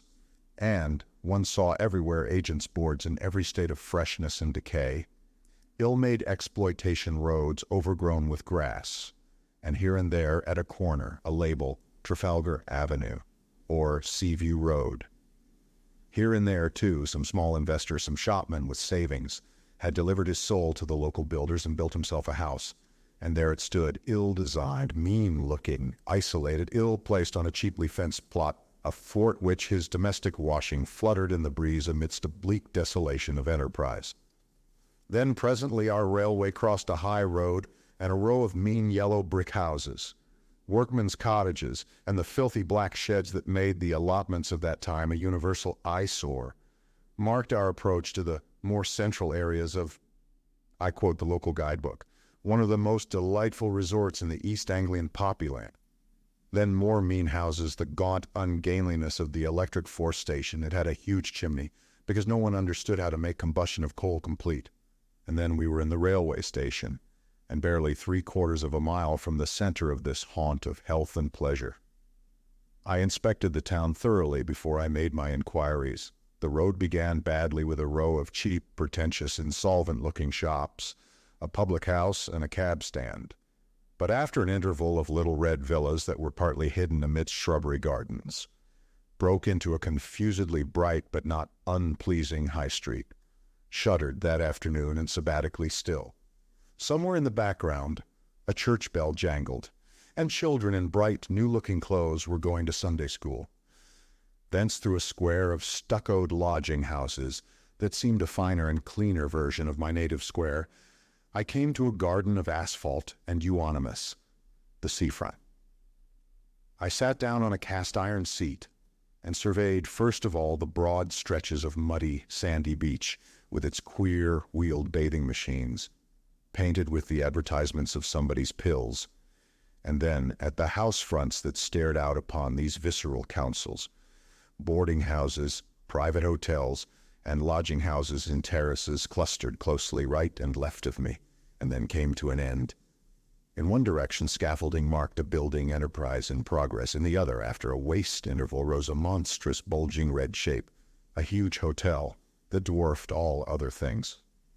Northward were low, pale cliffs with white denticulations of tents, where the local volunteers, all under arms, lay encamped, and southward, a spreading waste of sandy dunes with occasional bushes and clumps of stunted pine and an advertisement board or so. A hard blue sky hung over all this prospect. The sunshine cast inky shadows, and eastward was a whitish sea. It was Sunday, and the midday meal still held people indoors. A queer world, thought I even then. To you now it must seem impossibly queer. And after an interval I forced myself back to my own affair. How was I to ask? What was I to ask for? I puzzled for a long time over that. At first I was a little tired and indolent, and then presently I had a flow of ideas. My solution was fairly ingenious. I invented the following story. I happened to be taking a holiday in Shaphambury, and I was making use of the opportunity to seek the owner of a valuable feather boa, which had been left behind in the hotel of my uncle at Wyvern by a young lady traveling with a young gentleman, no doubt a youthful married couple. They had reached Shaphambury someone on Thursday. I went over the story many times and gave my imaginary uncle and his hotel plausible names. At any rate, this yarn would serve as a complete justification for all the questions I might wish to ask. I settled that, but I still sat for a time wanting the energy to begin. Then I turned toward the big hotel. Its gorgeous magnificence seemed to my inexpert judgment to indicate the very place a rich young man of good family would select. Huge draft-proof doors were swung round for me by an ironically polite under-porter in a magnificent green uniform, who looked at my clothes as he listened to my question, and then, with a German accent, referred me to a gorgeous head porter, who directed me to a princely young man behind a counter of brass and polish, like a bank, like several banks. This young man, while he answered me, kept his eye on my collar and tie, and I knew that they were abominable. "I want to find a lady and gentleman who came to Shaphambury on Tuesday," I said. "Friends of yours?" he asked with a terrible fineness of irony. I made out at last that here at any rate the young people had not been. They might have lunched there, but they had had no room. But I went out. Door opened again for me obsequiously, in a state of social discomfiture, and did not attack any other establishment that afternoon. My resolution had come to a sort of ebb. More people were promenading, and their Sunday smartness abashed me. I forgot my purpose. In an acute sense of myself, I felt that the bulge of my pocket caused by the revolver was conspicuous, and I was ashamed. I went along the seafront away from the town, and presently lay down among pebbles and sea poppies. This mood of reaction prevailed with me all that afternoon. In the evening, about sundown, I went to the station and asked questions of the outporters there. But outporters, I found, were a class of men who remembered luggage rather than people, and I had no sort of idea what luggage young Verrall and Nettie were likely to have with them. Then I fell into conversation with a salacious, wooden-legged old man with a silver ring who swept the steps that went down to the beach from the parade. He knew much about young couples, but only in general terms, and nothing of the particular young couple I sought.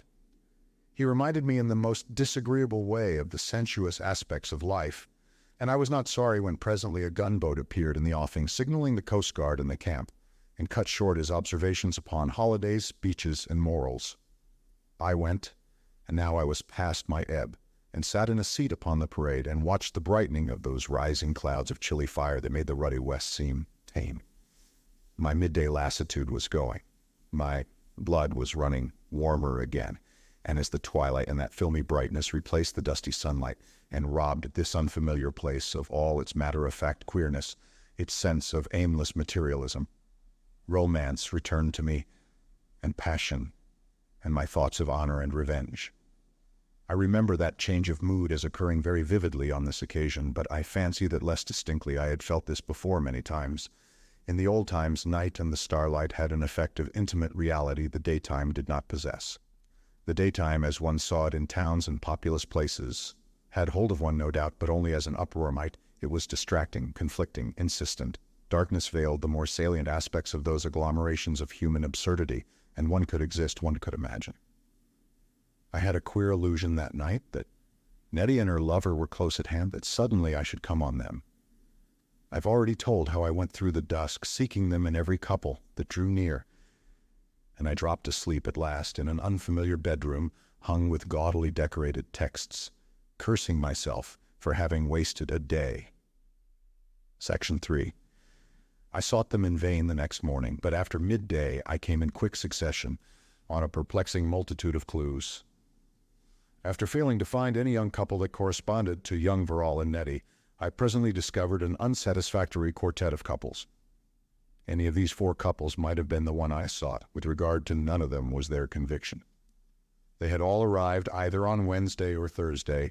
2 couples were still in occupation of their rooms, but neither of these were at home. Late in the afternoon, I reduced my list by eliminating a young man in drab, with side whiskers and long cuffs, accompanied by a lady of 30 or more, of consciously ladylike type. I was disgusted at the sight of them. The other 2 young people had gone for a long walk, and though I watched their boarding house until the fiery cloud shone out above, sharing and mingling in an unusually splendid sunset, I missed them. Then I discovered them dining at a separate table in the bow window, with red-shaded candles between them, peering out ever and again at this splendor that was neither night nor day. The girl in her pink evening dress looked very light and pretty to me, pretty enough to enrage me. She had well-shaped arms and white, well-modeled shoulders, and the turn of her cheek and the fair hair about her ears was full of subtle delights, but she was not Nettie, and the happy man with her was that odd, degenerate type our old aristocracy produced with such odd frequency.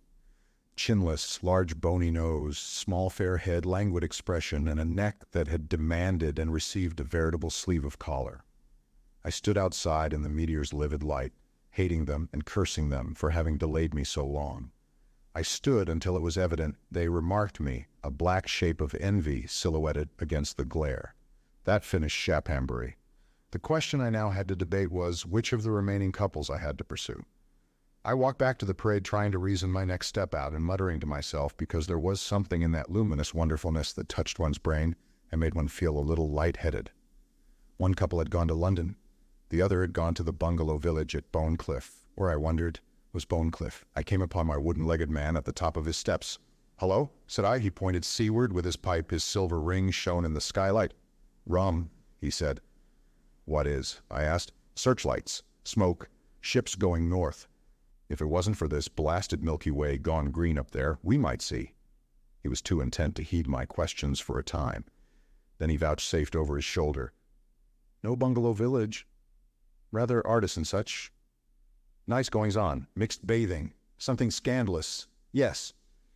"But where is it?" I said, suddenly exasperated. "There!" He said. "What's that flicker? A gun flash, or I'm a lost soul?" "You'd hear," I said, long before it was near enough to see a flash. He didn't answer. Only by making it clear I would distract him until he told me what I wanted to know could I get him to turn from his absorbed contemplation of that phantom dance between the sea rim and the shine. Indeed, I gripped his arm and shook him. Then he turned upon me, cursing. 7 miles, he said, along this road, and now go to hell with yer." I answered with some foul insult by way of thanks, and so we parted, and I set off towards the bungalow village. I found a policeman standing stargazing a little way beyond the end of the parade and verified the wooden-legged man's directions. "It's a lonely road, you know," he called after me. I had an odd intuition that now at last I was on the right track. I left the dark masses of Shaphambury behind me and pushed out into the dim pallor of that night with the quiet assurance of a traveler who nears his end. The incidents of that long tramp I do not recall in any orderly succession. The one progressive thing is my memory of a growing fatigue. The sea was for the most part smooth and shining like a mirror, a great expanse of reflecting silver, barred by slow, broad undulations, but at one time a little breeze breathed like a faint sigh and ruffled their long bodies into faint scaly ripples that never completely died out again. The way was sometimes sandy, thick with silvery, colorless sand, and sometimes chalky and lumpy, with lumps that had shining facets. A black scrub was scattered, sometimes in thickets, sometimes in single bunches among the somnolent hummocks of sand. At one place came grass, and ghostly great sheep looming up among the gray. After a time, black pine woods intervened and made sustained darknesses along the road, woods that frayed out at the edges to weirdly warped and stunted trees. Then isolated pine witches would appear and make their rigid gestures at me as I passed.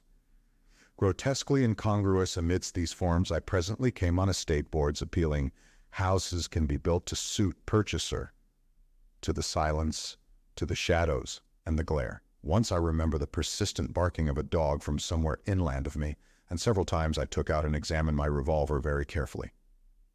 I must, of course, have been full of my intention when I did that. I must have been thinking of Nettie and revenge, but I cannot now recall those emotions at all. Only I see again very distinctly the greenish gleams that ran over lock and barrel as I turned the weapon in my hand.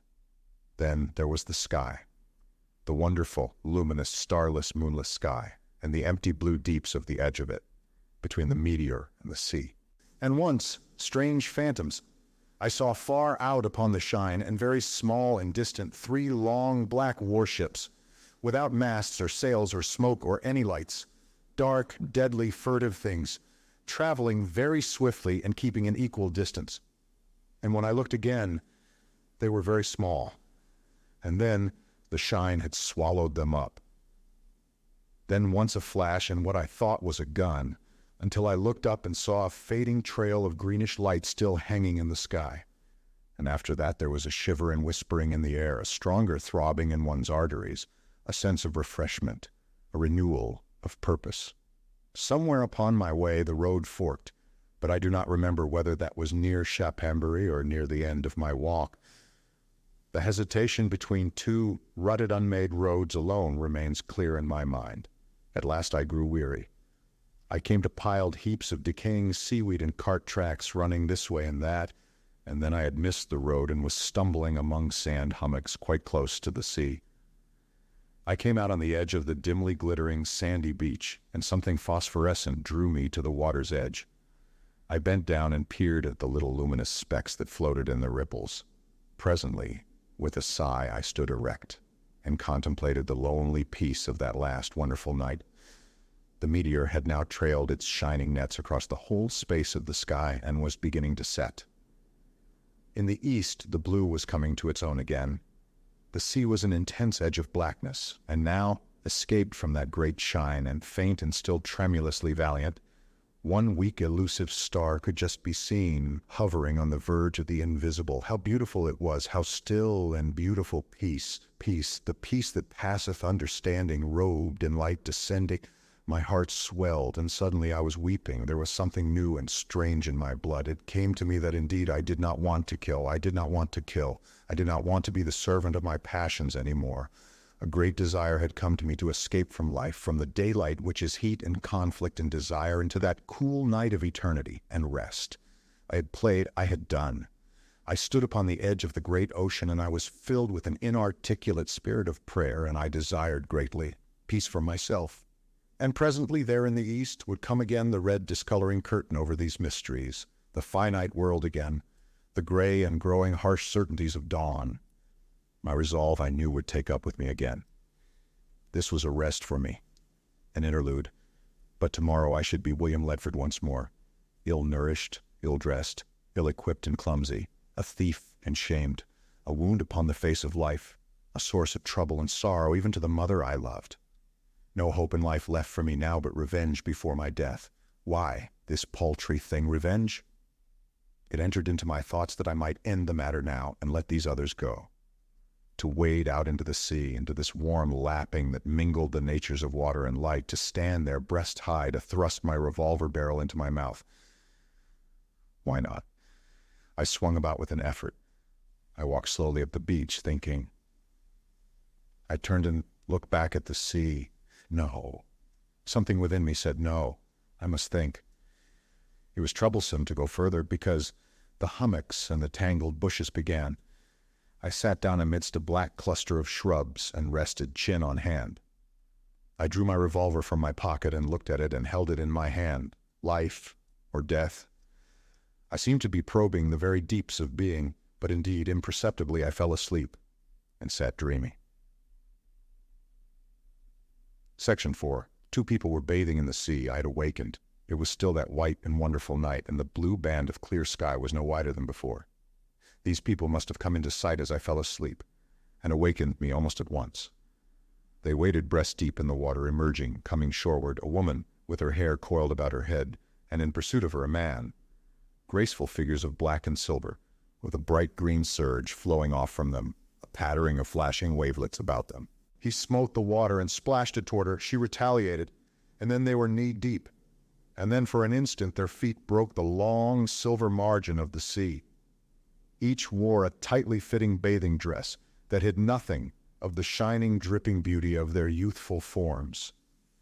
She glanced over her shoulder and found him nearer than she thought, started, gesticulated, gave a little cry that pierced me to the heart, and fled up the beach, obliquely toward me, running like the wind, and past me, vanished amidst the black, distorted bushes, and was gone, she and her pursuer in a moment over the ridge of sand. I heard him shout between exhaustion and laughter, and suddenly I was a thing of bestial fury, standing up with hands held up and clenched, rigid in gesture of impotent threatening against the sky. For this striving, swift thing of light and beauty was Nettie, and this was the man for whom I had been betrayed, and it blazed upon me. I might have died there by the sheer ebbing of my will, unavenged.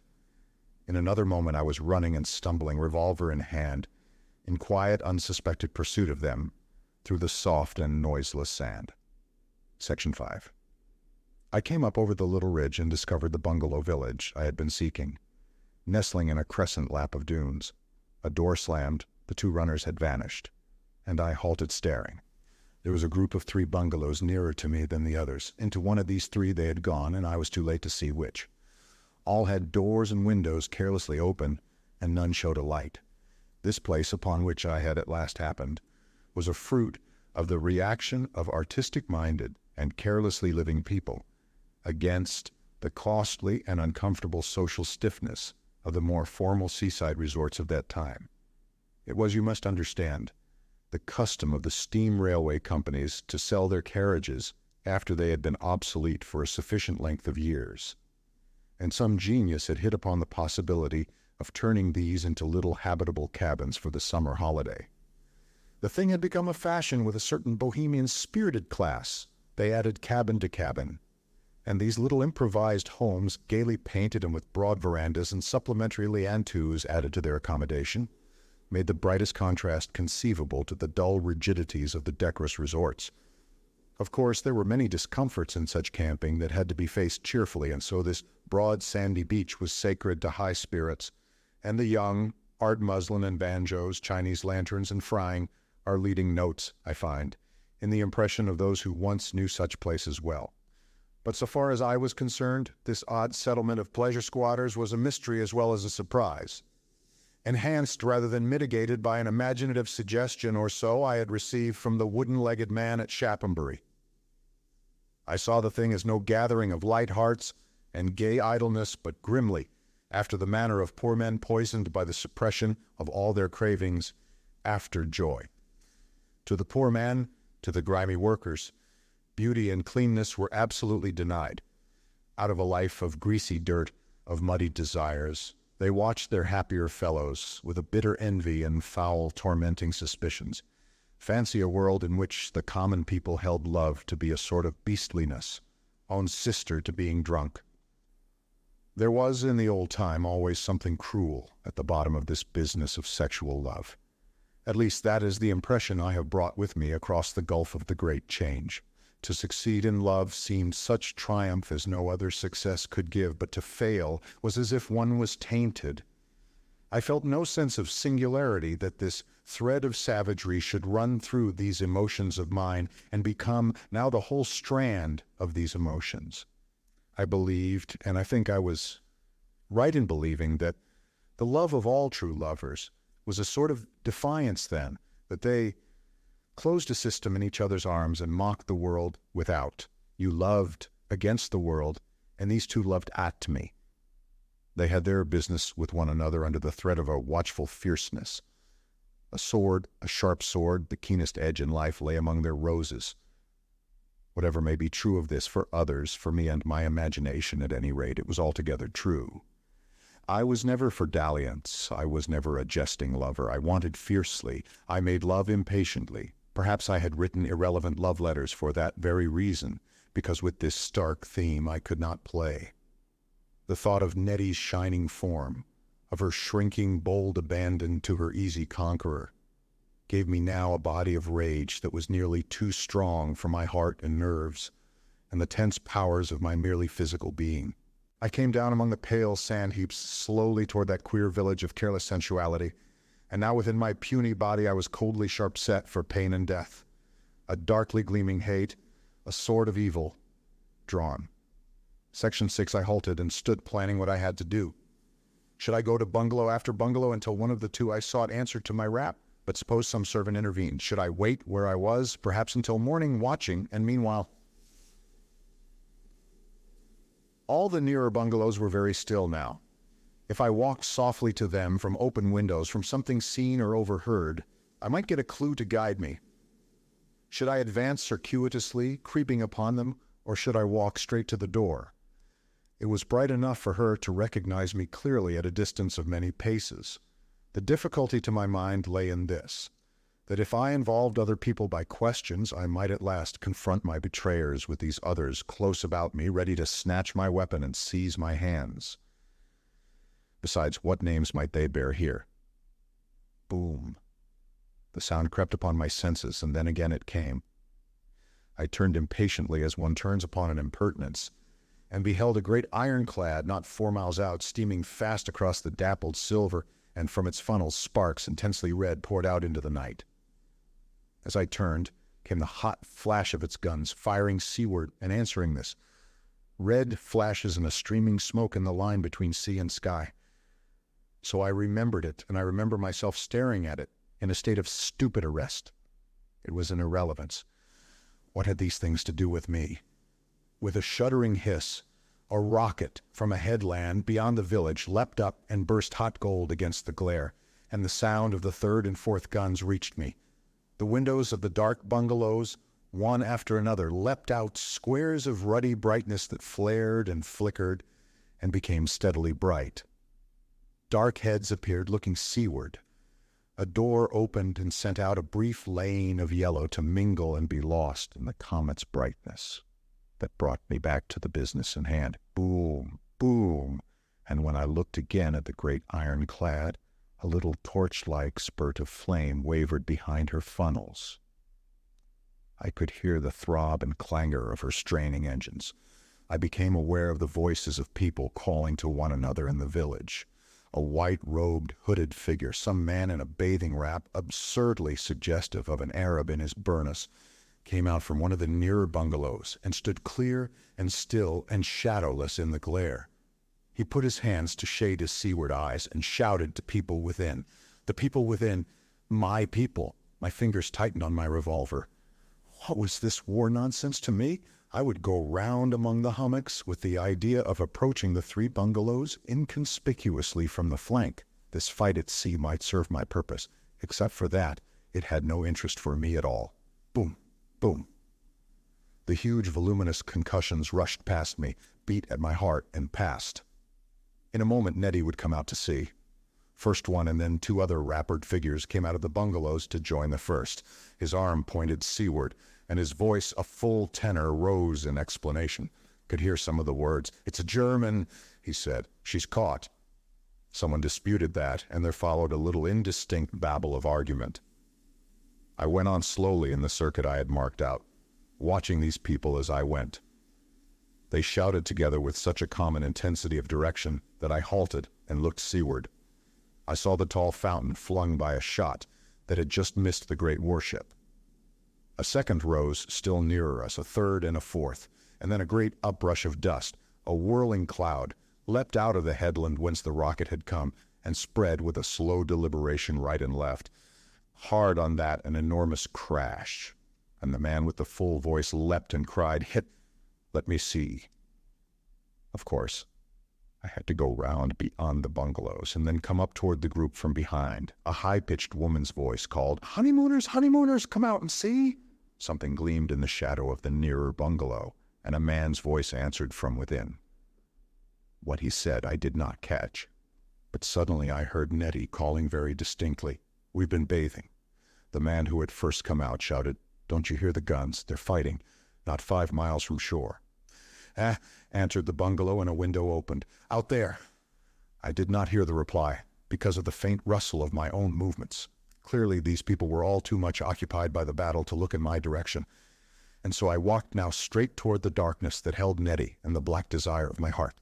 "Look!" cried someone, and pointed skyward. I glanced up, and behold, the sky was streaked with bright green trails. They radiated from a point halfway between the western horizon and the zenith, and within the shining clouds of the meteor a streaming movement had begun, so that it seemed to be pouring both westwardly and back toward the east, with a crackling sound, as though the whole heaven was stippled over with phantom pistol shots. It seemed to me then as if the meteor was coming to help me, descending with those 1,000 pistols like a curtain to fend off this unmeaning foolishness of the sea. Boom! Went a gun on the big ironclad, and boom! And the guns of the pursuing cruisers flashed in reply. To glance up at that streaky, stirring light scum of the sky made one's head swim. Stood for a moment dazed, and more than a little giddy. I had a curious instant of purely speculative thought. Suppose after all the fanatics were right and the world was coming to an end. What a score that would be for Parload. Then it came into my head that all these things were happening to consecrate my revenge. The war below, the heavens above, were the thunderous garment of my deed. I heard Nettie's voice cry out not 50 yards away, and my passion surged again. I was to return to her amid these terrors bearing unanticipated death.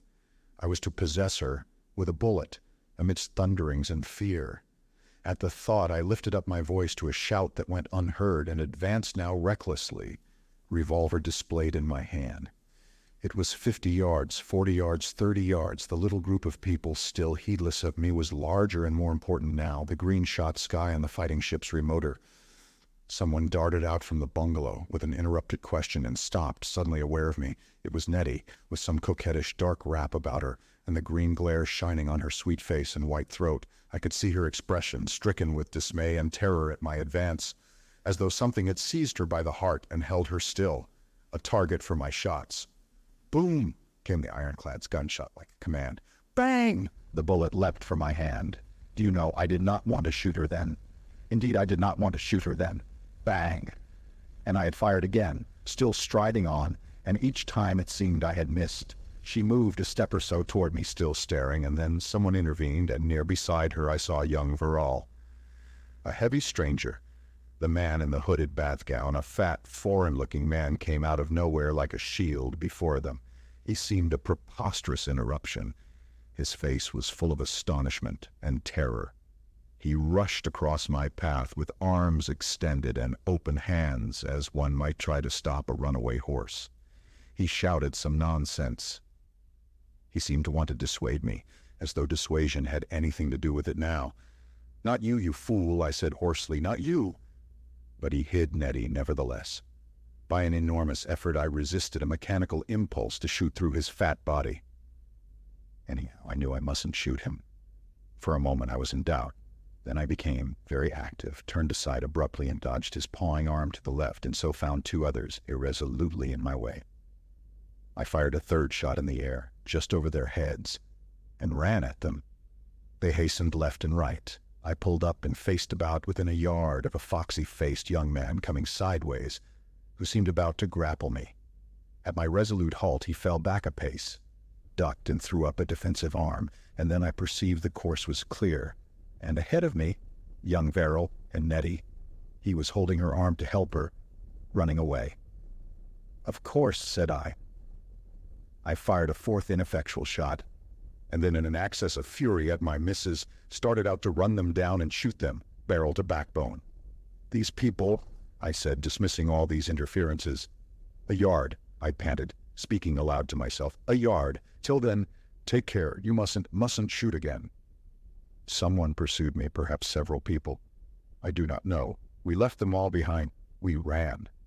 For a space I was altogether intent upon the swift monotony of flight and pursuit. The sands were changed to a whirl of green moonshine. The air was thunder. A luminous green haze rolled about us. What did such things matter? We ran. Did I gain or lose? That was the question. They ran through a gap in a broken fence that sprang up abruptly out of nothingness and turned to the right. I noted we were in a road, but this green mist, one seemed to plow through it. They were fading into it, and at that thought I made a spurt that won a dozen feet or more. She staggered. He gripped her arm and dragged her forward. They doubled to the left. We were off the road again and on turf. It felt like turf. I tripped and fell at a ditch that was somehow full of smoke and was up again. But now they were phantoms half gone into the livid swirls about me. Still I ran. On. I groaned with the violence of my effort. I staggered again and swore. I felt the concussions of great guns tear past me through the murk. They were gone, everything was going, but I kept on running.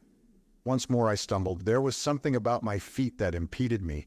Tall grass or heather, but I could not see what it was. Only this smoke that eddied about my knees. There was a noise and spinning in my brain, a vain resistance to a dark green curtain that was falling, fold upon fold. Everything grew darker and darker. I made one last frantic effort and raised my revolver, fired my penultimate shot at a venture and fell headlong to the ground. And behold, the green curtain was a black one, and the earth and I and all things ceased to be. Book the second, The Green Vapors. Chapter the first, The Change Section 1. I seemed to awaken out of a refreshing sleep. I did not awaken with a start, but opened my eyes and lay very comfortably looking at a line of extraordinarily scarlet poppies that glowed against a glowing sky. It was the sky of a magnificent sunrise, and an archipelago of gold-beached purple islands floated in a sea of golden green. The poppies, too, swan-necked buds, blazing corollas, translucent stout seed vessels, stoutly upheld, had a luminous quality. seemed wrought only from some more solid kind of light. I stared unwonderingly at these things for a time, and then there rose upon my consciousness, intermingling with these, the bristling golden-green heads of growing barley. A remote faint question where I might be, drifted and vanished again in my mind. Everything was very still. Everything was as still as death. I felt very light, full of the sense of physical well-being. I perceived I was lying on my side in a little trampled space in a weedy, flowering barley field that was in some inexplicable way saturated with light and beauty. I sat up and remained for a long time, filled with the delight and charm of the delicate little convolvulus that twined among the barley stems, the pimpernel that laced the ground below. Then that question returned. What was this place? How had I come to be sleeping here? I could not remember. It perplexed me that somehow my body felt strange to me. It was unfamiliar, I could not tell how, and the barley and the beautiful weeds and the slowly developing glory of the dawn behind, all those things partook of the same unfamiliarity. I felt as though I was a thing in some very luminous painted window, as though this dawn broke through me. I felt I was part of some exquisite picture, painted in light and joy. A faint breeze bent and rustled the barley heads and jogged my mind forward. Who was I? That was a good way of beginning. I held up my left hand and arm before me, a grubby hand, a frayed cuff, but with a quality of painted unreality, transfigured as a beggar might have been by Botticelli. I looked for a time steadfastly at a beautiful pearl sleeve link. I remembered Willie Leadford, who had owned that arm and hand, as though he had been someone else. Of course, my history, its rough outline rather than the immediate past, began to shape itself in my memory, very small, very bright and inaccessible, like a thing watched through a microscope. Claydon and Swathingly returned to my mind, the slums and darkness Dureresque, minute and in their rich dark colors pleasing, and through them I went towards my destiny. I sat hands on knees, recalling that queer, passionate career that had ended with my futile shot into the growing darkness of the end. The thought of that shot awoke my emotions again. There was something in it now, something absurd, that made me smile pityingly. Poor little angry, miserable creature, poor little angry, miserable world. I sighed for pity, not only pity for myself, but for all the hot hearts, the tormented brains, the straining, striving things of hope and pain who had found their peace at last beneath the pouring mist and suffocation of the comet, because certainly that world was over and done. They were all so weak and unhappy, and I was now so strong and so serene, for I felt sure I was dead. No one living could have this perfect assurance of good, this strong and confident peace. I had made an end of the fever called living, or I was dead and it was all right, and these... I felt an inconsistency. These, then, must be the barley fields of God, the still and silent barley fields of God, full of unfading poppy flowers whose seeds bear peace. Section 2. It was queer to find barley fields in heaven, but no doubt there were many surprises in store for me. How still everything was. Peace. The peace that passeth understanding. After all it had come to me, but indeed everything was very still. No birds sang. Surely I was alone in the world. No birds sang, yes, and all the distant sounds of life had ceased. The lowing of cattle, the barking of dogs. Something that was like fear beatified came into my heart. It was all right, I knew, but to be alone. I stood up and met the hot summons of the rising sun, hurrying towards me as it were with glad tidings over the spikes of the barley. Blinded, I made a step. My foot struck something hard, and I looked down to discover my revolver. A blue-black thing like a dead snake at my feet. For a moment that puzzled me, then I clean forgot about it. The wonder of the quiet took possession of my soul. Dawn, and no birds singing. How beautiful was the world! How beautiful, but how still! I walked slowly through the barley towards a line of elder bushes, wayfaring tree and bramble that made the hedge of the field. I noted as I passed along a dead shrew mouse, as it seemed to me, among the haulms, then a still toad. I was surprised that this did not leap aside from my footfalls, and I stooped and picked it up. Its body was limp like life, but it made no struggle. The brightness of its eye was veiled. It did not move in my hand. It seems to me now that I stood holding that lifeless little creature for some time. Then very softly I stooped down and replaced it. I was trembling with a nameless emotion. I looked with quickened eyes closely among the barley stems, and behold, now everywhere I saw beetles, flies, and little creatures that did not move, lying as they fell when the vapors overcame them. They seemed no more than painted things. Some were novel creatures to me. I was very unfamiliar with natural things. "My God," I cried, "but is it only I?" And then at my next movement, something squealed sharply, and I turned about, but I could not see it. Only I saw a little stir in a rut and heard the diminishing rustle of the unseen creature's flight. And at that, I turned to my toad again, and its eye moved, and it stirred. And presently, with infirm and hesitating gestures, it stretched its limbs and began to crawl away from me.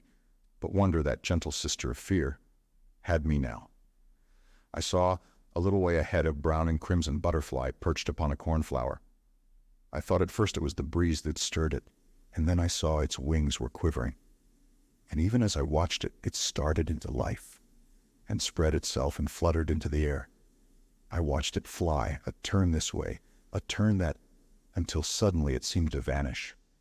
And now, life was returning to this thing and that on every side of me, with the slow stretchings and bendings, with twitterings, with a little start and stir.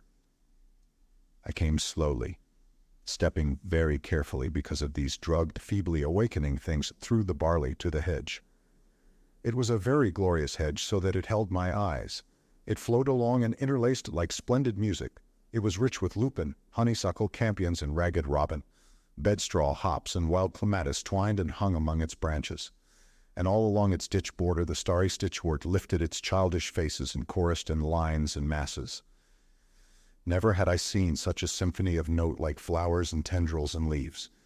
And suddenly in its depths I heard a chirrup and the whir of startled wings. Nothing was dead, but everything had changed to beauty. And I stood for a time with clean and happy eyes, looking at the intricate delicacy before me and marveling how richly God has made his worlds. Tweedle tweezle. A lark had shot the stillness with his shining thread of song. One lark, and then presently another, invisibly in the air, making out of that blue quiet a woven cloth of gold. The earth, recreated.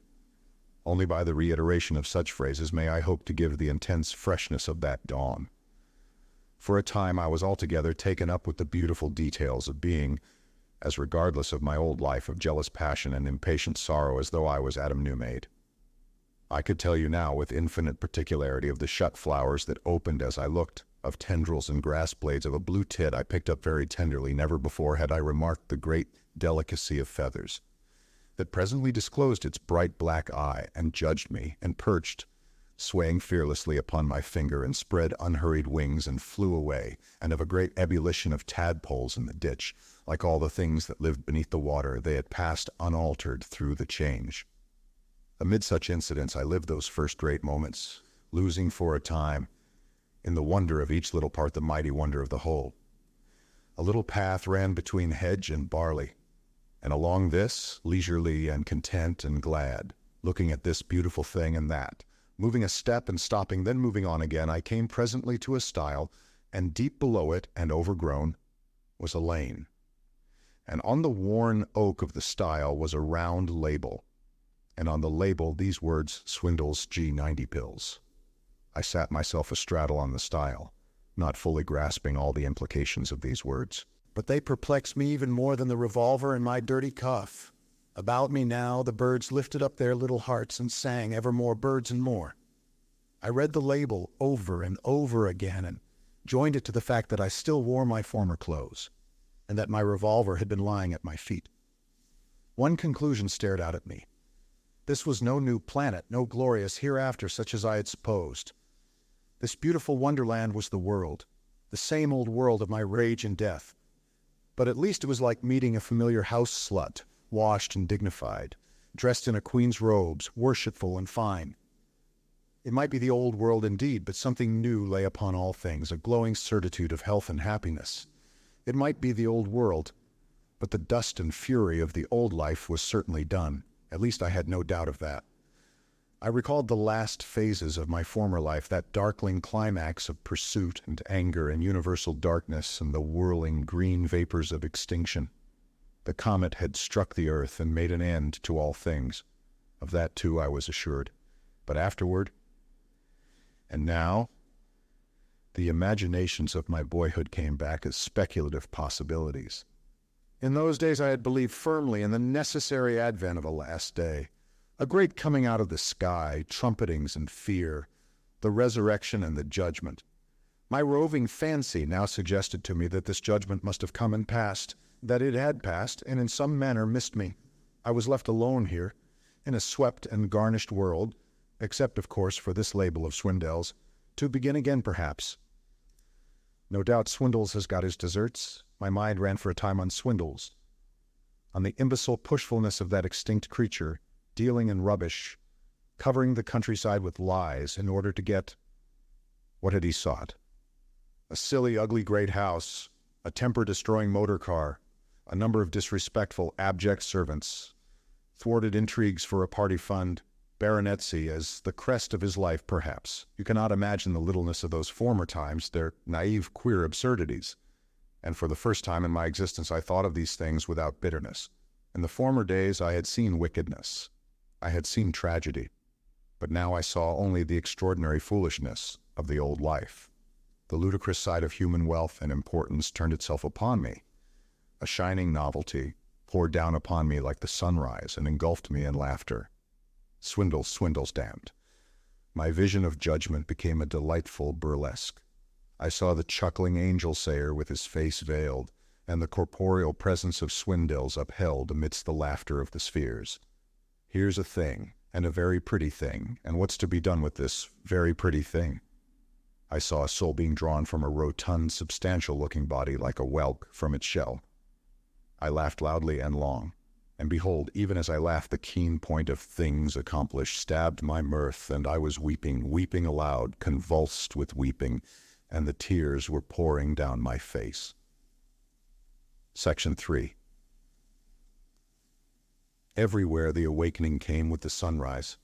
We awakened to the gladness of the morning. We walked dazzled in a light that was joy. Everywhere that was so, it was always morning. It was morning because, until the direct rays of the sun touched it, the changing nitrogen of our atmosphere did not pass into its permanent phase, and the sleepers lay as they had fallen.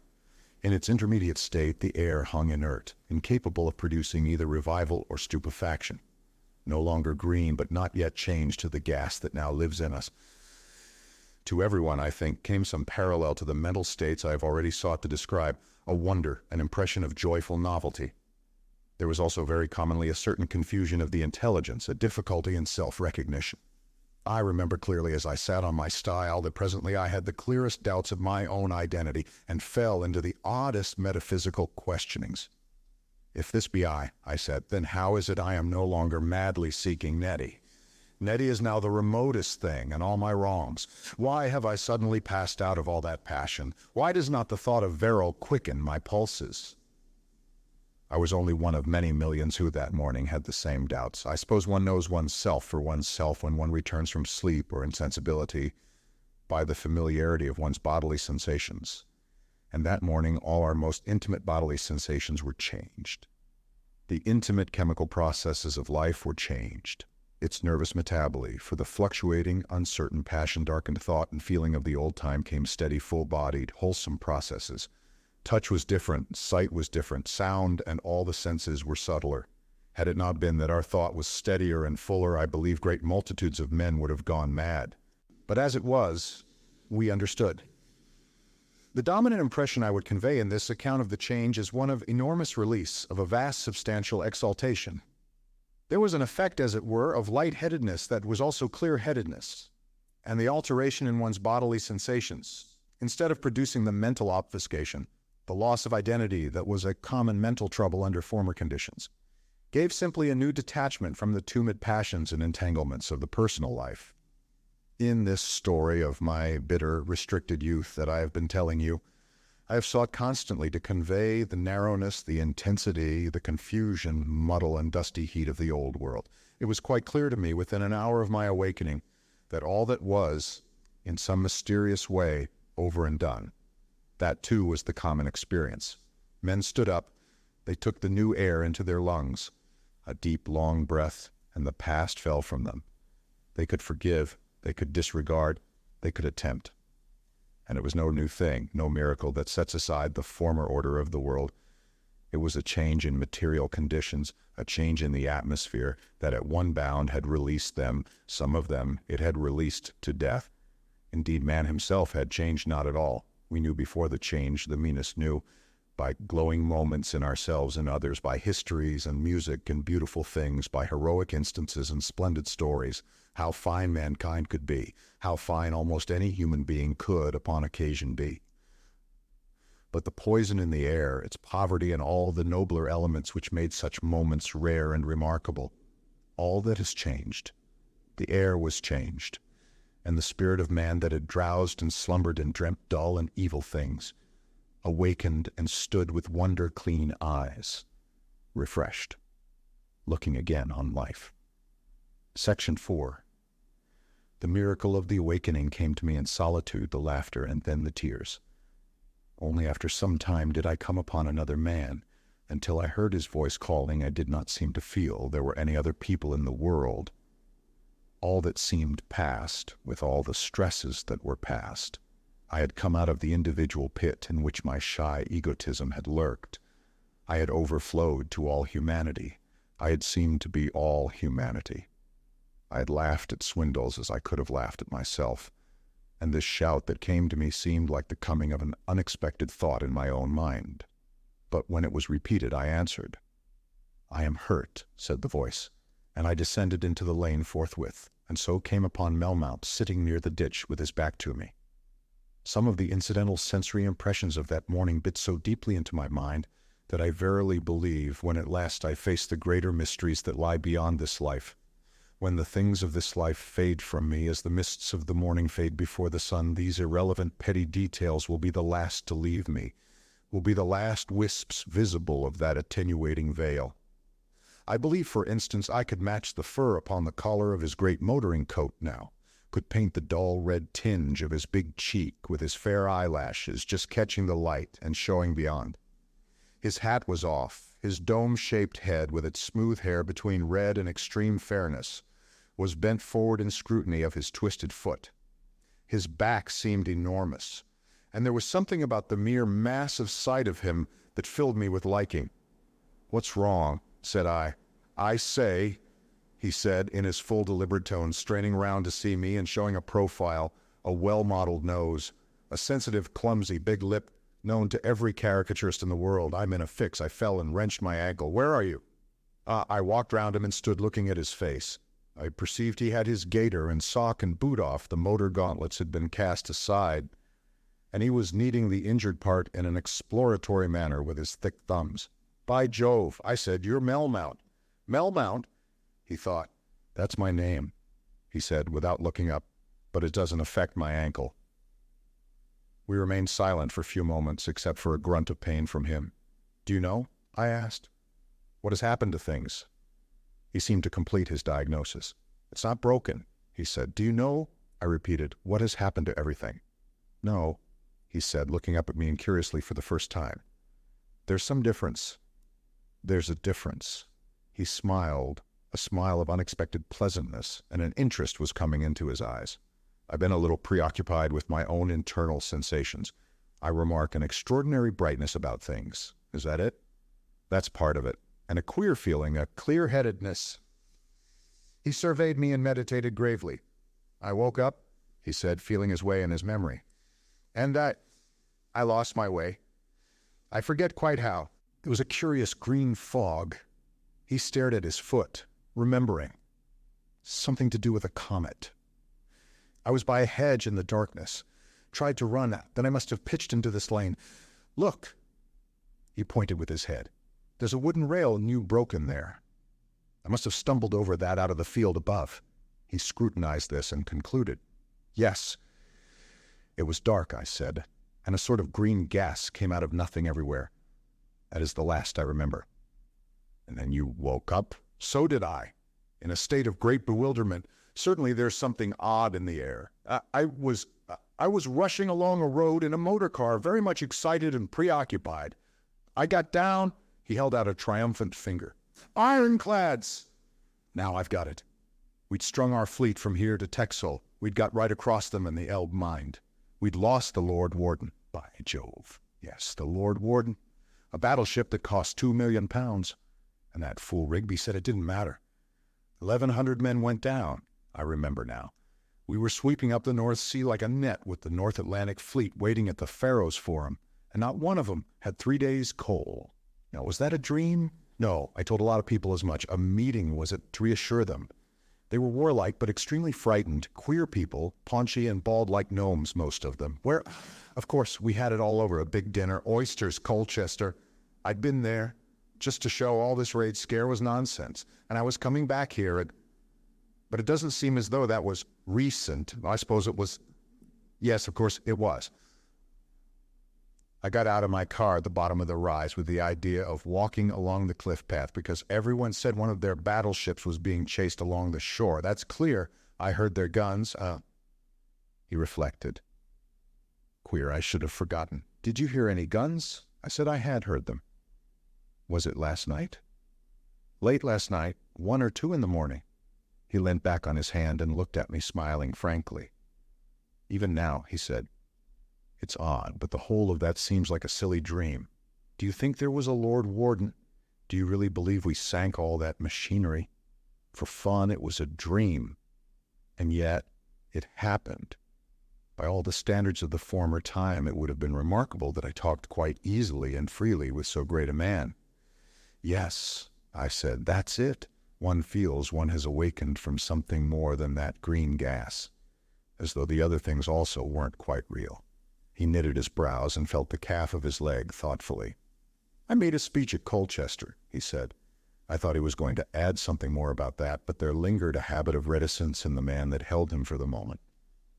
It is a very curious thing, he broke away, that this pain should be on the whole more interesting than disagreeable. You are in pain? My ankle is. It's either broken or badly sprained. I think sprained. It's very painful to move, but personally I'm not in pain. That sort of general sickness that comes with local injury, not a trace of it. He mused and remarked, I was speaking at Colchester and saying things about the war. I begin to see it better. The reporters, scribble, scribble, Max Soutane, 1885.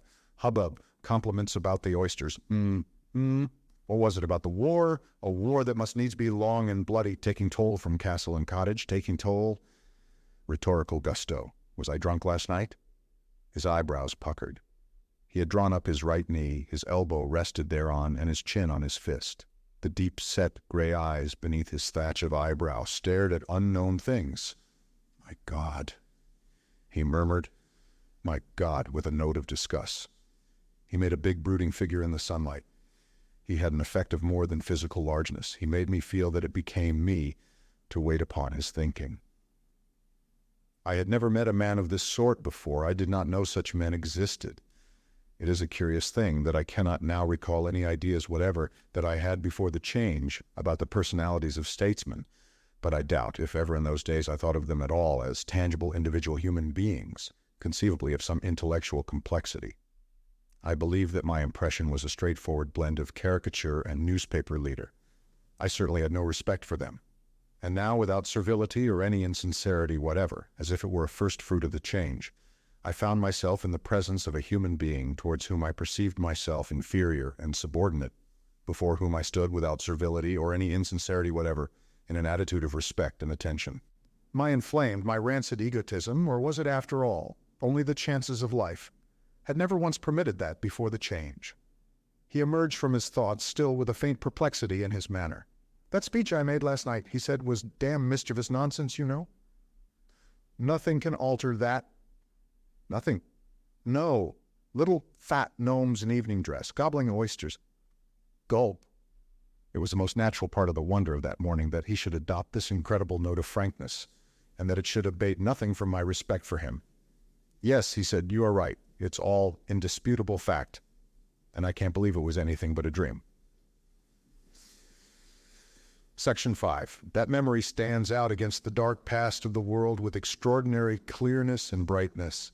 The air, I remember, it was full of the calling and piping and singing of birds. I have a curious persuasion, too, that there was a distant, happy clamor of pealing bells, but that I am half convinced is a mistake. Nevertheless, there was something in the fresh bite of things, in the dewy newness of sensation that set bells rejoicing in one's brain. And that big, fair, pensive man sitting on the ground had beauty even in his clumsy pose, as though Indeed, some great master of strength and humor had made him. And it is so hard now to convey these things. He spoke to me, a stranger without reservations, carelessly as men now speak to men. Before those days, not only did we think badly, but what we thought, 1,000 short-sighted considerations, dignity, objective discipline, discretion, 100 kindred aspects of shabbiness of soul, made us muffle before we told it to our fellow men. It's all returning now, he said, and told me half soliloquizingly what was in his mind. I wish I could give every word he said to me. He struck out image after image to my nascent intelligence with swift broken fragments of speech. If I had a precise full memory of that morning, I should give it you, verbatim, minutely. But here, save for the little sharp things that stand out, I find only blurred general impressions. Throughout, I have to make up again his half-forgotten sentences and speeches and be content with giving you the general effect. But I can see and hear him now as he said, "The dream got worse at the end. The war, a perfectly horrible business. Horrible. And it was just like a nightmare. You couldn't do anything to escape from it. Everyone was driven. His sense of indiscretion was gone. He opened the war out to me, as everyone sees it now. Only that morning, it was astonishing. He sat there on the ground, absurdly forgetful of his bare and swollen foot, treating me as the humblest accessory and as altogether an equal, talking out to himself the great obsessions of his mind. We could have prevented it. Any of us who chose to speak out could have prevented it, a little decent frankness. What was there to prevent us being frank with one another, their emperor? His position was a pile of ridiculous assumptions, no doubt, but at bottom he was a sane man. He touched off the emperor in a few pithy words, the German press, the German people, and our own. He put it as we should put it all now, but with a certain heat, as of a man half guilty and wholly resentful. "They're damned little buttoned-up professors," he cried, incidentally. "Were there ever such men? And ours. Some of us might have taken a firmer line. If a lot of us had taken a firmer line and squashed that nonsense early." He lapsed into inaudible whisperings, into silence. I stood regarding him, understanding him, learning marvelously from him. It is a fact that for the best part of the morning of the change, I forgot Nettie and Verrill as completely as though they were no more than characters in some novel that I had put aside to finish at my leisure, in order that I might talk to this man. Well, he said, waking startlingly from his thoughts. "Here we are awakened. The thing can't go on now. All this must end. How it ever began." "My dear boy, how did all those things ever begin? I feel like a new Adam. Do you think this has happened generally, or shall we find all these gnomes and things? Who cares?" He made as if to rise, and remembered his ankle. He suggested I should help him as far as his bungalow. There seemed nothing strange to either of us that he should requisition my services or that I should cheerfully obey. I helped him bandage his ankle, and we set out, I his crutch, the two of us making up a sort of limping quadruped along the winding lane toward the cliffs and the sea. Section 6.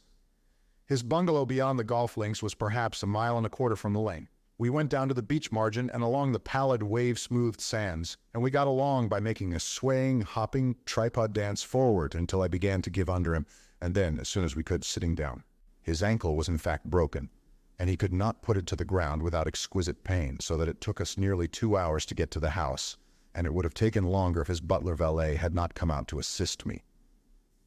They had found motor car and chauffeur smashed and still at the bend of the road near the house, and had been on that side looking for Melmount, or they would have seen us before. For most of that time we were sitting now on turf, now on a chalk boulder, now on a timber groin, and talking one to the other, with the frankness proper to the intercourse of men of good intent, without reservations or aggressions, in the common open fashion of contemporary intercourse today, but which then, nevertheless, was the rarest and strangest thing in the world. He, for the most part, talked, but at some shape of a question I told him, as plainly as I could tell of passions that had for a time become incomprehensible to me, of my murderous pursuit of Nettie and her lover, and how the green vapors overcame me. He watched me with grave eyes, and nodded understandingly, and afterwards he asked me brief penetrating questions about my education, my upbringing, my work. There was a deliberation in his manner, brief full pauses, that had in them no element of delay. "Yes," he said, "yes, of course. What a fool I have been." and said no more until we had made another of our tripod struggles along the beach. At first I did not see the connection of my story with that self-accusation. Suppose, he said, panting on the groin, there had been such a thing as a statesman. He turned to me. If one had decided all this muddle shall end, if one had taken it, as an artist takes his clay, as a man who builds takes site and stone and made... He flung out his big broad hand at the glories of sky and sea and drew a deep breath. Something to fit that setting. He added in explanation, there wouldn't have been such stories as yours at all, you know. Tell me more about it, he said. Tell me all about yourself. I feel all these things have passed away. All these things are to be changed forever. You won't be what you have been from this time forth. All the things you have done don't matter now. To us, at any rate, they don't matter at all. We have met, who were separated in that darkness behind us. Tell me. Yes, he said, and I told my story straight and as frankly as I have told it to you. And there, where those little skerries of weed rock run out to the ebb beyond the headland is Bungalow Village. What did you do with your pistol? I left it lying there among the barley. He glanced at me from under his light eyelashes. If others feel like you and I, he said, there'll be a lot of pistols left among the barley today. So we talked, I and that great strong man, with the love of brothers so plain between us it needed not a word. Our souls went out to one another in stark good faith. Never before had I had anything but a guarded watchfulness for any fellow man. Still I see him, upon that wild, desolate beach of the ebb tide. I see him leaning against the shelly buttress of a groin, looking down at the poor drowned sailor whose body we presently found. For we found a newly drowned man who had just chanced to miss this great dawn in which we rejoiced. We found him lying in a pool of water among brown weeds in the dark shadow of the timberings. You must not overrate the horrors of the former days. In those days it was scarcely more common to see death in England than it would be today. This dead man was a sailor from the Rother Adler, the great German battleship that, had we but known it, lay not 4 miles away along the coast amidst plowed-up mountains of chalk ooze, a torn and battered mass of machinery wholly submerged at high water, and holding in its interstices 900 drowned brave men, all strong and skillful, all once capable of doing fine things. I remember that poor boy very vividly. He had been drowned during the anesthesia of the green gas. His fair young face was quiet and calm, but the skin of his chest had been crinkled by scalding water, and his right arm was bent queerly back. Even to this needless death and all its tale of cruelty, beauty, and dignity had come. Everything flowed together to significance as we stood there. I, the ill-clad, cheaply equipped proletarian, and Melmount in his great fur-trimmed coat. He was hot with walking, but he had not thought to remove it, leaning upon the clumsy groins and pitying this poor victim of the war he had helped to make. Poor lad, he said, poor lad. A child we blunderers sent to death. Do look at the quiet beauty of that face, that body, to be flung aside like this. I remember that near this dead man's hand a stranded starfish writhed its slowly feeling limbs, struggling back toward the sea. It left grooved traces in the sand. There must be no more of this, panted Melmount, leaning on my shoulder. No more of this. But most I recall Melmount, as he talked a little later, sitting upon a great chalk boulder with the sunlight on his big, perspiration-dewed face. He made his resolves. We must end war, he said in that full whisper of his. It is stupidity, with so many people able to read and think even as it is. There is no need of anything of the sort. Gods, what have we rulers been at? Drowsing like people in a stifling room, too dull and sleepy and too base toward each other for anyone to get up and open the window. What haven't we been at? Great powerful figure, he sits there, still in my memory, perplexed and astonished at himself and all things. We must change all this, he repeated, and threw out his broad hands in a powerful gesture against the sea and sky. We have done so weakly. Heaven alone knows why. I can see him now, queer giant that he looked on that dawnlit beach of splendor, the seabirds flying about us in that crumpled death hard by. No bad symbol in his clumsiness and needless heat of the unawakened powers of the former time. I remember it as an integral part of that picture that far away across the sandy stretches one of those white estate boards I have described. Stuck up a little askew amidst the yellow-green turf upon the crest of the low cliffs. He talked with a sort of wonder of the former things. Has it ever dawned upon you to imagine the pettiness of every soul concerned in a declaration of war? He asked. He went on, as though speech was necessary to make it credible, to describe Laycock, who first gave the horror words at the Cabinet Council. An undersized Oxford prig with a tenoring voice and a garbage of Greek, the sort of little fool who is brought up on the admiration of his elder sisters. All the time, almost, he said, I was watching him, thinking what an ass he was to be trusted with men's lives. I might have done better to have thought that of myself. I was doing nothing to prevent it all. The damn little imbecile was up to his neck in the drama of the thing. He liked to trumpet it out. He goggled around at us. Then it is war, he said. Richover shrugged his shoulders, made some slight protest and gave in. Afterward I dreamt of him. What a lot we were, all a little scared at ourselves, all as it were instrumental. And it's fools like that lead to things like this. He jerked his head at that dead man nearby us. It'll be interesting to know what has happened to the world. This green vapor, queer stuff. But I know what has happened to me. It's conversion, I've always known. But this is being a fool. Talk. I'm going to stop it. He motioned to rise with his clumsy, outstretched hands. Stop what? Said I, stepping forward instinctively to help him.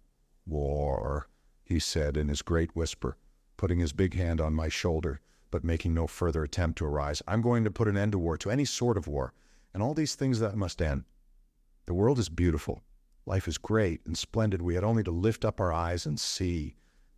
Think of the glories through which we have been driving, like a herd of swine in a garden place.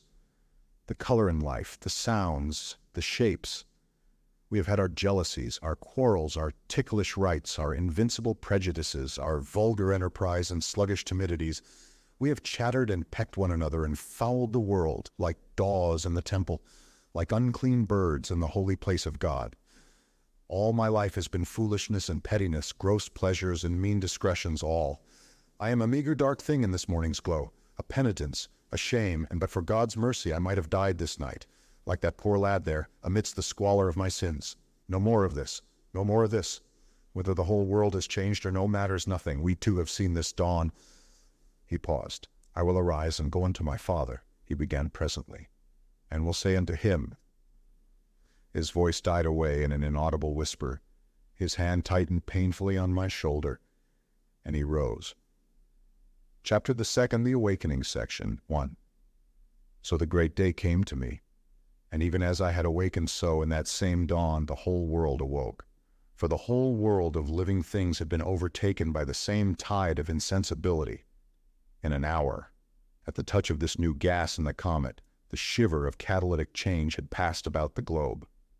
They say it was the nitrogen of the air, the old azote, that in the twinkling of an eye was changed out of itself, and in an hour or so became a respirable gas, differing indeed from oxygen, but helping and sustaining its action, a bath of strength and healing for nerve and brain. I do not know the precise changes that occurred, nor the names our chemists give them. My work has carried me away from such things. Only this I know. I and all men were renewed. I picture to myself this thing happening in space, a planetary moment, the faint smudge, the slender whirl of meteor drawing nearer to this planet like a ball, like a shaded, rounded ball, floating in the void with its little, nearly impalpable coat of cloud and air, with its dark pools of ocean, its gleaming ridges of land, and as that midge from the void touches it, the transparent, gaseous outer shell clouds in an instant green and then slowly clears again. Thereafter, for 3 hours or more, we know the minimum time for the change was almost exactly 3 hours because all the clocks and watches kept going. Everywhere, no man nor beast nor bird nor any living thing that breathes the air stirred at all, but lay still. Everywhere on earth that day, in the ears of everyone who breathed, there had been the same humming in the air, the same rush of green vapors, the crepitation, the streaming down of shooting stars. The Hindu had stayed his morning's work in the fields to stare and marvel and fall. The blue-clothed Chinaman fell head foremost athwart his midday bowl of rice. The Japanese merchant came out from some chaffering in his office, amazed, and presently lay there before his door. The evening gazers by the golden gates were overtaken as they waited for the rising of the great star. This had happened in every city of the world. in every lonely valley, in every home and house and shelter and every open place. On the high seas, the crowding steamship passengers, eager for any wonder, gaped and marveled, and were suddenly terror-stricken, and struggled for the gangways and were overcome. The captain staggered on the bridge and fell. The stoker fell headlong among his coals. The engines throbbed upon their way untended. The fishing craft drove by without a hail, with swaying rudder, heeling and dipping. The great voice of material fate cried, "Halt!" And in the midst of the play, the actors staggered, dropped, and were still. The figure runs from my pen.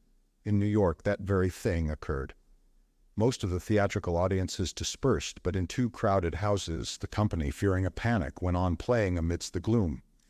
And the people, trained by many a previous disaster, stuck to their seats. There they sat, the back rows only moving a little, and there, in disciplined lines, they drooped and failed, nodded and fell forward or slid down upon the floor. I am told by Parload, though indeed I know nothing of the reasoning on which his confidence rests, that within an hour of the great moment of impact, the first green modification of nitrogen had dissolved and passed away, leaving the air as translucent as ever. The rest of that wonderful interlude was clear, had any had eyes to see its clearness. In London, it was night. But in New York, for example, people were in the full bustle of the evening's enjoyment. In Chicago, they were sitting down to dinner. The whole world was abroad. The moonlight must have illuminated streets and squares littered with crumpled figures, through which such electric cars as had no automatic brakes had plowed on their way until they were stopped by the fallen bodies. People lay in their dress clothes, in dining rooms, restaurants, on staircases, in halls, everywhere just as they had been overcome. Men gambling, men drinking, thieves lurking in hidden places, sinful couples were caught to arise with awakened mind and conscience amidst the disorder of their sin. America the Comet reached in the full tide of evening life, but Britain lay asleep. But as I have told, Britain did not slumber so deeply, but that she was in the full tide of what may have been battle and a great victory. Up and down the North Sea, her warships swept together like a net about their foes. On land, too, that night was to have decided great issues. The German camps were under arms from Redingen to Markirk. Their infantry columns were lying in swaths like mown hay, an arrested night march on every track between Longuyon and Thiancourt, and between Avricourt and Donen. The hills beyond Spincourt were dusted thick with hidden French riflemen.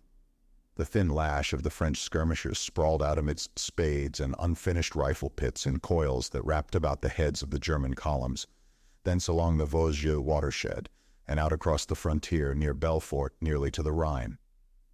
The Hungarian, the Italian peasant yawned and thought the morning dark and turned over to fall into a dreamless sleep.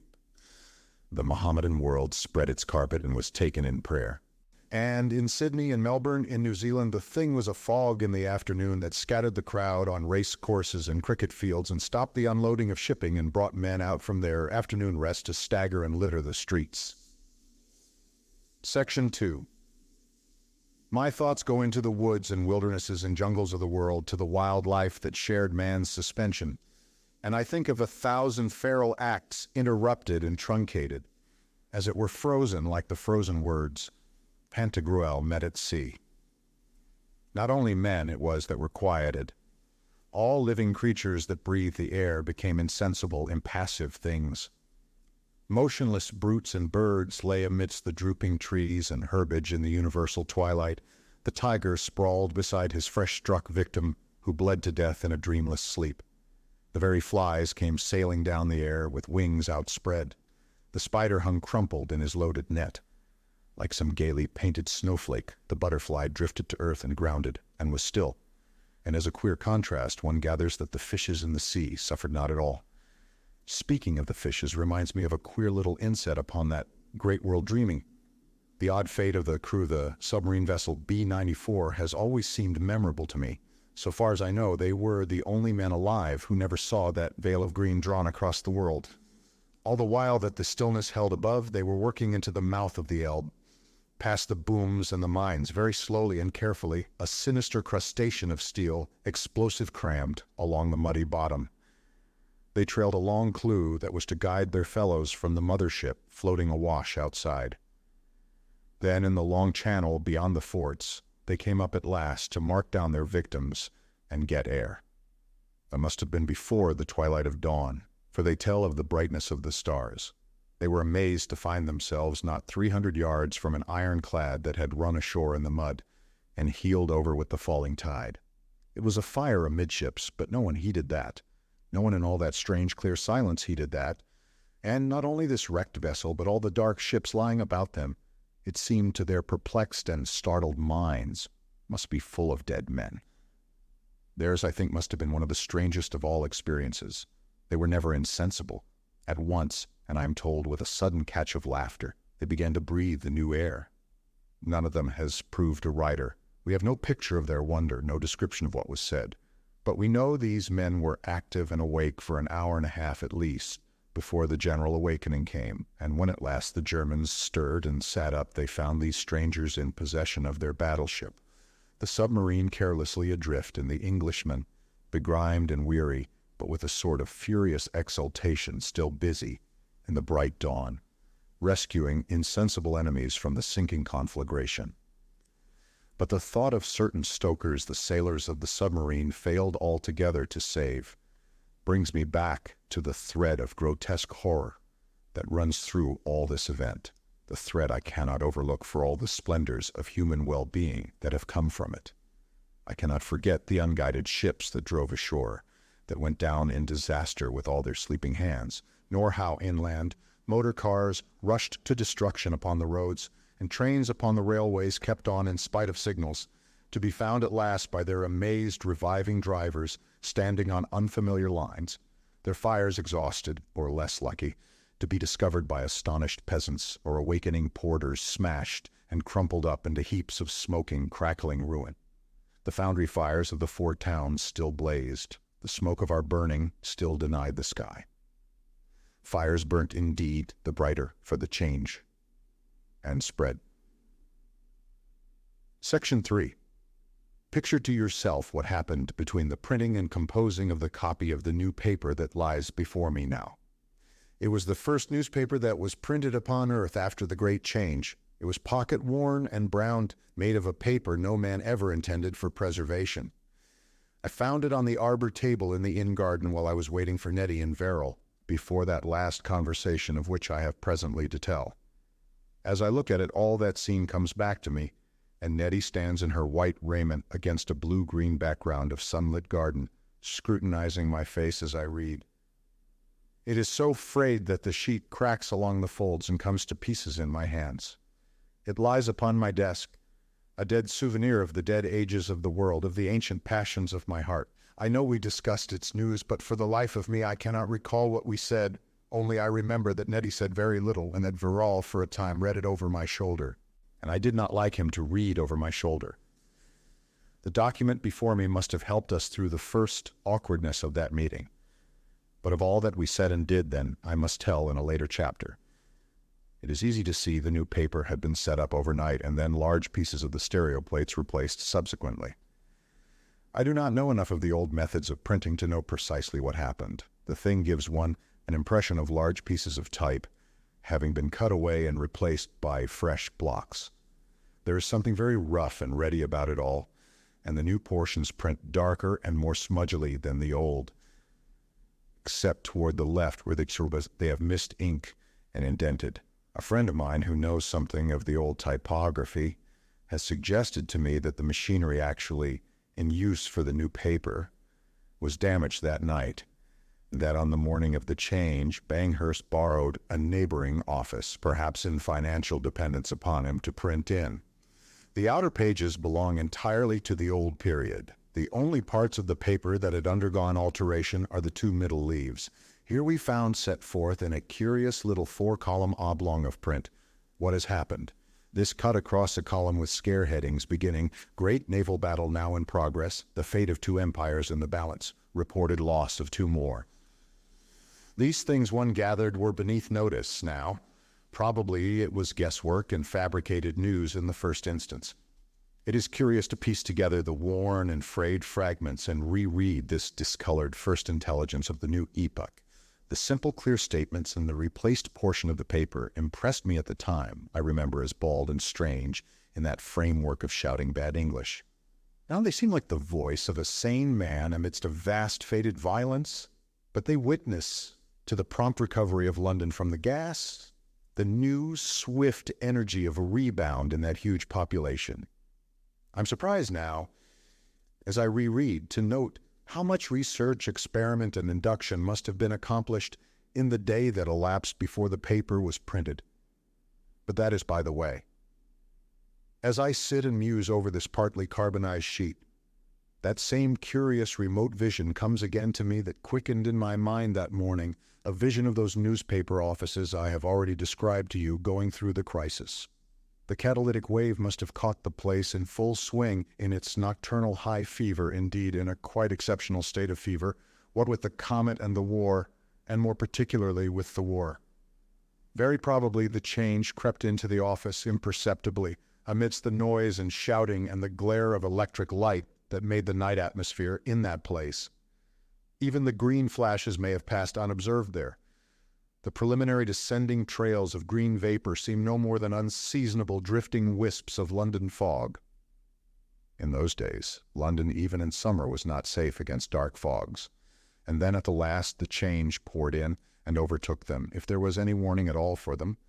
It must have been a sudden universal tumult in the street, and then a much more universal quiet. They could have had no other intimation. There was no time to stop the presses before the main development of green vapor had overwhelmed everyone, must have folded about them, tumbled them to the earth, masked and stilled them.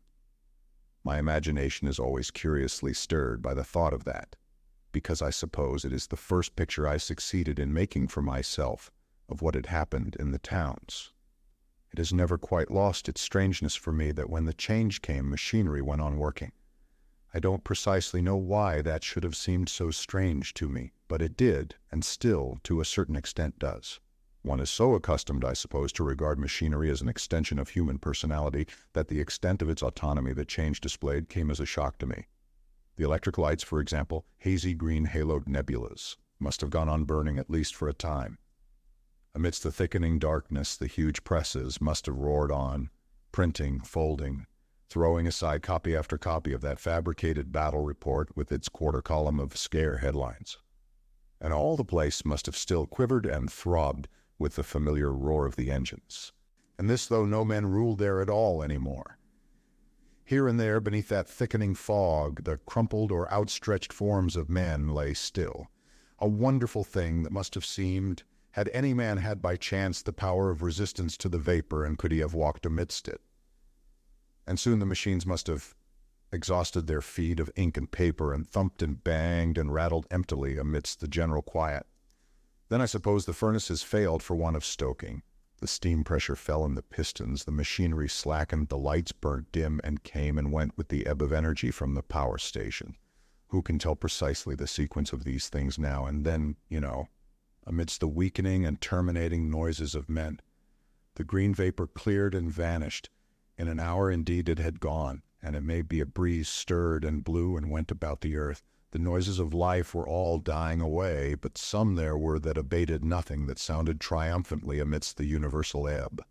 To a heedless world, the church towers tolled out 2 and then 3. Clocks ticked and chimed everywhere about the earth to deafened ears. And then came the first flush of morning, the first rustlings of the revival. Perhaps in that office the filaments of the lamps were still glowing. The machinery was still pulsing weakly when the crumpled, booted heaps of cloth became men again and began to stir and stare. The chapel of the printers was, no doubt, shocked to find itself asleep. Amidst that dazzling dawn, the new paper woke to wonder, stood up and blinked at its amazing self. The clocks of the city churches, one pursuing another, struck 4. The staffs, crumpled and disheveled, but with a strange refreshment in their veins, stood about the damaged machinery, marveling and questioning. The editor read his overnight headlines with incredulous laughter. There was much involuntary laughter that morning. Outside, the mailmen patted the necks and rubbed the knees of their awakening horses. Then, slowly and with much conversation and doubt, they set about to produce the paper. Imagine those bemused, perplexed people, carried on by the inertia of their old occupations, and doing their best with an enterprise that had suddenly become altogether extraordinary and irrational. They worked amidst questionings, and yet light-heartedly. At every stage there must have been interruptions for discussion. The paper only got down to Menton 5 days late. Section 4. Then let me give you a vivid little impression I received of a certain prosaic person, a grocer named Wiggins, and how he passed through the change. I heard this man's story in the post office at Menton, when in the afternoon of the first day, I bethought me to telegraph to my mother. The place was also a grocer's shop, and I found him and the proprietor talking as I went in. They were trade competitors, and Wiggins had just come across the street to break the hostile silence of a score of years. The sparkle of the change was in their eyes, their slightly flushed cheeks, their more elastic gestures spoke of new physical influences that had invaded their beings. It did us no good. All our hatred, Mr. Wiggins said to me, explaining the emotion of their encounter. It did our customers no good. I've come to tell him that. You bear that in mind, young man, if ever you come to have a shop of your own. It was a sort of stupid bitterness possessed us, and I can't make out we didn't see it before in that light. Not so much downright wickedness, it wasn't a stupidity, a stupid jealousy. Think of it. 2 human beings within a stone's throw who have not spoken for 20 years, hardening our hearts against each other. I can't think how we came to such a state, Mr. Wiggins, said the other, packing tea into pound packets out of mere habit as he spoke. It was wicked pride and obstinacy. We knew it was foolish all the time. I stood affixing the adhesive stamp to my telegram. Only the other morning, he went on to me, I was cutting French eggs, selling at a loss to do it. He'd marked down with a great staring ticket to 9pence a dozen. I saw it as I went past. Here's my answer. He indicated a ticket. 8pence a dozen, same as sold elsewhere for 9pence. A whole penny down, bang off. Just a touch above cost, if that. And even then, he leant over the counter to say impressively, not the same eggs? Now, what people in their senses would do things like that, said Mr. Wiggins. I sent my telegram. The proprietor dispatched it for me. And while he did so, I fell exchanging experiences with Mr. Wiggins. He knew no more than I did then the nature of the change that had come over things. He had been alarmed by the green flashes, he said, so much so that after watching for a time from behind his bedroom window blind, he had got up and hastily dressed and made his family get up also, so that they might be ready for the end. He made them put on their Sunday clothes. They all went out into the garden together, their minds divided between admiration at the gloriousness of the spectacle and a great and growing awe. They were dissenters and very religious people out of business hours, and it seemed to them in those last magnificent moments that, after all, science must be wrong and the fanatics right. With the green vapors came conviction, and they prepared to meet their God. This man, you must understand, was a common-looking man in his shirt sleeves and with an apron about his paunch. And he told his story in an Anglian accent that sounded mean and clipped to my Staffordshire ears. He told his story without a thought of pride, and as it were incidentally, and yet he gave me a vision of something heroic. These people did not run hither and thither as many people did. These 4 simple common people stood beyond their back door in their garden pathway between the gooseberry bushes with the terrors of their God and his judgments closing in upon them swiftly and wonderfully, and there they began to sing. There they stood, father and mother and 2 daughters, chanting out stoutly, but no doubt a little flatly after the manner of their kind, in Zion's hope abiding, my soul in triumph sings, until one by one they fell and lay still. Postmaster had heard them in the gathering darkness, in Zion's hope abiding. It was the most extraordinary thing in the world to hear this flushed and happy-eyed man telling that story of his recent death. It did not seem at all possible to have happened in the last 12 hours. It was minute and remote, these people who went singing through the darkling to their God. It was like a scene shown to me, very small and very distinctly painted, in a locket. But that effect was not confined to this particular thing. A vast number of things that had happened before the coming of the comet had undergone the same transfiguring reduction. Other people, too, I've learnt since, had the same illusion, a sense of enlargement.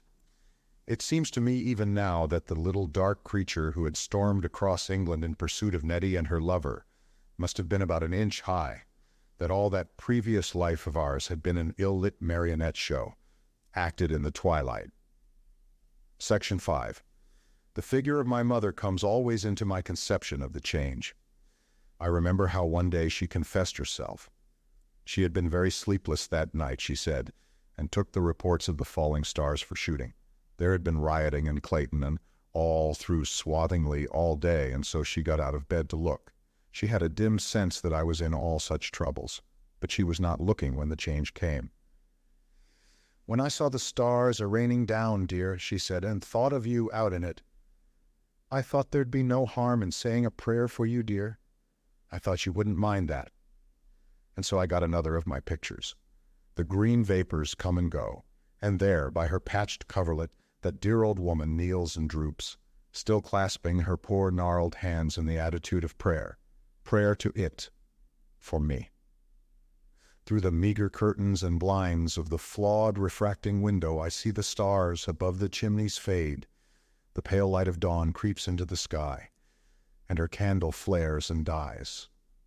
That also went with me through the stillness, that silent kneeling figure, that frozen prayer to God to shield me, silent in a silent world, rushing through the emptiness of space. Section 6.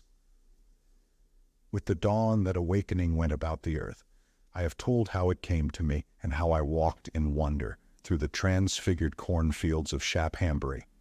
It came to everyone. Near me, and for the time clear forgotten by me, Verrill and Nettie woke near one another, each heard before all other sounds the other's voice amidst the stillness and the light, and the scattered people who had run to and fro and fallen on the beach of Bungalow Village awoke.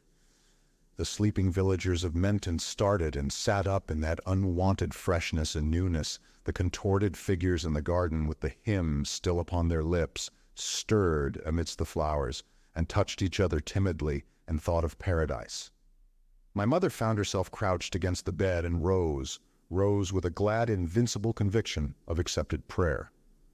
Already when it came to us, the soldiers, crowded between the lines of dusty poplars along the road to Alarmont, were chatting and sharing coffee with the French riflemen, who had hailed them from their carefully hidden pits among the vineyards up the slopes of Beauville. A certain perplexity had come to these marksmen, who had dropped asleep tensely ready for the rocket that should wake the whir and rattle of their magazines. At the sight and sound of the stir and human confusion in the roadway below, it had come to each man individually that he could not shoot. One conscript, at least, has told his story of his awakening, and how curious he thought the rifle there beside him in his pit, how he took it on his knees to examine. Then, as his memory of its purpose grew clearer, he dropped the thing and stood up with a kind of joyful horror at the crime escaped, to look more closely at the man he was to have assassinated. Brave types, he thought. They looked for such a fate. The summoning rocket never flew. Below, the men did not fall into ranks again, but sat by the roadside or stood in groups talking, discussing with a novel incredulity the ostensible causes of the war. "The Emperor," said they, and "oh, nonsense, we're civilized men. Get someone else for this job. Where's the coffee?" The officers held their own horses and talked to the men frankly, regardless of discipline. Some Frenchmen out of the rifle pits came sauntering down the hill. Others stood doubtfully, rifles still in hand. Curious faces scanned these latter. Little arguments sprang as, "Shoot at us, nonsense. They're respectable French citizens." There's a picture of it all, very bright and detailed in the morning light, in the battle gallery amidst the ruins at Old Nancy, and one sees the old-world uniform of the soldier, the odd caps and belts and boots, the ammunition belt, the water bottle, the sort of tourist's pack the men carried, a queer, elaborate equipment. The soldiers had awakened one by one, first one and then another. I wonder sometimes whether perhaps, if the two armies had come awake in an instant, the battle, by mere habit and inertia, might not have begun. But the men who waked first sat up, looked about them in astonishment, had time to think a little. Section 7. Everywhere there was laughter, everywhere tears. Men and women in the common life, finding themselves suddenly lit and exalted, capable of doing what had hitherto been impossible, incapable of doing what had hitherto been irresistible, happy, hopeful, unselfishly energetic, rejected altogether the supposition that this was merely a change in the blood and material texture of life. They denied the bodies God had given them, as once the Upper Nile savages struck out their canine teeth, because these made them like the beasts. They declared that this was the coming of a spirit, and nothing else would satisfy their need for explanations, and in a sense the spirit came. The great revival sprang directly from the change, the last, the deepest, widest, and most enduring of all the vast inundations of religious emotion that go by that name. But indeed it differed essentially from its innumerable predecessors. The former revivals were a phase of fever. This was the first movement of health. It was altogether quieter, more intellectual, more private, more religious than any of those others. In the old time, and more especially in the Protestant countries, where the things of religion were outspoken, and the absence of confession and well-trained priests made religious states of emotion explosive and contagious, revivalism upon various scales was a normal phase in the religious life. Revivals were always going on, now a little disturbance of consciences in a village, now an evening of emotion in a mission room, now a great storm that swept the continent, and now an organized effort that came to town with bands and banners and handbills and motor cars for the saving of souls. Never at any time did I take part in, nor was I attracted by any of these movements. My nature, although passionate, was too critical, or skeptical if you like, for it amounts to the same thing, and shy to be drawn into these whirls. But on several occasions Parload and I sat scoffing but nevertheless disturbed in the back seats of revivalist meetings. I saw enough of them to understand their nature, and I'm not surprised to learn now that before the Comet came all about the world, even among savages, even among cannibals, these same, or at any rate closely similar, periodic upheavals went on. The world was stifling. It was in a fever. And these phenomena were neither more nor less than the instinctive struggle of the organism against the ebb of its powers, the clogging of its veins, the limitation of its life. Invariably, these revivals followed periods of sordid and restricted living. Men obeyed their base, immediate motives, until the world grew unendurably bitter. Some disappointment, some thwarting lit up for them, darkly indeed, but yet enough for indistinct vision. The crowded squalor, the dark enclosure of life, a sudden disgust with the insensate smallness of the old world way of living, a realization of sin, a sense of the unworthiness of all individual things, a desire for something comprehensive, sustaining, something greater, for wider communions and less habitual things filled them.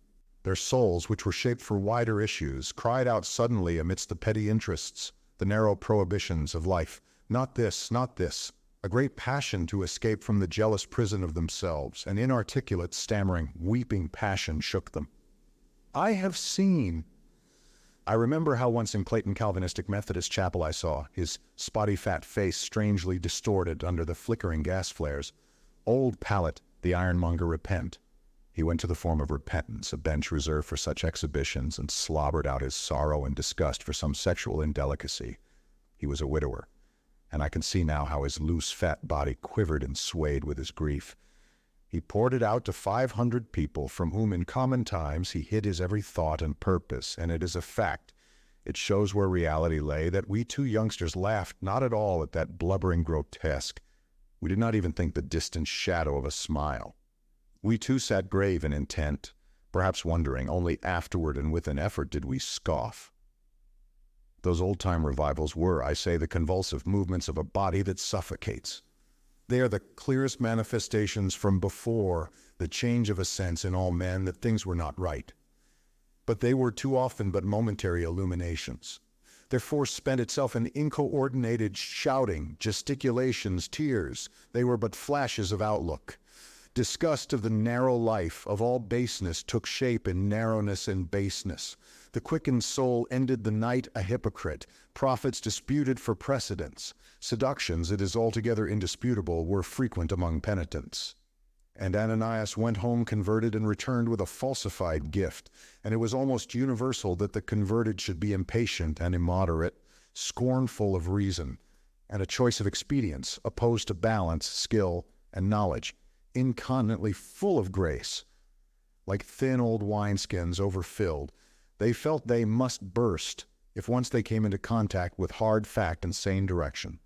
So the former revivals spent themselves, but the great revival did not spend itself, but grew to be, for the majority of Christendom at least, the permanent expression of the change. For many, it has taken the shape of an outright declaration that this was the second advent. It is not for me to discuss the validity of that suggestion, for nearly all it has amounted to an enduring broadening of all the issues of life. Section 8. One irrelevant memory comes back to me, irrelevant, and yet by some subtle trick of quality it summarizes the change for me. It is the memory of a woman's very beautiful face, a woman with a flushed face and tear-bright eyes who went by me without speaking, wrapped in some secret purpose. I passed her when, in the afternoon of the first day, struck by a sudden remorse, I went down to Menton to send a telegram to my mother telling her all was well with me. Whither this woman went, I do not know, nor whence she came. I never saw her again, and only her face, glowing with that new and luminous resolve, stands out for me. But that expression was the world's. Chapter the 3rd. The Cabinet Council, Section 1. And what a strange, unprecedented thing was that Cabinet Council at which I was present. The council that was held 2 days later in Melmont's bungalow, in which convened the conference to frame the constitution of the world state.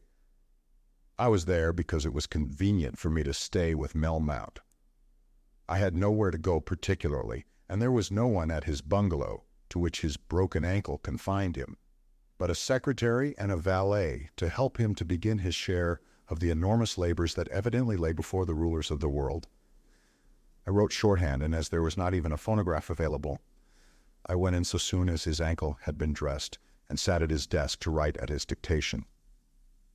It is characteristic of the odd slackness that went with the spasmodic violence of the old epoch that the secretary could not use shorthand, and that there was no telephone whatever in the place. Every message had to be taken to the village post office in that grocer's shop at Menton, half a mile away. So I sat in the back of Melmount's room. His desk had been thrust aside, and made such memoranda as were needed. At that time, his room seemed to me the most beautifully furnished in the world, and I could identify now the vivid cheerfulness of the chintz of the sofa on which the great statesman lay just in front of me, the fine, rich paper, the red sealing wax, the silver equipage of the desk I used. I know now that my presence in that room was a strange and remarkable thing. The open door, even the coming and going of Parker the secretary, innovations. In the old days, a cabinet council was a secret conclave. Secrecy and furtiveness were in the texture of all public life. In the old days, everybody was always keeping something back from somebody, being wary and cunning, prevaricating, misleading. For the most part, for no reason at all. Almost unnoticed, that secrecy had dropped out of life. I close my eyes and see those men again, hear their deliberating voices. First I see them a little diffusely in the cold explicitness of daylight, and then concentrated and drawn together amidst the shadow and mystery about shaded lamps. Integral to this and very clear is the memory of biscuit crumbs and a drop of spilt water, that at first stood shining upon and then sank into the green tablecloth. I remember particularly the figure of Lord Adisham. He came to the bungalow a day before the others, because he was Melmont's personal friend. Let me describe this statesman to you, this one of the 15 men who made the last war. He was the youngest member of the government, and an altogether pleasant and sunny man of 40. He had a clear profile to his clean gray face, a smiling eye, a friendly, careful voice upon his thin, clean-shaven lips, and easy, disabusing manner. He had the perfect quality of a man who had fallen easily into a place prepared for him. He had the temperament of what we used to call a philosopher, and indifferent, that is to say, the change, had caught him at his weekend recreation, fly fishing, and indeed, he said, I remember that he recovered to find himself with his head within a yard of the water's brim. In times of crisis, Lord Adisham invariably went fly fishing at the weekend to keep his mind in tone, and when there was no crisis, then there was nothing he liked so much to do as fly fishing. And so, of course, as there was nothing to prevent it, he fished. He came resolved, among other things, to give up fly fishing altogether. I was present when he came to Melmount and heard him say as much. And by a more naive route, it was evident that he had arrived at the same scheme of intention as my master. I left them to talk, but afterward I came back to take down their long telegrams to their coming colleagues. He was no doubt as profoundly affected as Melmoth by the change, but his tricks of civility and irony and acceptable humor had survived the change. And he expressed his altered attitude, his expanded emotions, in a quaint modification of the old-time man-of-the-world style, with excessive moderation, with a trained horror of the enthusiasm that swayed him. These 15 men who ruled the British Empire were curiously unlike anything I had expected, and I watched them intently whenever my services were not in request. They made a peculiar class at that time, these English politicians and statesmen, a class that is now completely passed away. In some respects, they were unlike the statesmen of any other region of the world, and I do not find that any really adequate account remains of them. Perhaps you are a reader of the old books. If so, you will find them rendered with a note of hostile exaggeration by Dickens in Bleak House, with a mingling of gross flattery and keen ridicule by Disraeli, who ruled among them accidentally by misunderstanding them and pleasing the court, and all their assumptions are set forth, portentously perhaps, but truthfully so far as people of the permanent official class saw them in the novels of Mrs. Humphrey Ward. All these books are still in this world and at the disposal of the curious, and in addition the philosopher Bagehot and the picturesque historian Macaulay give something of their method of thinking. The novelist Thackeray skirts the seamy side of their social life, and there are some good passages of irony, personal descriptions, and reminiscence to be found in the 20th century Garner from the pens of such writers, for example, as Sidney Lowe, but a picture of them as a whole is wanting. Then they were too near and too great. Now very rapidly they have become incomprehensible. We common people of the old time based our conception of our statesmen almost entirely on the caricatures that formed the most powerful weapon in political controversy. Like almost every main feature of the old condition of things, these caricatures were an unanticipated development. They were a sort of parasitic outgrowth from, which had finally altogether replaced, the thin and vague aspirations of the original democratic ideals. They presented not only the personalities who led our public life, but the most sacred structural conceptions of that life, in ludicrous, vulgar, and dishonorable aspects that in the end came near to destroying entirely all grave and honorable emotion or motive toward the state. The state of Britain was represented nearly always by a red-faced, purse-proud farmer with an enormous belly, that fine dream of freedom, the United States by a cunning, lean-faced rascal in striped trousers and a blue coat. The chief ministers of state were pickpockets, washerwomen, clowns, whales, asses, elephants, and whatnot, and issues that affected the welfare of millions of men were dressed and judged like a rally in some idiotic pantomime. A tragic war in South Africa that wrecked many thousand homes, impoverished 2 whole lands, and brought death and disablement to 50,000 men, was presented as a quite comical quarrel between a violent queer being named Chamberlain, with an eyeglass, an orchid, and a short temper, and old Kruger, an obstinate and very cunning old man in a shocking bad hat.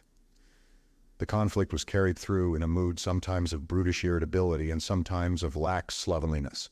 The merry peculator plied his trade congenially in that asinine squabble. And behind these fooleries, and masked by them, marched fate, until at last the clowning of the booth opened and revealed hunger and suffering, brands burning and swords and shame. These men had come to fame and power in that atmosphere, and to me that day there was the oddest suggestion in them of actors who have suddenly laid aside grotesque and foolish parts. The paint was washed from their faces, the posing put aside. Even when the presentation was not frankly grotesque and degrading, it was entirely misleading. When I read of Laycock, for example, there arises a picture of a large, active, if a little wrong-headed, intelligence in a compact, heroic body, emitting that Goliath speech of his that did so much to precipitate hostilities. It tallies not at all with the stammering, high-pitched, slightly bald, and very conscience-stricken personage I saw, nor with Melmoth's contemptuous first description of him. I doubt if the world at large will ever get a proper vision of those men as they were before the change. Each year they pass more and more incredibly beyond our intellectual sympathy. Our estrangement cannot indeed rob them of their portion in the past, but it will rob them of any effect of reality. The whole of their history becomes more and more foreign. more and more like some queer, barbaric drama played in a forgotten tongue. There they strut through their weird metamorphoses of caricature, those premiers and presidents, their height preposterously exaggerated by political buskins, their faces covered by great resonant inhuman masks, their voices couched in the foolish idiom of public utterance, disguised beyond any semblance to sane humanity, roaring and squeaking through the public press. There it stands, this incomprehensible faded show, a thing left on one side, and now still and deserted by any interest, its many emptinesses as inexplicable now as the cruelties of medieval Venice, the theology of old Byzantium, and they ruled and influenced the lives of nearly a quarter of mankind. These politicians, their clownish conflicts swayed the world, made mirth perhaps, made excitement, and permitted infinite misery. I saw these men quickened indeed by the change, but still wearing the queer clothing of the old time, the manners and conventions of the old time. If they had disengaged themselves from the outlook of the old time, they still had to refer back to it constantly as a common starting point. My refreshed intelligence was equal to that, so that I think I did indeed see them. There was Gorrell Browning, the Chancellor of the Duchy. I remember him as a big round-faced man, the essential vanity and foolishness of whose expression, whose habit of voluminous platitudinous speech triumphed absurdly once or twice over the roused spirit within. He struggled with it. He burlesqued himself and laughed. Suddenly he said simply, intensely, it was a moment for everyone of clean, clear pain. I have been a vain and self-indulgent and presumptuous old man. I am of little use here. I have given myself to politics and intrigues, and life is gone from me. Then for a long time he sat still. There was Carton, the Lord Chancellor, a white-faced man with understanding.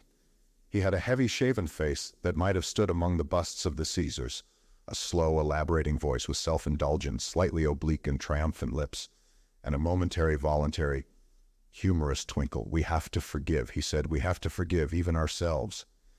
These two were at the top corner of the table, so that I saw their faces well. Maget, the Home Secretary, a smaller man with wrinkled eyebrows and a frozen smile on his thin, wry mouth, came next to Carton. He contributed little to the discussion save intelligent comments, and when the electric lights above glowed out, the shadows deepened queerly in his eye sockets and gave him the quizzical expression of an ironical goblin. Next him was that great peer, the Earl of Richover, whose self-indulgent indolence had accepted the role of a 20th-century British Roman patrician of culture, who had divided his time almost equally between his jockeys, politics, and the composition of literary studies in the key of his role. We have done nothing worth doing, he said. As for me, I have cut a figure.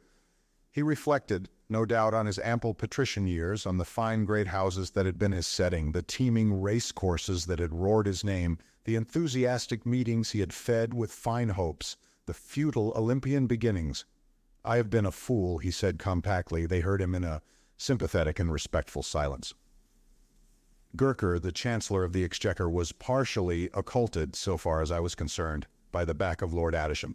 Ever and again Gurker protruded into the discussion, swaying forward, a deep, throaty voice, a big nose, a coarse mouth with a drooping, everted lower lip, eyes peering amidst folds and wrinkles. He made his confession for his race. We Jews, he said, have gone through the system of this world, creating nothing, consolidating many things, destroying much. Our racial self-conceit has been monstrous. We seem to have used our ample coarse intellectuality for no other purpose than to develop and master and maintain the convention of property, to turn life into a sort of mercantile chess and spend our winnings grossly. We've had no sense of service to mankind. Beauty, which is Godhead, we made it a possession. These men and these sayings particularly remain in my memory. Perhaps indeed I wrote them down at the time, but that I do not now remember. How Sir Digby, Privet, Revel, Markheimer, and the others sat, I do not now recall. They came in as voices, interruptions, imperfectly assigned comments. One got a queer impression that, except perhaps for Gurker or Revel, these men had not particularly wanted the power they held, had desired to do nothing very much in the positions they had secured. They had found themselves in the cabinet, and until this moment of illumination they had not been ashamed. But they had made no ungentlemanly fuss about the matter. 8 of that 15 came from the same school, had gone through an entirely parallel education, some Greek linguistics, some elementary mathematics, some emasculated science, a little history, a little reading in the silent or timidly orthodox English literature of the 17th, 18th, and 19th centuries. All 8 had imbibed the same dull, gentlemanly tradition of behavior, essentially boyish, unimaginative, with neither keen swords nor art in it. A tradition apt to slobber into sentiment at a crisis and make a great virtue of a simple duty rather clumsily done. None of these 8 had made any real experiments with life. They had lived in blinkers. They had been passed from nurse to governess to preparatory school, from Eton to Oxford, from Oxford to the politico-social routine. Even their vices and lapses had been according to certain conceptions of good form. They had all gone to the races surreptitiously from Eton, had all cut up to town from Oxford to see life, music hall life, had all come to heel again. Now suddenly they discovered their limitations. "What are we to do?" asked Melmoth. "We have awakened. This empire in our hands. I know this will seem the most fabulous of all the things I have to tell of the old order, but indeed I saw it with my eyes, I heard it with my ears. It is a fact that this group of men who constituted the government of 1/5 of the habitable land of the earth, who ruled over 1 million of armed men, who had such navies as mankind had never seen before, whose empire of nations, tongues, peoples still dazzles in these greater days, had no common idea whatever of what they meant to do with the world. They had been a government for 3 long years, and before the change came to them, it had never even occurred to them that it was necessary to have a common idea. There was no common idea at all. That great empire was no more than a thing adrift, an aimless thing that ate and drank and slept and bore arms, and was inordinately proud of itself because it had chanced to happen. It had no plan, no intention. It meant nothing at all. And the other great empires adrift, perilously adrift like marine mines, were in the selfsame case. Absurd as a British Cabinet Council must seem to you now, it was no whit more absurd than the controlling ganglion autocratic council, president's committee, or whatnot of each of its blind rivals. Section 2, I remember, as one thing that struck me very forcibly at the time, the absence of any discussion, any difference of opinion about the broad principles of our present state. These men had lived hitherto in a system of conventions and acquired motives, loyalty to a party, loyalty to various secret agreements and understandings, loyalty to the crown. They had all been capable of the keenest attention to precedents, all capable of the most complete suppression of subversive doubts and inquiries, all had their religious emotions under perfect control. They had seemed protected by invisible but impenetrable barriers from all the heady and destructive speculations.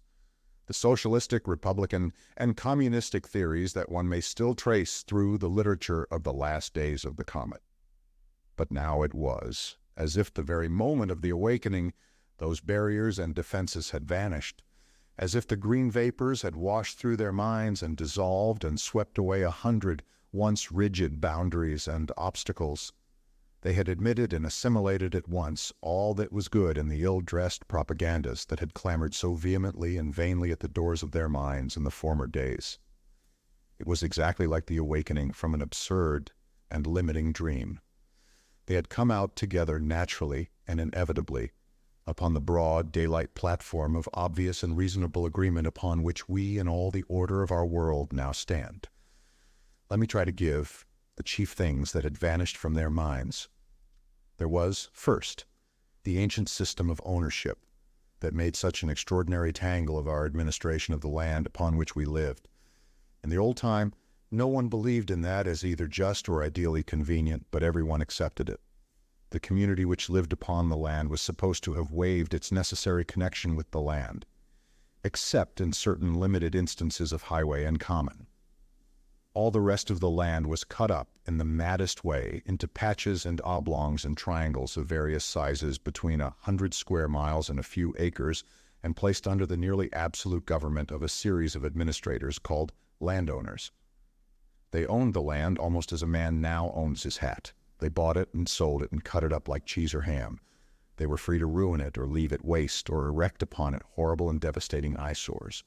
If the community needed a road or a tramway, if it wanted a town or a village in any position, nay, even if it wanted to go to and fro, it had to do so by exorbitant treaties with each of the monarchs whose territory was involved.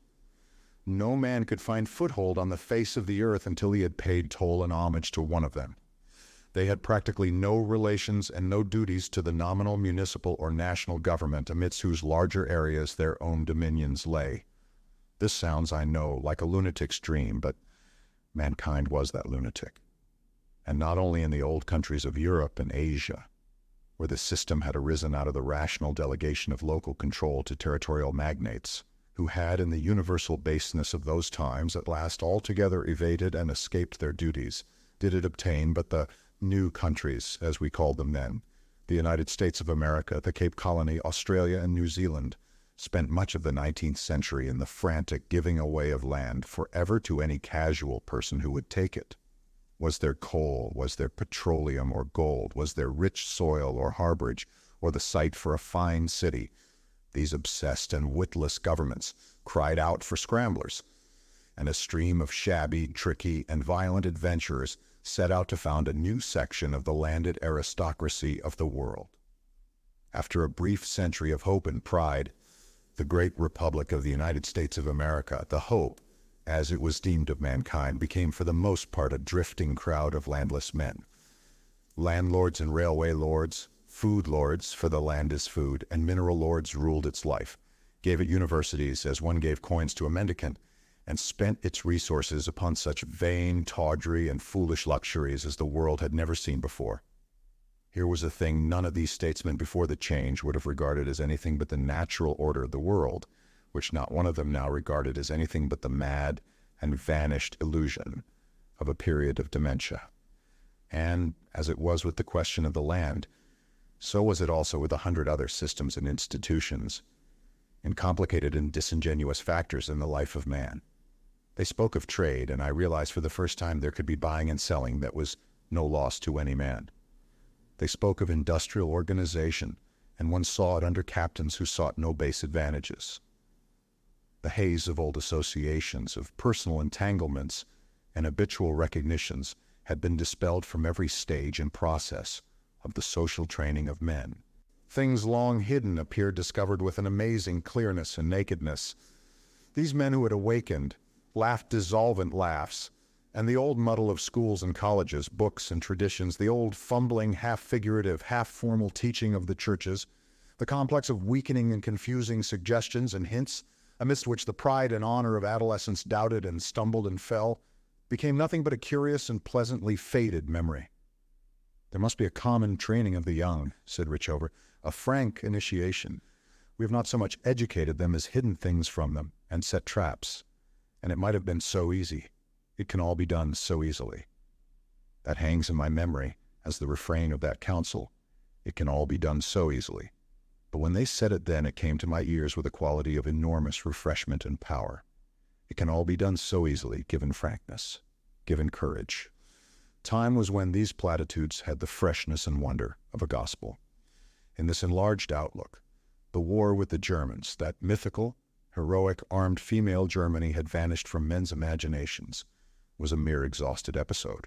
A truce had already been arranged by Melmount, and these ministers, after some marveling reminiscences, set aside the matter of peace as a mere question of particular arrangements.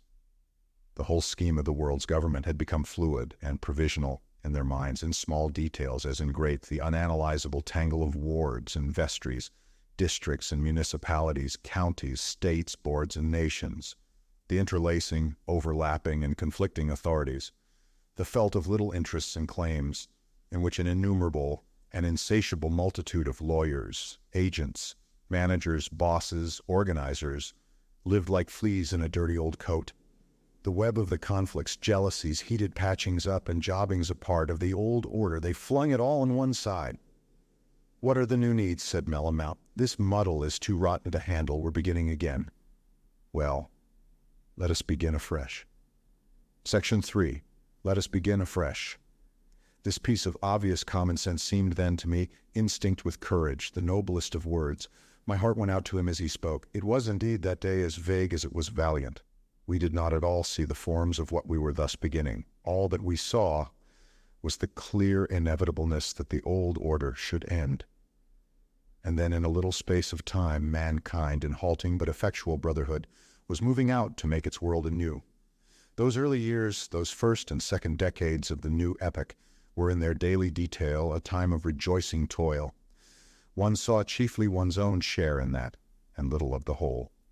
It is only now that I look back at it all from these ripe years, from this high tower, that I see the dramatic sequence of its changes, see the cruel old confusions of the ancient time become clarified, simplified, and dissolve and vanish away. Where is that old world now?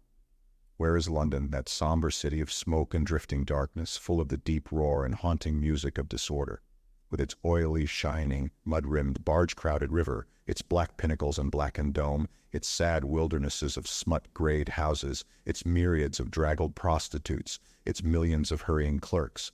The very leaves upon its trees were foul with greasy black defilements. Where is lime-white Paris, with its green and disciplined foliage, its hard, unflinching tastefulness, its smartly organized viciousness, and the myriads of workers noisily shod streaming over the bridges in the gray, cold light of dawn? Where is New York, the high city of clangor and infuriated energy, wind-swept and competition-swept, its huge buildings jostling one another and straining ever upward for a place in the sky, the fallen pitilessly overshadowed? Where are its lurking corners of heavy and costly luxury, the shameful, bludgeoning, bribing vice of its ill-ruled underways, and all the gaunt, extravagant ugliness of its strenuous life? And where now is Philadelphia, with its innumerable small and isolated homes, and Chicago, with its interminable blood-stained stockyards, its polyglot underworld of furious discontent? All these vast cities have given way and gone, even as my native Potteries and the Black Country have gone, and the lives that were caught, crippled, starved, and maimed amidst their labyrinths, their forgotten and neglected maladjustments, and their vast, inhuman, ill-conceived industrial machinery have escaped to life. Those cities of growth and accident are altogether gone. Never a chimney smokes about our world today, and the sound of the weeping of children who toiled and hungered, the dull despair of overburdened women, the noise of brute quarrels in alleys, all shameful pleasures and all the ugly grossness of wealthy pride have gone with them with the utter change in our lives. As I look back into the past, I see a vast exultant dust of housebreaking and removal rise up into the clear air that followed the hour of the green vapors. I live again the year of tents, the year of scaffolding, and like the triumph of a new theme in a piece of music, the great cities of our new days arise. Come Caerleon and Armidon, the twin cities of Lower England, with the winding summer city of the Thames between, and I see the gaunt dirt of old Edinburgh die to rise again, white and tall beneath the shadow of her ancient hill. And Dublin, too, reshaped, returning enriched, fair, spacious, the city of rich laughter and warm hearts, gleaming gaily in a shaft of sunlight through the soft, warm rain. I see the great cities America has planned and made. The golden city with ever-ripening fruit along its broad, warm ways, and the bell-glad city of 1,000 spires. I see again as I have seen, the city of theaters and meeting places, the city of the sunlight bite, and the new city that is still called Utah, and dominated by its observatory dome and the plain and dignified lines of the university facade upon the cliff. Martinabar, the great white winter city of the upland snows, and the lesser places too, the townships, the quiet resting places, villages half forest with a brawl of streams down their streets, villages laced with avenues of cedar, villages of garden, of roses and wonderful flowers and the perpetual humming of bees. And through all the world go our children, our sons the old world would have made into servile clerks and shopmen, plow drudges and servants. Our daughters who were erst anemic drudges, prostitutes, sluts, anxiety-racked mothers or sere repining failures, they go about this world glad and brave, learning, living, doing, happy and rejoicing, brave and free.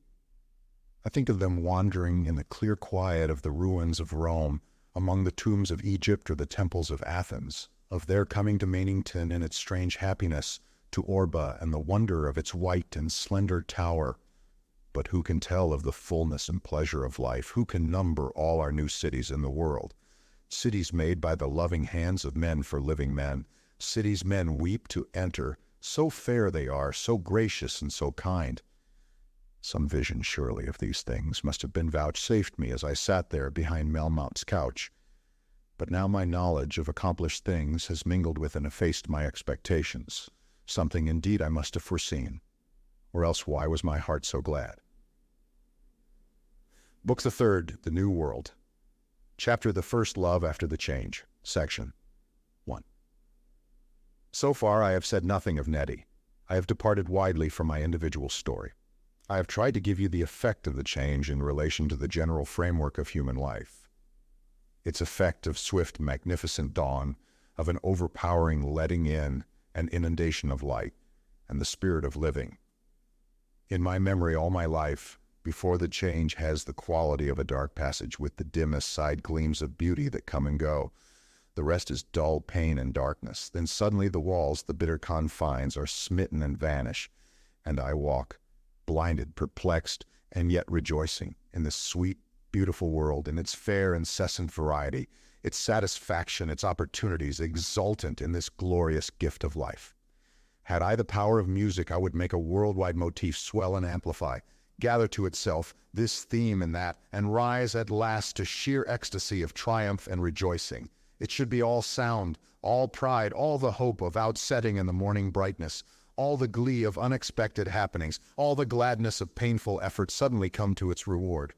It should be like blossoms new opened, and the happy play of children, like tearful happy mothers holding their firstborn, like cities building to the sound of music and great ships, all hung with flags and wine bespattered, gliding down through cheering multitudes to their first meeting with the sea.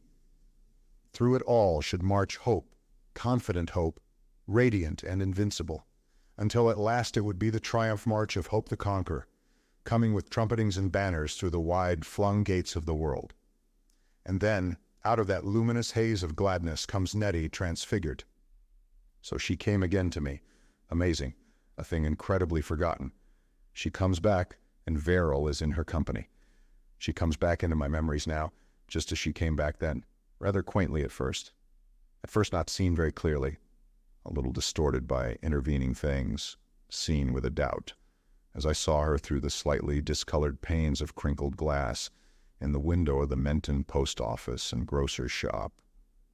It was on the second day after the change, and I had been sending telegrams for Melmoth, who was making arrangements for his departure for Downing Street. I saw the two of them at first as small, flawed figures. The glass made them seem curved, and it enhanced and altered their gestures and paces. Felt it became me to say peace to them, and I went out to the jangling of the doorbell. At the sight of me they stopped short, and Verrill cried with the note of one who has sought, "Here he is," and Nettie cried, "Willie." I went toward them, and all the perspectives of my reconstructed universe altered as I did so. I seemed to see these two for the first time, how fine they were, how graceful and human. It was as though I had never really looked at them before, and indeed always before I had beheld them through a mist of selfish passion. They had shared the universal darkness and dwarfing of the former time. They shared the universal exaltation of the new. Now suddenly Nettie and the love of Nettie, a great passion for Nettie, lived again in me. This change which had enlarged men's hearts had made no end to love. Indeed, it had enormously enlarged and glorified love. She stepped into the center of that dream of world reconstruction that filled my mind and took possession of it all. A little wisp of hair had blown across her cheek, her lips fell apart in that sweet smile of hers, her eyes were full of wonder, of a welcoming scrutiny, of an infinitely courageous friendliness. I took her outstretched hand, and wonder overwhelmed me. "I wanted to kill you," I said simply, trying to grasp that idea. It seemed now like stabbing the stars, or murdering the sunlight. "Afterward we looked for you," said Verrill, "and we could not find you. We heard another shot." I turned my eyes to him, and Nettie's hand fell from me. It was then I thought of how they had fallen together, and what it must have been to have awakened in that dawn with Nettie by one side. I had a vision of them as I had glimpsed them last amidst the thickening vapors, close together hand in hand. The green hawks of the change spread their darkling wings above their last stumbling paces. So they fell and awoke, lovers together in a morning of paradise. Who can tell how bright the sunshine was to them, how fair the flowers, how sweet the singing of the birds? This was the thought of my heart, but my lips were saying, when I awoke I threw my pistol away. Sheer blankness kept my thoughts silent for a little while. I said empty things. I am very glad I did not kill you, that you are here, so fair and well. I'm going away back to Clayton on the day after tomorrow, I said, breaking away to explanations. I have been writing shorthand here for Melmount, but that is almost over now. Neither of them said a word, and though all facts had suddenly ceased to matter anything, I went on informatively. He is to be taken to Downing Street, where there is a proper staff, so that there will be no need of me. Of course, you're a little perplexed at my being with Melmount. You see, I met him by accident directly I recovered. I found him with a broken ankle in that lane. I am to go now to the 4 towns to help prepare a report, so that I am glad to see you both again. I found a catch in my voice. To say goodbye to you and wish you well. This was after the quality of what had come into my mind when first I saw them through the grocer's window, but it was not what I felt and thought as I said it. I went on saying it because otherwise there would have been a gap. It had come to me that it was going to be hard to part from Nettie. My words sounded with an effect of unreality. I stopped, and we stood for a moment in silence, looking at one another. It was I think, who was discovering most. I was realizing for the first time how little the change had altered in my essential nature. I had forgotten this business of love for a time in a world of wonder. That was all. Nothing was lost from my nature, nothing had gone, only the power of thought and restraint had been wonderfully increased, and new interests had been forced upon me. The green vapors had passed. Our minds were swept and garnished, but we were ourselves still, though living in a new and finer air. My affinities were unchanged. Nettie's personal charm for me was only quickened by the enhancement of my perceptions. In her presence, meeting her eyes, instantly my desire, no longer frantic but sane, was awake again. It was just like going to Checkshill in the old time after writing about socialism. I relinquished her hand. It was absurd to part in these terms, so we all felt it. We hung awkwardly over our sense of that. It was Verrall, I think, who shaped the thought for me, and said that tomorrow, then, we must meet and say goodbye, and so turned our encounter into a transitory making of arrangements. We settled we would come to the inn at Menton, all 3 of us, and take our midday meal together. Yes, it was clear that was all we had to say now. We parted a little awkwardly. I went on down the village street, not looking back, surprised at myself and infinitely perplexed. It was as if I had discovered something overlooked that disarranged all my plans, something entirely disconcerting. For the first time, I went back preoccupied and without eagerness to Melmount's work. I wanted to go on thinking about Nettie. My mind had suddenly become voluminously productive concerning her and Verrill. Section 2. The talk we 3 had together in the dawn of the new time is very strongly impressed upon my memory. There was something fresh and simple about it, something young and flushed and exalted. We handled with a certain naive timidity the most difficult questions the change had raised for men to solve. I recall we made little of them. All the old scheme of human life had dissolved and passed away. The narrow competitiveness, the greed and base aggression, the jealous aloofness of soul from soul, where had it left us? That was what we and 1,000 million others were discussing. It chances that this last meeting with Nettie is inseparably associated, I don't know why, with the landlady of the Menton Inn. The Menton Inn was one of the rare pleasant corners of the old order. It was an inn of an unusual prosperity, much frequented by visitors from Shaphambury, and given to the serving of lunches and teas. It had a broad mossy bowling green, and round about it were creeper-covered arbors amidst beds of snapdragon and hollyhock and blue delphinium and many such tall, familiar summer flowers. These stood out against a background of laurels and holly, and above these again rose the gables of the inn and its signpost, a white-horsed George slaying the dragon against copper beeches under the sky. While I waited for Nettie and Verrill in this agreeable trysting place, I talked to the landlady, a broad-shouldered, smiling, freckled woman, about the morning of the change.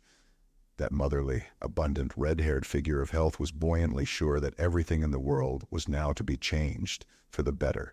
That confidence and something in her voice made me love her as I talked to her. Now we're awake, she said. All sorts of things will be put right that hadn't any sense in them. Why? Oh, I'm sure of it. Her kind blue eyes met mine in an infinitude of friendliness, her lips and her pauses shaped in a pretty faint smile. Old tradition was strong in us. All English inns in those days charged the unexpected, and I asked what our lunch was to cost. Pay or not, she said, and what you like. It's holiday these days. I suppose we'll still have paying and charging, however we manage it, but it won't be the worry it has been. That I feel sure. It's the part I never had no fancy for. Many a time I peeped through the bushes, worrying to think what was just and right to me and mine, and what would send them away satisfied. It isn't the money I care for. There'll be mighty changes, be sure of that. But here I'll stay and make people happy, them that go by on the roads. It's a pleasant place here when people are merry. It's only when they're jealous or mean or tired or eat up beyond any stomach's digesting, or when they got the drink in 'em, that Satan comes into this garden. And he's the happy face I've seen here. And many that come again, like friends, but nothing to equal what's going to be. Now things are being set right. She smiled, that bounteous woman with the joy of life and hope. You shall have an omelet, she said. You and your friends. Such an omelet, like they'll have 'em in heaven. I feel there's cooking in me these days like I've never cooked before. I'm rejoiced to have it to do. It was just then that Nettie and Verrill appeared under a rustic archway of crimson roses that led out from the inn. Nettie wore white and a sun hat, and Verrill was a figure of gray. Here are my friends, I said, but for all the magic of the change, something passed athwart the sunlight in my soul like the passing of the shadow of a cloud. A pretty couple, said the landlady as they crossed the velvet green toward us. They were indeed a pretty couple, but that did not greatly gladden me. No, I winced a little at that. Section 3. This old newspaper, this first reissue of the new paper, desiccated last relic of a vanished age, is like the little piece of identification the superstitious of the old days, those queer religionists who brought a certain black-clad Mrs. Piper to the help of Christ, used to put into the hand of a clairvoyant. At the crisp touch of it, I look across a gulf of 50 years and see again the three of us sitting about that table in the arbor, and I smell again the smell of the sweet briar that filled the air about us. And hear in our long pauses the abundant murmuring of bees among the heliotrope of the borders. It is the dawn of the new time, but we bear, all three of us, the marks and liveries of the old. I see myself, a dark, ill-dressed youth with the bruise Lord Redcar gave me still blue and yellow beneath my jaw.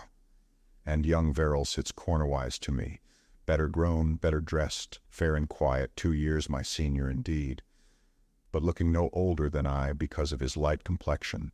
And opposite me is Nettie, with dark eyes upon my face, graver and more beautiful than I had ever seen her in the former time. Her dress is still that white one she'd worn when I came upon her in the park, and still about her dainty neck she wears her string of pearls and that little coin of gold. She is so much the same, she is so changed, a girl then and now a woman, and all my agony and all the marvel of the change between. Over the end of the green table about which we sit, a spotless cloth is spread. It bears a pleasant lunch spread out with a simple equipage. Behind me is the liberal sunshine of the green and various garden. I see it all. Again I sit there, eating awkwardly. This paper lies upon the table, and Verrill talks of the change.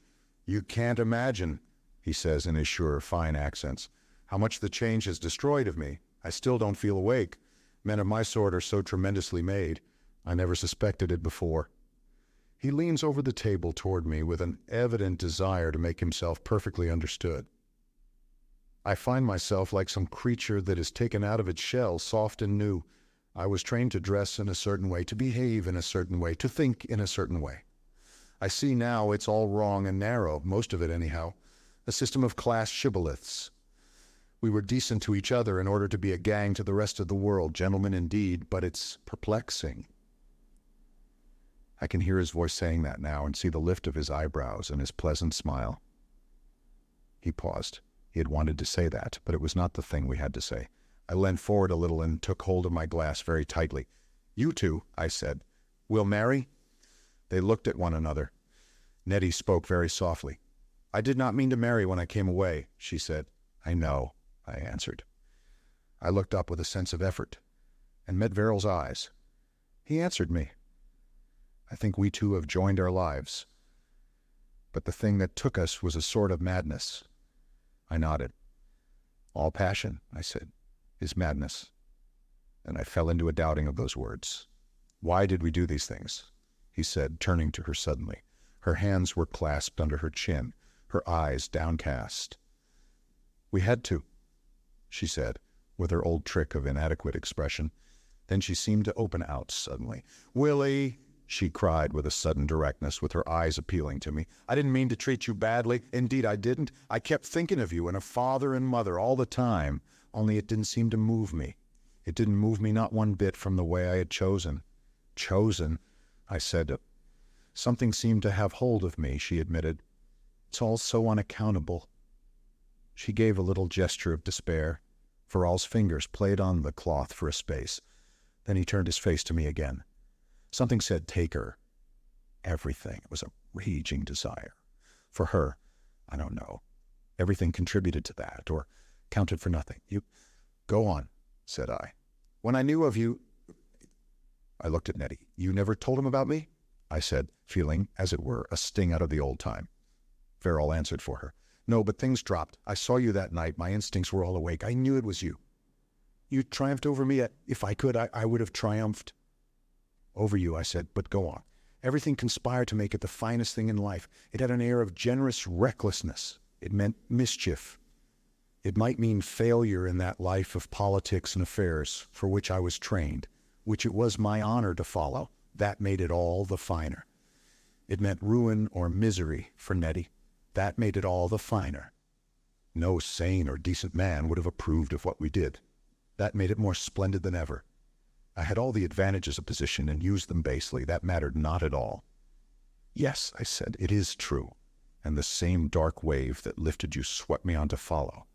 With that revolver and blubbering with hate and the word to you, Nettie, what was it? Give. Hurl yourself down the steep? Nettie's hands fell upon the table. I can't tell what it was, she said, speaking bare-hearted straight to me. Girls aren't trained as men are trained to look into their minds. I can't see it yet. All sorts of mean little motives were there, over and above their must. Mean motives. I kept thinking of his clothes. She smiled. A flash of brightness at Verral. I kept thinking of being like a lady and sitting in an hotel, with men like butlers waiting. It's the dreadful truth, Willie. Things as mean as that. Things meaner than that. I can see her now pleading with me, speaking with a frankness as bright and amazing as the dawn of the first great morning. It wasn't all mean, I said slowly after a pause. No, they spoke together. But a woman chooses more than a man does, Nettie added. I saw it all in little bright pictures. Do you know that jacket? There's something... You won't mind my telling you, but you won't now. I nodded, no. She spoke as if she spoke to my soul, very quietly and very earnestly, seeking to give the truth. Something cottony in that cloth of yours. She said, I know there's something horrible in being swung round by things like that, but they did swing me round, in the old time, to have confessed that. And I hated Clayton and the grime of it. That kitchen, your mother's dreadful kitchen. And besides, Willie, I was afraid of you. I didn't understand you, and I did him. It's different now. But then I knew what he meant, and there was his voice. Yes, I said to Verral, making these discoveries quietly. Yes, Verral, you have a good voice. Queer, I never thought of that before. We sat silently for a time before our vivisected passions. Gods, I cried, and there was our poor little top hamper of intelligence on all these waves of instinct and wordless desire, these foaming things of touch and sight and feeling, like a coop of hens washed overboard and clucking amidst the seas. Verral laughed approval of the image I had struck out. A week ago, he said, trying it further, we were clinging to our chicken coops and going with the heave and pour. That was true enough a week ago. But today, I said, the wind has fallen, the world's storm is over, and each chicken coop has changed by a miracle to a vessel that makes head against the sea. Section 4. What are we to do? Asked Verral. Nettie drew a deep crimson carnation from the bowl before us, and began very neatly and deliberately to turn down the sepals of its calyx and remove, one by one, its petals. I remember that went on through all our talk. She put those ragged crimson shreds in a long row and adjusted them and readjusted them. When at last I was alone with these vestiges, the pattern was still incomplete. Well, said I, the matter seems fairly simple. You too? I swallowed it. Love one another. I paused, They answered me by silence, by a thoughtful silence. You belong to each other. I have thought it over and looked at it from many points of view. I happen to want impossible things. I behaved badly. I had no right to pursue you. I turned to Verrill. You hold yourself bound to her? He nodded assent. No social influence, no fading out of all this generous clearness in the air. For that might happen, will change you back. He answered me with honest eyes meeting mine. No, Leadford, no. I did not know you, I said. I thought of you as something very different from this. I was, he interpolated. Now, I said, it is all changed. Then I halted, for my thread had slipped away from me. As for me, I went on and glanced at Nettie's downcast face and then sat forward with my eyes upon the flowers between us. Since I am swayed, and shall be swayed by an affection for Nettie, since that affection is rich with the seeds of desire, since to see her yours and wholly yours is not to be endured by me, I must turn about and go from you. You must avoid me, and I you. We must divide the world, like Jacob and Esau. I must direct myself, with all the will I have, to other things. After all, this passion is not life. It is perhaps for brutes and savages, but for men. No, we must part, and I must forget. What else is there but that? I did not look up. I sat very tense with the red petals printing an indelible memory in my brain, but I felt the assent of Verrill's pose. There were some moments of silence. Then Nettie spoke. But, she said and ceased. I waited for a little while. I sighed and leant back in my chair. It is perfectly simple, I smiled, now that we have cool heads. But is it simple? Asked Nettie, and slashed my discourse out of being. I looked up and found her with her eyes on Verrill. You see, she said, I like Willie. It's hard to say what one feels, but I don't want him to go away like that. But then, objected Verrill, how? No, said Nettie, and swept her half-arranged carnation petals back into a heap of confusion. She began to arrange them very quickly into one long, straight line. It's so difficult. I've never before in all my life tried to get to the bottom of my mind. For one thing, I've not treated Willie properly. He counted on me. I know he did. I was his hope. I was a promised delight, something to crown life, better than anything he had ever had, and a secret pride. He lived upon me, I knew, when we two began to meet together, you and I. It was a sort of treachery to him. Treachery, I said. You were only feeling your way through all these perplexities. You thought it treachery. I don't now. I did. In a sense, I think so still, for you had need of me. I made a slight protest at this doctrine and fell thinking. And even when he was trying to kill us, she said to her lover, I felt for him down in the bottom of my mind. I can understand all the horrible things, the humiliation he went through. Yes, I said, but I don't see. I'm only trying to see, but you know, Willie, you were a part of my life. I have known you longer than I have known Edward. I know you better, indeed, I know you with all my heart. You think all your talk was thrown away upon me, that I never understood that side of you, or your ambitions, or anything. I did, more than I thought at the time. Now it is all clear to me. What I had to understand in you was something deeper than Edward brought me. I have it now. You are a part of my life, and I don't want to cut all that off from me now. I have comprehended it and throw it away. But you love Verrill. Love is such a queer thing. Is there one love? I mean, only one love. She turned to Verrill. I know I love you. I can speak out about that now. Before this morning, I couldn't have done. It's just as though my mind had got out of a scented prison. But what is it? This love for you? It's a mass of fancies, things about you. Ways you look, ways you have. It's the senses, and the senses of certain beauties. Flattery, too, things you said, hopes and deceptions for myself. And all that had rolled up together and taken to itself the wild help of those deep emotions that slumbered in my body. It seemed everything, but it wasn't. How can I describe it? It was like having a very bright lamp with a thick shade. Everything else in the room was hidden.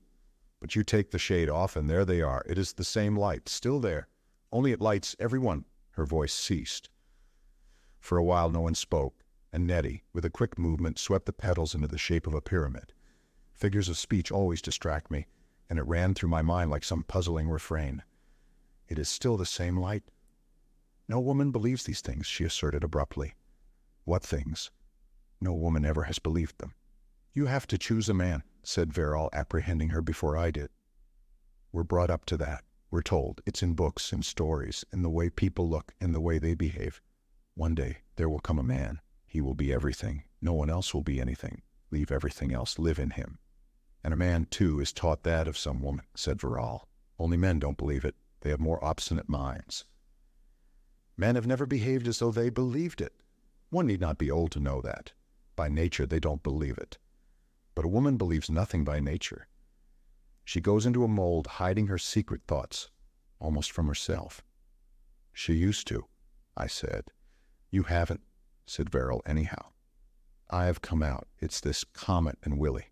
And because I never really believed in the mold at all, even if I thought I did, it's stupid to send Willie off, shamed, cast out, never to see him again, when I like him as much as I do. It is cruel, it is wicked and ugly to prance over him as if he was a defeated enemy and pretend I'm going to be happy just the same. There's no sense in a rule of life that prescribes that. It's selfish, it's brutish, it's like something that has no sense. There was a sob in her voice. Willie, I won't. I sat lowering. I mused with my eyes upon her quick fingers. It is brutish, I said at last, with a careful, unemotional deliberation, and nevertheless it is in the nature of things. No. You see, after all, we are still half-brutes, Nettie, and men, as you say, are more obstinate than women. The Comet hasn't altered that. It's only made it clearer. We have come into being through a tumult of blind forces. I come back to what I said just now. We have found our poor reasonable minds, our wills to live well ourselves, adrift on a wash of instincts, passions, instinctive prejudices, half-animal stupidities. Here we are like people clinging to something, like people awakening upon a raft. We come back at last to my question, said Verrall softly, but what are we to do? Part, I said. You see, Nettie, these bodies of ours are not the bodies of angels. They are the same bodies. I have read somewhere that in our bodies you can find evidence of the lowliest ancestry, that about our inward ears, I think it is, and about our teeth. There remains still something of the fish, that there are bones that recall little. What is it? Marsupial forebears, and 100 traces of the ape. Even your beautiful body, Nettie, carries this taint. No, hear me out. I leant forward earnestly. Our emotions, our passions, our desires, the substance of them, like the substance of our bodies, is an animal, a competing thing, as well as a desiring thing. You speak to us now a mind to minds. One can do that when one has had exercise and when one has eaten, when one is not doing anything. But when one turns to live, one turns again to matter. Yes, said Nettie, slowly following me, but you control it. Only through a measure of obedience. There is no magic in the business. To conquer matter, we must divide the enemy and take matter as an ally. Nowadays it is indeed true. By faith, a man can remove mountains. He can say to a mountain, "Be thou removed, and be thou cast into the sea." But he does it because he helps and trusts his brother men, because he has the wit and patience and courage to win over to his side iron, steel, obedience, dynamite, cranes, trucks, the money of other people. To conquer my desire for you, I must not perpetually thwart it by your presence.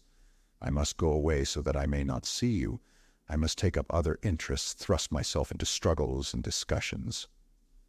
And forget, said Nettie.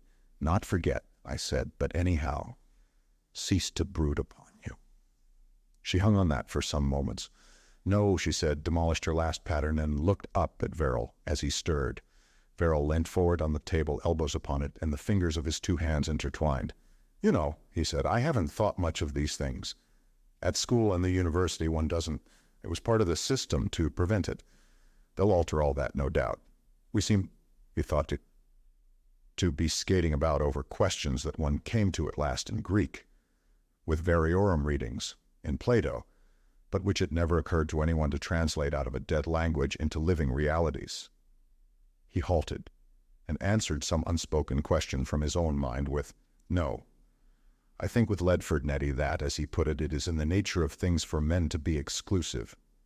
Minds are free things and go about the world, but only one man can possess a woman. You must dismiss rivals. We are made for the struggle for existence. We are the struggle for existence. The things that live are the struggle for existence incarnate, and that works out that the men struggle for their mates. For each woman, one prevails, the others go away. Like animals, said Nettie. Yes. There are many things in life, I said, but that is the rough universal truth. But, said Nettie, you don't struggle. That has been altered because men have minds. You choose, I said, if I don't choose to choose. You have chosen. She gave a little impatient, oh, why are women always the slaves of sex? Is this great age of reason and light that has come to alter nothing of that? Men, too, I think it is all stupid. I do not believe this is the right solution of the thing or anything but the bad habits of the time that was instinct. You don't let your instincts rule you in a lot of other things. Here am I between you. Here is Edward. Love him because he is gay and pleasant and because I like him. Here is Willie, a part of me, my first secret, my oldest friend. Why must I not have both? Am I not a mind that you must think of me as nothing but a woman? Imagine me always as a thing to struggle for. She paused, then she made her distressful proposition to me. Let us three keep together, she said. Let us not part. To part is hate, Willie. Why should we not anyhow keep friends, meet and talk? Talk, I said, about this sort of thing. I looked across at Verrill and met his eyes, and we studied one another. It was the clean, straight scrutiny of honest antagonism. No, I decided, between us nothing of that sort can be. Ever? Said Nettie. Never, I said, convinced. I made an effort within myself. We cannot tamper with the law and customs of these things, I said. These passions are too close to one's essential self. Better surgery than a lingering disease. From Nettie, my love, asks all. A man's love is not devotion. It is a demand, a challenge, and besides, and here I force my theme, I have given myself now to a new mistress, and it is I, Nettie, who am unfaithful. Behind you and above you rises the coming city of the world, and I am in that building. Dear heart, you are only happiness, and that, indeed, that calls. If it is only that my life blood shall christen the foundation stones, I could almost hope that should be my part, Nettie. I will join myself in that. I threw all the conviction I could into these words.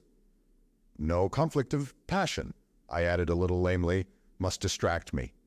There was a pause. Then we must part, said Nettie.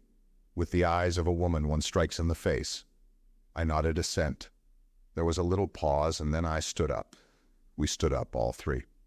We parted almost sullenly, with no more memorable words, and I was left presently in the arbor alone. I do not think I watched them go. I only remember myself left there somehow, horribly empty and alone. I sat down again and fell into a deep, shapeless musing. Section 5. Suddenly I looked up. Nettie had come back and stood looking down at me. Since we talked, I have been thinking, she said. Edward has let me come to you alone, and I feel perhaps I can talk better to you alone. I said nothing, and that embarrassed her. I don't think we ought to part, she said. No, I don't think we ought to part, she repeated. One lives, she said, in different ways. I wonder if you will understand what I am saying, Willie. It is hard to say what I feel, but I want it said.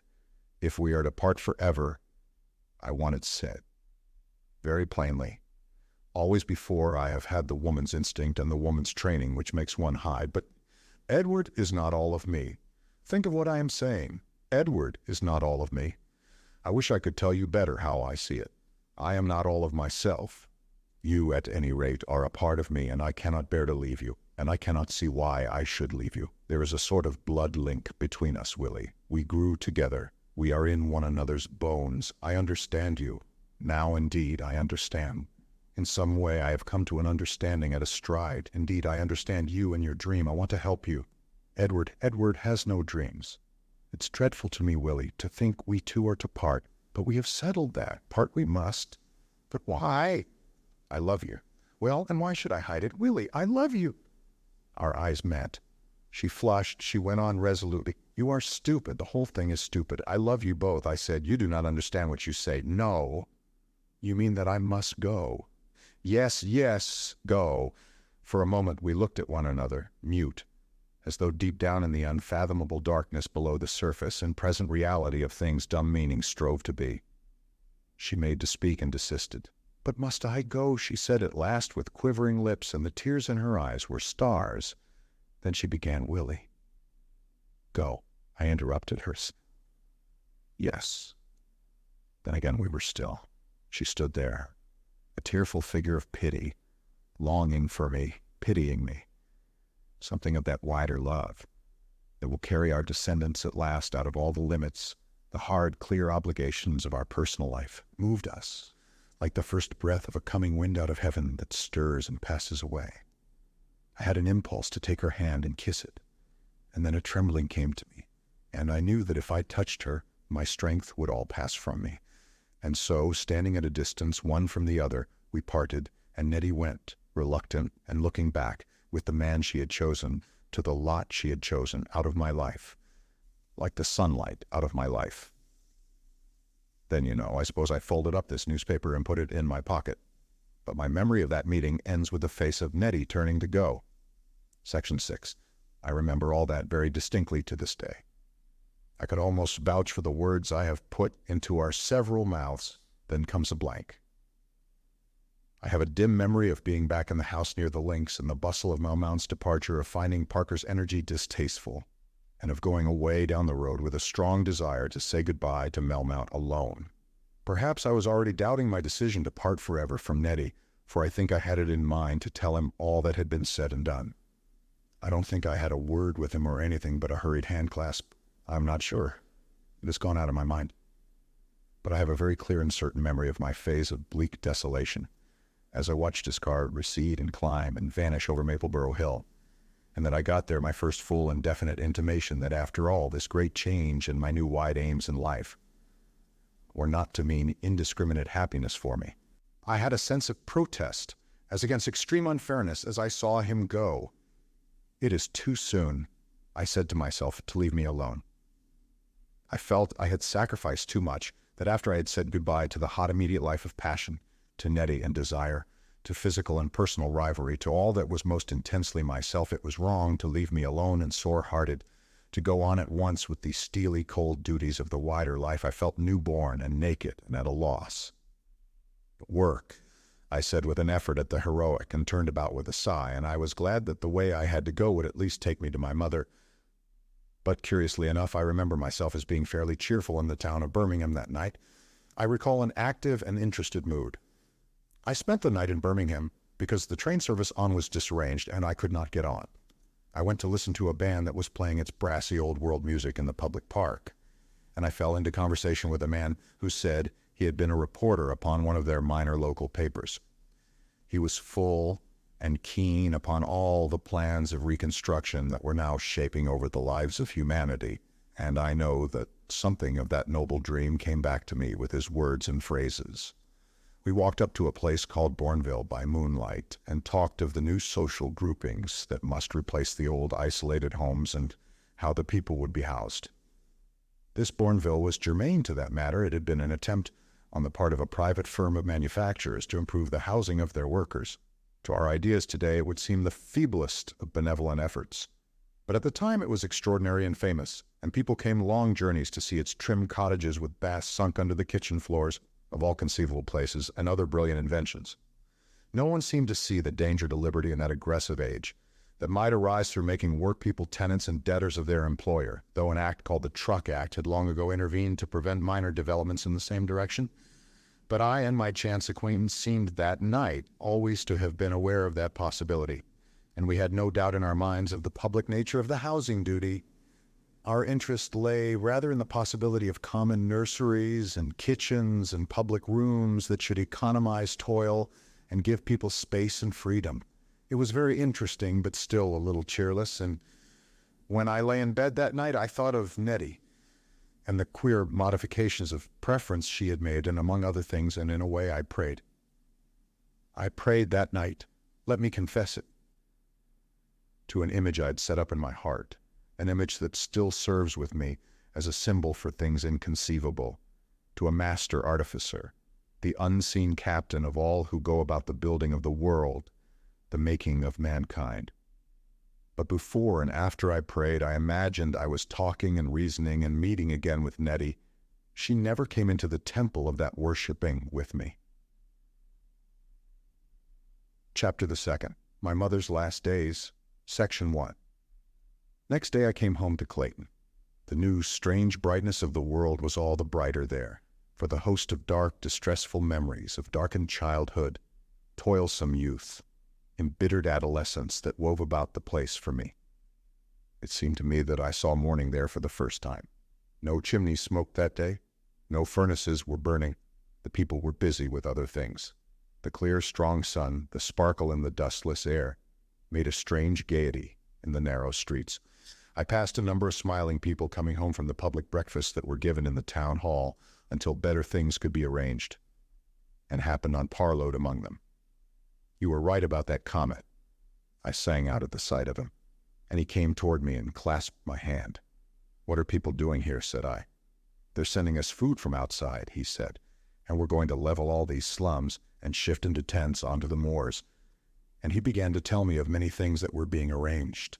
The Midland Land Committees had got to work with remarkable celerity and directness of purpose, and the redistribution of population was already in its broad outlines planned. He was working at an improvised college of engineering. Until schemes of work were made out, almost everyone was going to school again to get as much technical training as they could against the demands of the huge enterprise of reconstruction that was now beginning. He walked with me to my door, and there I met old Pettigrew coming down the steps. He looked dusty and tired, but his eye was brighter than it used to be, and he carried in a rather unaccustomed manner a workman's tool basket. "How's the rheumatism, Mr. Pettigrew?" I asked. "Dietary," said old Pettigrew, "can work wonders." He looked me in the eye. "These houses," he said, "will have to come down, I suppose, and our notions of property must undergo very considerable revision, in the light of reason. But meanwhile, I've been doing something to patch that disgraceful roof of mine. To think that I could have dodged and evaded." He raised a deprecatory hand, drew down the loose corners of his ample mouth, and shook his old head. "The past is past, Mr. Pettigrew. Your poor dear mother, so good and honest a woman, so simple and kind and forgiving, to think of it. My dear young man," he said it manfully, "I'm ashamed." "The whole world blushed at dawn the other day, Mr. Pettigrew," I said, "and did it very prettily. That's over now. God knows who is not ashamed of all that came before last Tuesday." I held out a forgiving hand, naively forgetful that in this place I was a thief, and he took it and went his way, shaking his head and repeating he was ashamed. But I think a little comforted. The door opened, and my poor old mother's face, marvelously cleaned, appeared. "Ah, Willie boy, you! I ran up the steps to her, for I feared she might fall. How she clung to me in the passage, the dear woman! But first she shut the front door. The old habit of respect for my unaccountable temper still swayed her. 'Ah, dearie,' she said, 'ah, dearie, but you were sorely tried,' and kept her face close to my shoulder lest she should offend me by the sight of the tears that welled within her. She made a sort of gulping noise and was quiet for a while, holding me very tightly to her heart with her worn, long hands. She thanked me presently for my telegram, and I put my arm about her and drew her into the living room. 'It's all well with me, mother dear,' I said, 'and the dark times are over, are done with forever, mother.' Whereupon she had courage and gave way and sobbed aloud, none chiding her. She had not let me know she could still weep for 5 grimy years. Section 2. Dear heart, there remained for her but a very brief while in this world that had been renewed. I did not know how short that time would be, but the little I could do, perhaps after all it was not little to her, to atone for the harshness of my days of wrath and rebellion, I did. I took care to be constantly with her, for I perceived now her curious need of me. It was not that we had ideas to exchange or pleasures to share, but she liked to see me at table, to watch me working, to have me go to and fro. There was no toil for her any more in the world, but only such light services as are easy and pleasant for a worn and weary old woman to do, and I think she was happy even at her end. She kept to her queer old 18th century version of religion, too, without a change. She had worn this particular amulet so long it was a part of her, yet the change was evident even in that persistence. I said to her one day, "But do you still believe in that hell of flame, dear mother, you, with your tender heart?" She vowed she did. Some theological intricacy made it necessary to her, but still. She looked thoughtfully at a bank of primulas before her for a time, and then laid her tremulous hand impressively on my arm. "You know, Willie, dear," she said, as though she was clearing up a childish misunderstanding of mine, "I don't think anyone will go there. I never did think that." Section 3. That talk stands out in my memory because of that agreeable theological decision of hers, but it was only one of a great number of talks. It used to be pleasant in the afternoon after the day's work was done and before one went on with the evening's study. How odd it would have seemed in the old time for a young man of the industrial class to be doing postgraduate work in sociology, and how much a matter of course it seems now, to walk out into the gardens of Lowchester House and smoke a cigarette or so and let her talk ramblingly of the things that interested her. Physically, the great change did not do so very much to reinvigorate her. She had lived in that dismal underground kitchen in Clayton too long for any material rejuvenescence. She glowed out indeed as a dying spark among the ashes might glow under a draught of fresh air, and assuredly it hastened her end. But those closing days were very tranquil, full of an effortless contentment. With her, life was like a rainy, windy day that clears only to show the sunset afterglow. The light has passed. She acquired no new habits amid the comforts of the new life, did no new things, but only found a happier light upon the old. She lived with a number of other old ladies belonging to our commune in the upper rooms of Lowchester House. Those upper apartments were simple and ample, fine and well done in the Georgian style, and they had been organized to give the maximum of comfort and conveniences and to economize the need of skilled attendants. We had taken over the various great houses, as they used to be called, to make communal dining rooms and so forth.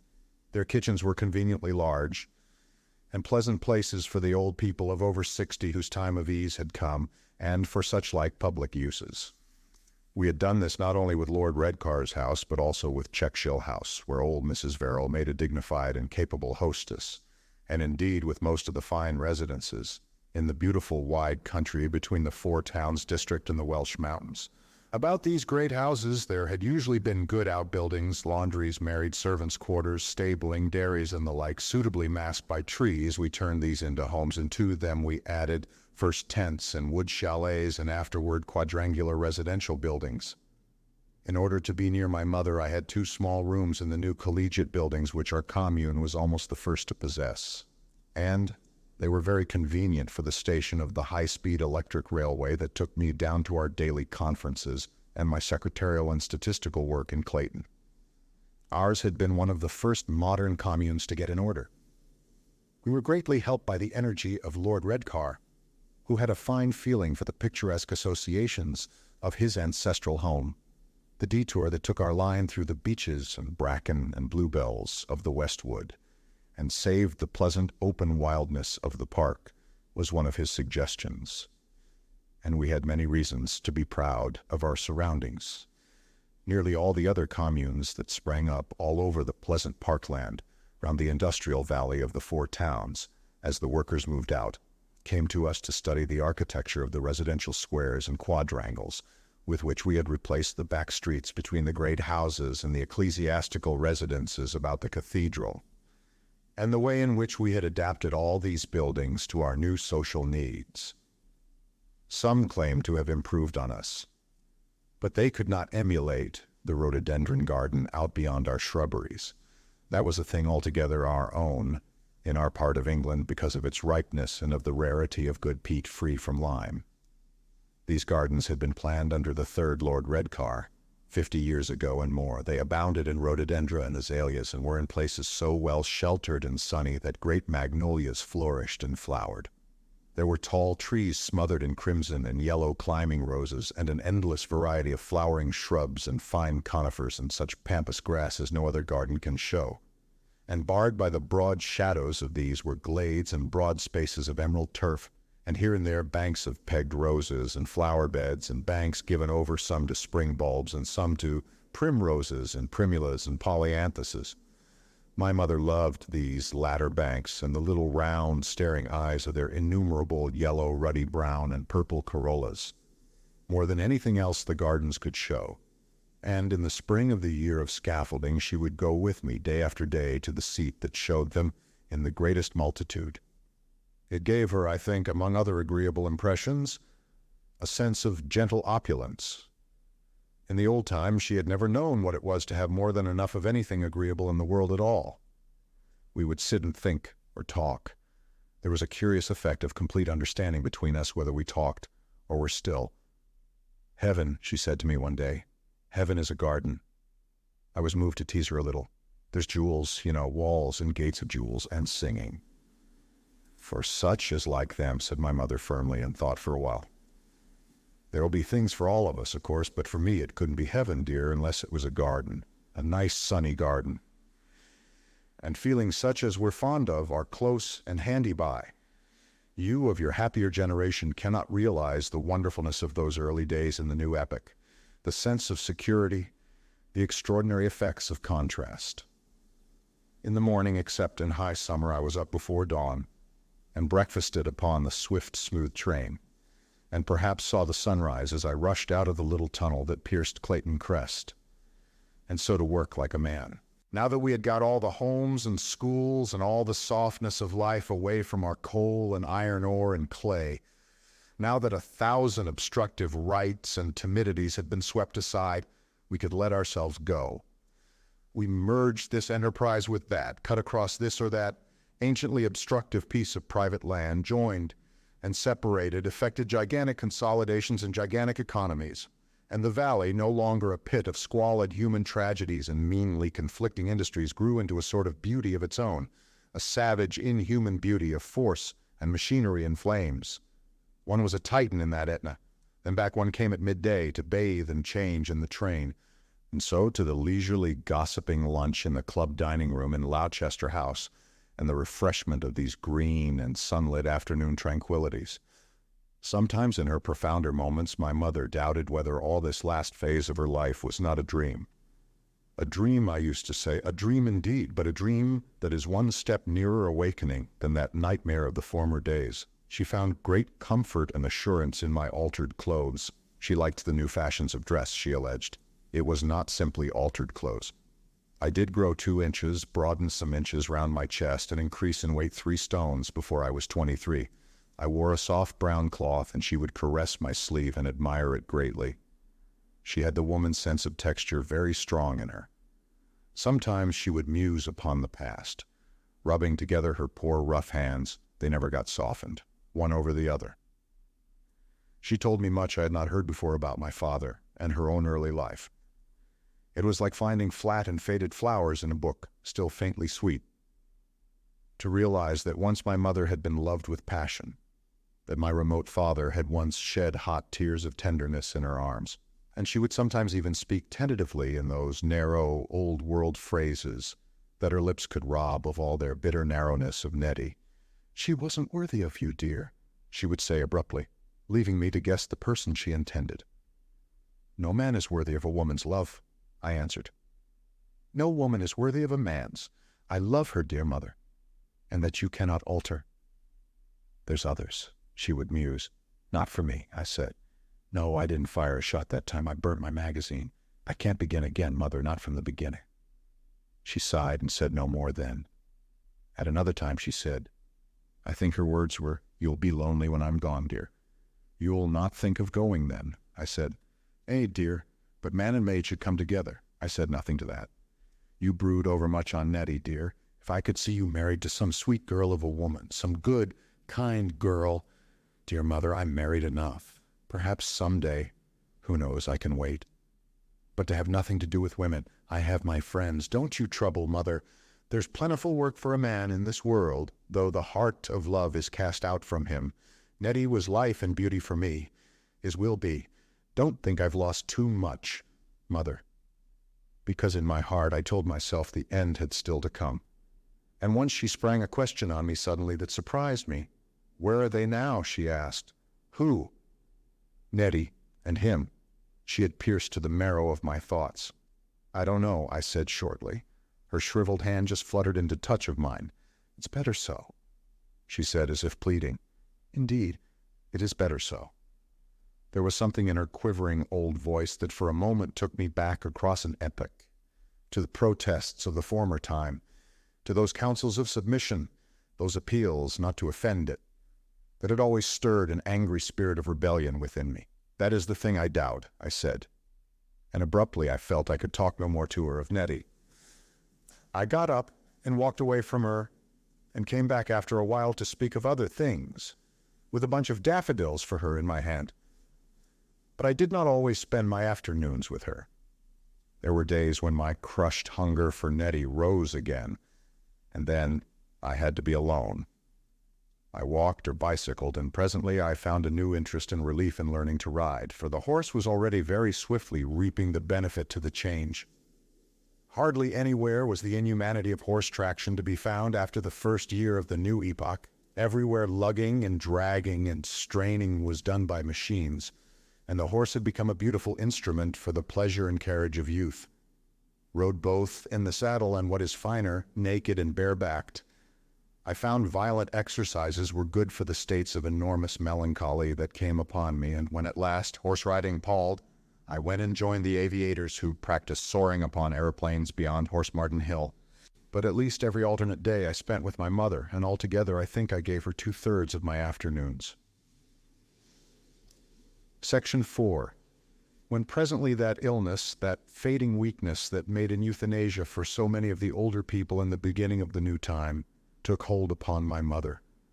There came Anna Reeves to daughter her, after our new custom. She chose to come. She was already known to us a little from chance meetings and chance services she had done my mother in the garden. She sought to give her help. She seemed then just one of those plainly good girls the world at its worst has never failed to produce, who were indeed in the dark old times the hidden antiseptic of all our hustling, hating, faithless lives. They made their secret voiceless worship. They did their steadfast, uninspired, unthanked, unselfish work as helpful daughters, as nurses, as faithful servants, as the humble providences of homes. She was almost exactly 3 years older than I. At first I found no beauty in her. She was short, but rather sturdy and ruddy, with red-tinged hair and fair hairy brows and red-brown eyes. But her freckled hands, I found, were full of apt help. Her voice carried good cheer. At first she was no more than a blue-clad, white-aproned benevolence that moved in the shadows behind the bed on which my old mother lay, and sank restfully to death. She would come forward to anticipate some little need, to proffer some simple comfort, and always then my mother smiled on her. In a little while I discovered the beauty of that helpful poise of her woman's body. I discovered the grace of untiring goodness, the sweetness of a tender pity, and the great riches of her voice, of her few reassuring words and phrases. I noted and remembered very clearly how once my mother's lean old hand patted the firm gold-flecked strength of hers, as it went by upon its duties with the coverlet. "She is a good girl to me," said my mother one day. "A good girl, like a daughter should be. I never had a daughter, really." She mused peacefully for a space. "Your little sister died," she said. I had never heard of that little sister. "November the 10th, said my mother. 29 months and 3 days. I cried. "That was before you came, dear. So long ago, and I can see it now. I was a young wife then, and your father was very kind. But I can see its hands, its dear little quiet hand. Ah, dear, they say that now. Now they will not let the little children die." "No, dear mother," I said, "we shall do better now. The club doctor could not come. Your father went twice. There was someone else, someone who paid. So your father went on into Swathinglea, and that man wouldn't come unless he had his fee. And your father had changed his clothes to look more respectful, and he hadn't any money. Not even his tram fare home. It seemed cruel to be waiting there with my baby, thing in pain. And I can't help thinking perhaps we might have saved her. But it was like that with the poor always in the bad old times, always. When the doctor came at last, he was angry. 'Why wasn't I called before?' he said. And he took no pains. He was angry because someone hadn't explained. I begged him, but it was too late." She said these things very quietly, with drooping eyelids, like one who describes a dream. "We're going to manage all these things better now," I said, feeling a strange resentment at this pitiful little story her faded, matter-of-fact voice was telling me. "She talked," my mother went on. "She talked for her age wonderfully. Hippopotamus." "Eh?" I said. "Hippopotamus, dear." Quite plainly one day when her father was showing her pictures and her little prayers. Now I lay me down to sleep. I made her little socks. Knitted they was, dear, and the heel most difficult. Her eyes were closed now. She spoke no longer to me, but to herself. She whispered other vague things, little sentences, ghosts of long-dead moments. Her words grew less distinct. Presently she was asleep, and I got up and went out of the room. But my mind was queerly obsessed by the thought of that little life that had been glad and hopeful, only to pass so inexplicably out of hope again into nonentity, this sister of whom I had never heard before. And presently I was in a black rage at all the irrecoverable sorrows of the past, of that great ocean of avoidable suffering, of which this was but one luminous and quivering red drop. I walked in the garden, and the garden was too small for me. I went out to wander on the moors. The past is past, I cried, and all the while across the gulf of 25 years I could hear my poor mother's heart wrung weeping for that daughter-baby who had suffered and died. Indeed, that old spirit of rebellion has not altogether died in me for all the transformation of the new time. I quieted down at last to a thin and austere comfort in thinking that the whole is not told to us, that it cannot perhaps be told to such minds as ours. And anyhow, and what was far more sustaining, that now we have strength and courage and this new gift of wise love. Whatever cruel and sad things marred the past, none of these sorrowful things that made the very warp and woof of the old life need now go on happening. We could foresee, we could prevent and save. The past is past, I said between sighing and resolve, as I came into view again on my homeward way of the 100 sunset-lit windows of old Gloucester House. Those sorrows are sorrows no more. But I could not altogether cheat that common sadness of the new time, that memory and insoluble riddle of the countless lives that had stumbled and failed in pain and darkness before our air grew clear. Chapter the Third, Beltane and New Year's Eve. Section 1. In the end, my mother died rather suddenly, and her death came as a shock to me. Diagnosis was still very inadequate at that time. The doctors were, of course, fully alive to the incredible defects of their common training, and were doing all they could to supply its deficiencies, but they were still extraordinarily ignorant. Some unintelligently observed factor of her illness came into play with her, and she became feverish and sank and died very quickly. I do not know what remedial measures were attempted. I hardly knew what was happening until the whole thing was over. At that time, my attention was much engaged by the stir of the great Beltane festival that was held on May Day in the year of scaffolding. It was the first of the 10 great rubbish burnings that opened the new age. Young people nowadays can scarcely hope to imagine the enormous quantities of pure litter and useless accumulation with which we had to deal. Had we not set aside a special day and season, the whole world would have been an incessant reek of small fires. And it was, I think, a happy idea to revive this ancient festival of the May and November burnings. It was inevitable that the old idea of purification should revive with the name. It was felt to be a burning of other than material encumbrances. Innumerable quasi-spiritual things, deeds, documents, debts, vindictive records went up on those great flares. People passed, praying between the fires, and it was a fine symbol of the new and wiser tolerance that had come to men, that those who still found their comfort in the orthodox faiths came hither unpersuaded, to pray that all hate might be burnt out of their professions. For even in the fires of Baal, now that men have done with base hatred, one may find the living God. Endless were the things we had to destroy in those great purgings. First, there were nearly all the houses and buildings of the old time. In the end, we did not save in England one building in 5,000 that was standing when the comet came.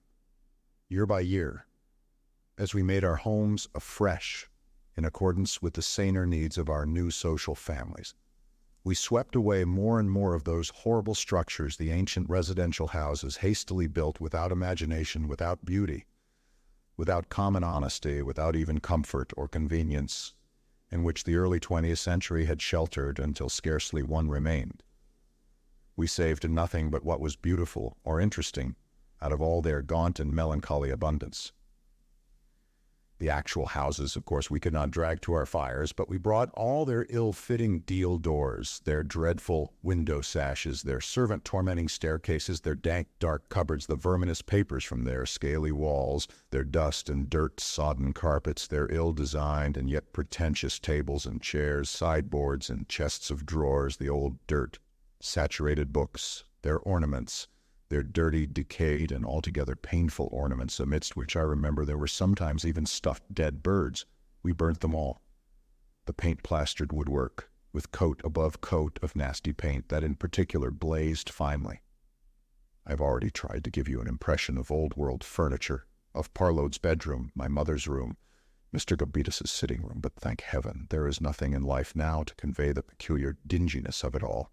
For one thing, there is no more imperfect combustion of coal going on everywhere, and no roadways like grassless open scars along the earth, from which dust pours out perpetually.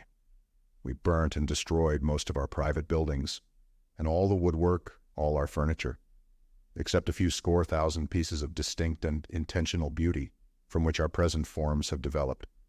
Nearly all our hangings and carpets, and also we destroyed almost every scrap of old-world clothing. Only a few carefully disinfected types and vestiges of that remain now in our museums.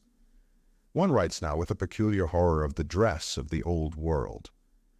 The men's clothes were worn without any cleansing process at all, except an occasional superficial brushing for periods of a year or so.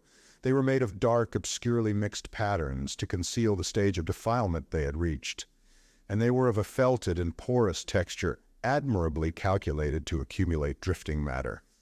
Many women wore skirts of similar substances, and of so long and inconvenient a form that they inevitably trailed among all the abomination of our horse-frequented roads. It was our boast in England that the whole of our population was booted. Their feet were for the most part ugly enough to need it. But it becomes now inconceivable how they could have imprisoned their feet in the amazing cases of leather and imitations of leather they used. I have heard it said that a large part of the physical decline that was apparent in our people during the closing years of the 19th century, though no doubt due in part to the miscellaneous badness of the food they ate, was in the main attributable to the vileness of the common footwear.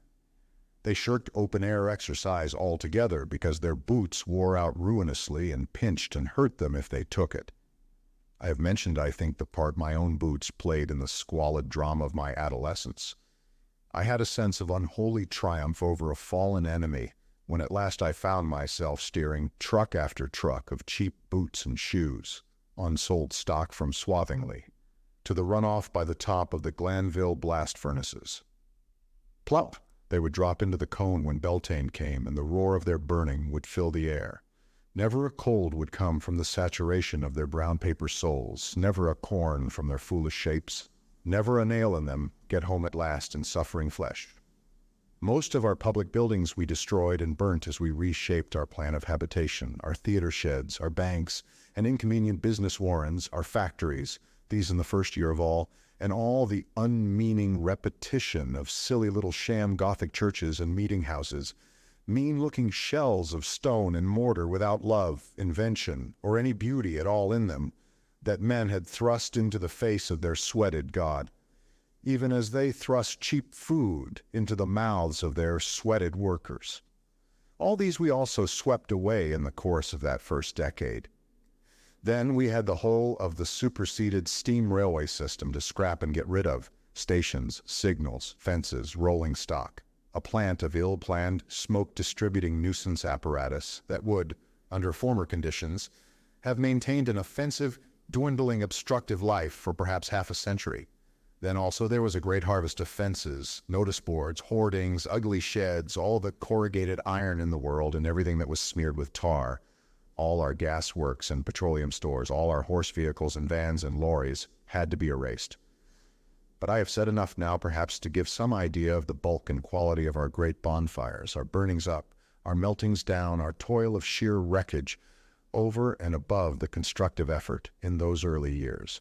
But these were the coarse material bases of the phoenix fires of the world. These were but the outward and visible signs of the innumerable claims, rights, adhesions, debts, bills, deeds, and charters that were cast upon the fires. A vast accumulation of insignia and uniforms, neither curious enough nor beautiful enough to preserve, went to swell the blaze, and all, saving a few truly glorious trophies and memories of our symbols, our apparatus and material of war. Then innumerable triumphs of our old, bastard, half-commercial fine art were presently condemned, Great oil paintings done to please the half-educated middle class glared for a moment and were gone. Academy marbles crumbled to useful lime, a gross multitude of silly statuettes and decorative crockery and hangings and embroideries and bad music, and musical instruments shared this fate, and books, countless books too, and bales of newspapers, went also to these pyres. From the private houses in Swathingly alone, which I had deemed perhaps not unjustly altogether illiterate, we gathered a whole dust-cart full of cheap, ill-printed editions of the minor English classics, for the most part very dull stuff indeed, and still clean, and about a truckload of thumbed and dog-eared penny fiction, watery base stuff, the dropsy of our nation's mind.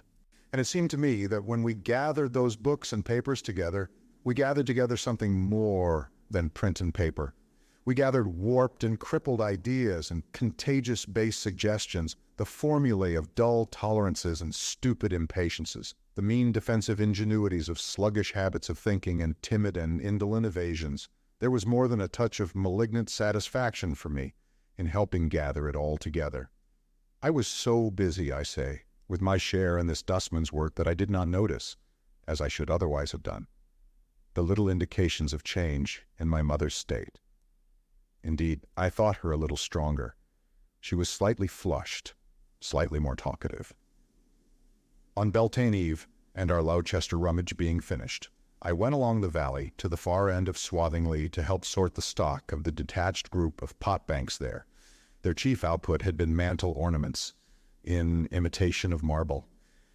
And there was very little sorting I found to be done, and there it was. Nurse Anna found me at last by telephone, and told me my mother had died in the morning suddenly, and very shortly after my departure. For a while I did not seem to believe it. This obviously imminent event stunned me when it came, as though I had never had an anticipatory moment. For a while I went on working, and then almost apathetically, in a mood of half-reluctant curiosity, I started for Louchester. When I got there, the last offices were over, and I was shown my old mother's peaceful white face, very still, but a little cold and stern to me, a little unfamiliar, lying among white flowers. I went in alone to her, into that quiet room, and stood for a long time by her bedside. I sat down then and thought. Then at last, strangely hushed, and with the deeps of my loneliness opening beneath me, I came out of that room and down into the world again. A bright-eyed, active world, very noisy, happy, and busy with its last preparations for the mighty cremation of past and superseded things. Section 2, I remember that first Beltane festival as the most terribly lonely night in my life. It stands in my mind in fragments of intense feeling with forgotten gaps between. I recall very distinctly being upon the great staircase of Louchester House, though I don't remember getting there from the room in which my mother lay, and how upon the landing I met Anna ascending as I came down. She had but just heard of my return, and she was hurrying upstairs to me. She stopped, and so did I, and we stood and clasped hands, and she scrutinized my face in the way women sometimes do, so we remained for a second or so. I could say nothing to her at all, but I could feel the wave of her emotion. I halted, answered the earnest pressure of her hand, relinquished it, and after a queer second of hesitation went on down, returning to my own preoccupations. It did not occur to me at all then to ask myself what she might be thinking or feeling. I remember the corridor full of mellow evening light, and how I went mechanically some paces toward the dining room.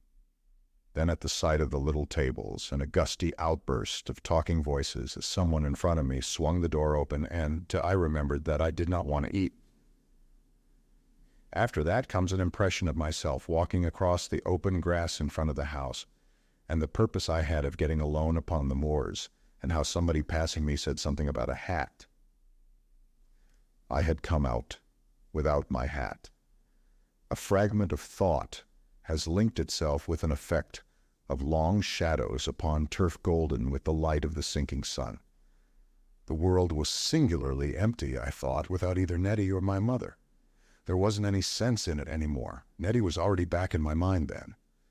Then I am out on the moors. I avoided the crests where the bonfires were being piled and sought the lonely places.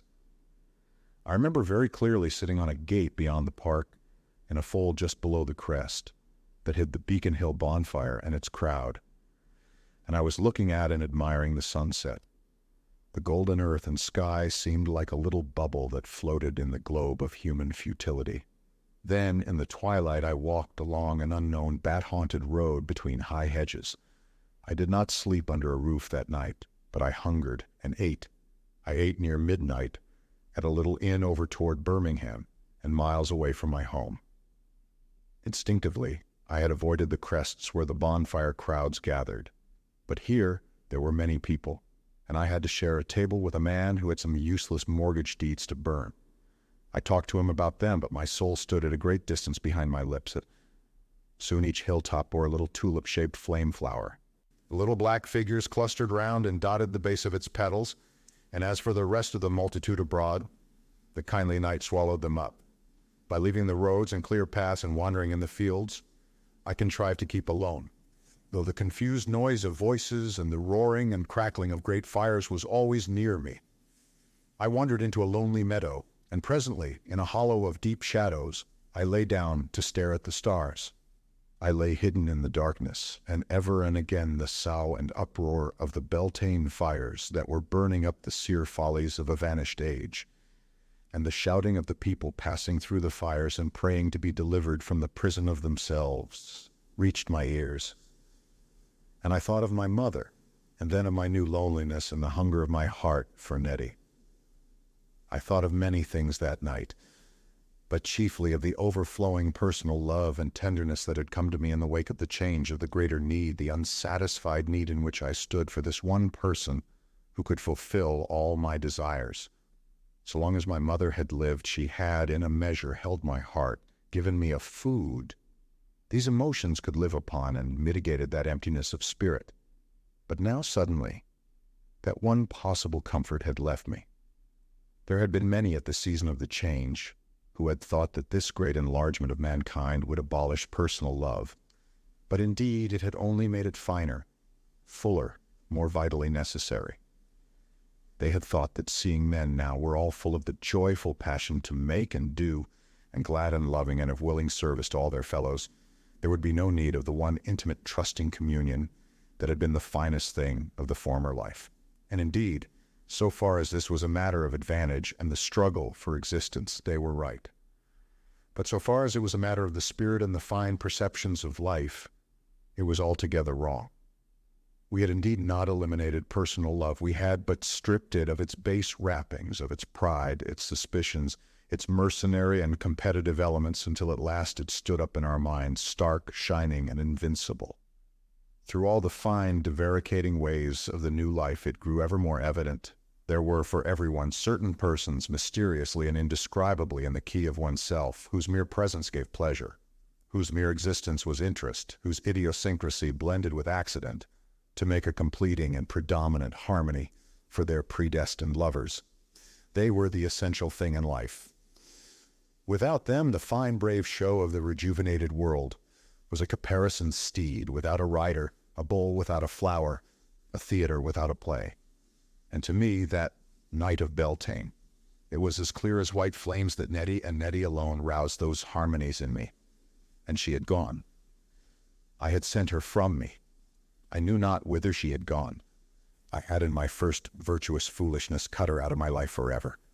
So I saw it then, and I lay unseen in the darkness and called upon Nettie, and wept for her, lay upon my face and wept for her, while the glad people went to and fro, and the smoke streamed thick across the distant stars, and the red reflections, the shadows, and the fluctuating glares danced over the face of the world.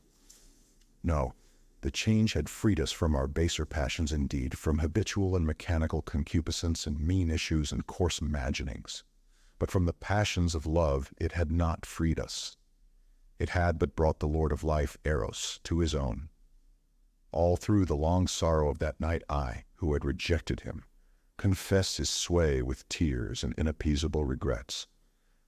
I cannot give the remotest guess of when I rose up, nor of my tortuous wanderings in the valleys between the midnight fires, nor how I evaded the laughing and rejoicing multitudes who went streaming home between 3 and 4 to resume their lives, swept and garnished, stripped and clean. But at dawn, when the ashes of the world's gladness were ceasing to glow, it was a bleak dawn that made me shiver in my thin summer clothes. I came across a field to a little copse full of dim blue hyacinths. A queer sense of familiarity arrested my steps, and I stood puzzled. Then I was moved to go a dozen paces from the path, and at once a singularly misshapen tree hitched itself into a notch in my memory. This was the place. Here I had stood, there I had placed my old kite and shot with my revolver, learning to use it against the day when I should encounter Verrill. Kite and revolver had gone now, and all my hot and narrow past, its last vestiges, had shriveled and vanished in the whirling gusts of the Beltane fires. So I walked through a world of gray ashes at last, back to the great house in which the dead, deserted image of my dear lost mother lay.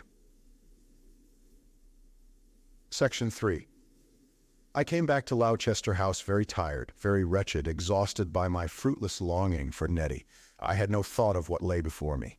A miserable attraction drew me into the great house to look again on the stillness that had been my mother's face. And as I came into that room, Anna, who had been sitting by the open window, rose to meet me. She had the air of one who waits. She, too, was pale with watching.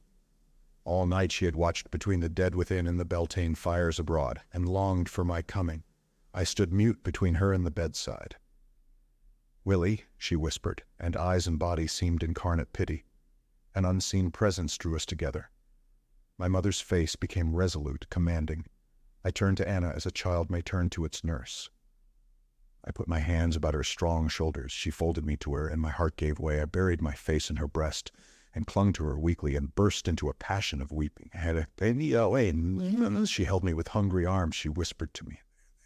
One whispers comfort to a child. Suddenly she was kissing me. She kissed me with a hungry intensity of passion on my cheeks, on my lips. She kissed me on my lips with lips that were salt with tears, and I returned her kisses. Then abruptly we desisted and stood apart, looking at one another. Section 4. It seems to me as if the intense memory of Nettie vanished utterly out of my mind at the touch of Anna's lips. I loved Anna. We went to the council of our group, commune it was then called, and she was given me in marriage. And within a year she had borne me a son. We saw much of one another and talked ourselves very close together. My faithful friend she became and has been always, and for a time we were passionate lovers. Always she has loved me and kept my soul full of tender gratitude and love for her. Always when we met, our hands and eyes clasped in friendly greeting. All through our lives, from that hour, we have been each other's secure help and refuge, each other's ungrudging fastness of help and sweetly frank and open speech. And after a little while, my love and desire for Nettie returned as though it had never faded away. No one will have a difficulty now in understanding how that could be, but in the evil days of the world malaria, that would have been held to be the most impossible thing. I should have had to crush that second love out of my thoughts, to have kept it secret from Anna, to have lied about it to all the world. The old world theory was there was only one love. We who float upon a sea of love find that hard to understand. The whole nature of a man was supposed to go out to the one girl or woman who possessed him, her whole nature to go out to him. Nothing was left over. It was a discreditable thing to have any overplus at all. They formed a secret, secluded system of two, and such children as she bore him. All other women he was held bound to find no beauty in, no sweetness, no interest, and she likewise in no other man. The old-time men and women went apart in couples, into defensive little houses, like beasts into little pits, and in these homes they sat down purposing to love, but really coming very soon to jealous watching of this extravagant mutual proprietorship. All freshness passed very speedily out of their love, out of their conversation, all pride out of their common life. To permit each other freedom was blank dishonor. That I and Anna should love, and after our love journey together, go about our separate lives, and dine at the public tables, until the advent of her motherhood, would have seemed a terrible strain upon our unmitigable loyalty, and that I should have it in me to go on loving Nettie, who loved in different manner both Verrill and me, would have outraged the very quintessence of the old convention. In the old days, love was a cruel, proprietary thing. But now Anna could let Nettie live in the world of my mind, as freely as a rose will suffer the presence of white lilies. If I could hear notes that were not in her compass, she was glad because she loved me, that I should listen to other music than hers, and she too could see the beauty of Nettie, Life is so rich and generous now, giving friendship and 1,000 tender interests and helps and comforts that no one stints another of the full realization of all possibilities of beauty. For me, from the beginning, Nettie was the figure of beauty, the shape and color of the divine principle that lights the world. For everyone, there are certain types, certain faces and forms, gestures, voices and intonations that have that inexplicable, unanalyzable quality. These come through the crowd of kindly, friendly fellow men and women, one's own. These touch one mysteriously, stir deeps that must otherwise slumber, pierce and interpret the world. To refuse this interpretation is to refuse the sun, to darken and deaden all life. I loved Nettie. I loved all who were like her, in the measure that they were like her, in voice or eyes or form or smile. And between my wife and me there was no bitterness that the great goddess, the life-giver, Aphrodite, queen of the living seas, came to my imagination so. It qualified our mutual love not at all, since now, in our changed world, love is unstinted. It is a golden net about our globe that nets all humanity together. I thought of Nettie much, and always movingly beautiful things restored me to her, all fine music, all pure deep color, all tender and solemn things. The stars were hers and the mystery of moonlight. The sun she wore in her hair, powdered finely, beaten into gleams and threads of sunlight in the wisps and strands of her hair. Then suddenly one day a letter came to me from her, in her unaltered clear handwriting, but in a new language of expression, telling me many things. She had learned of my mother's death, and the thought of me had grown so strong as to pierce the silence I had imposed on her. We wrote to one another, like common friends, with a certain restraint between us at first, and with a great longing to see her once more arising in my heart.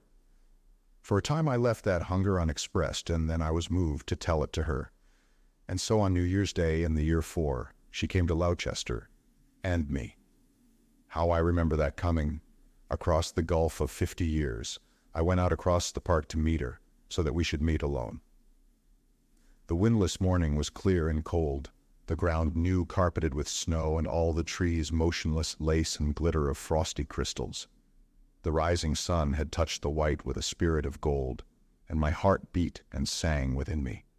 I remember now the snowy shoulder of the down sunlit against the bright blue sky, and presently I saw the woman I loved coming through the white still trees. I had made a goddess of Nettie, and behold, she was a fellow creature. She came, warm, rapt, and tremulous to me, with the tender promise of tears in her eyes, with her hands outstretched and that dear smile quivering upon her lips. She stepped out of the dream I had made of her, a thing of needs and regrets and human kindliness. Her hands, as I took them, were a little cold. The goddess shone through her indeed, glowed in all her body. She was a worshipful temple of love for me. Yes, but I could feel, like a thing new discovered, the texture and sinews of her living, her dear, personal, and mortal hands. The epilogue, the window of the tower. This was as much as this pleasant-looking, gray-haired man had written. I had been lost in his story throughout the earlier portions of it, forgetful of the writer and his gracious room and the high tower in which he was sitting. But gradually, as I drew near the end, the sense of strangeness returned to me. It was more and more evident to me that this was a different humanity from any I had known, unreal, having different customs, different beliefs, different interpretations, different emotions. It was no mere change in conditions and institutions the comet had wrought. It had made a change of heart and mind. In a manner, it had dehumanized the world, robbed it of its spites, its little intense jealousies, its inconsistencies, its humor. At the end, and particularly after the death of his mother, I felt his story had slipped away from my sympathies altogether. Those Beltane fires had burnt something in him that worked, living still and unsubdued in me, that rebelled in particular at that return of Nettie. I became a little inattentive. I no longer felt with him, nor gathered a sense of complete understanding from his phrases. His Lord Eros, indeed. He and these transfigured people, they were beautiful and noble people, like the people one sees in great pictures, like the gods of noble sculpture, but they had no nearer fellowship than these to men. As the change was realized, with every stage of realization the gulf widened, and it was harder to follow his words.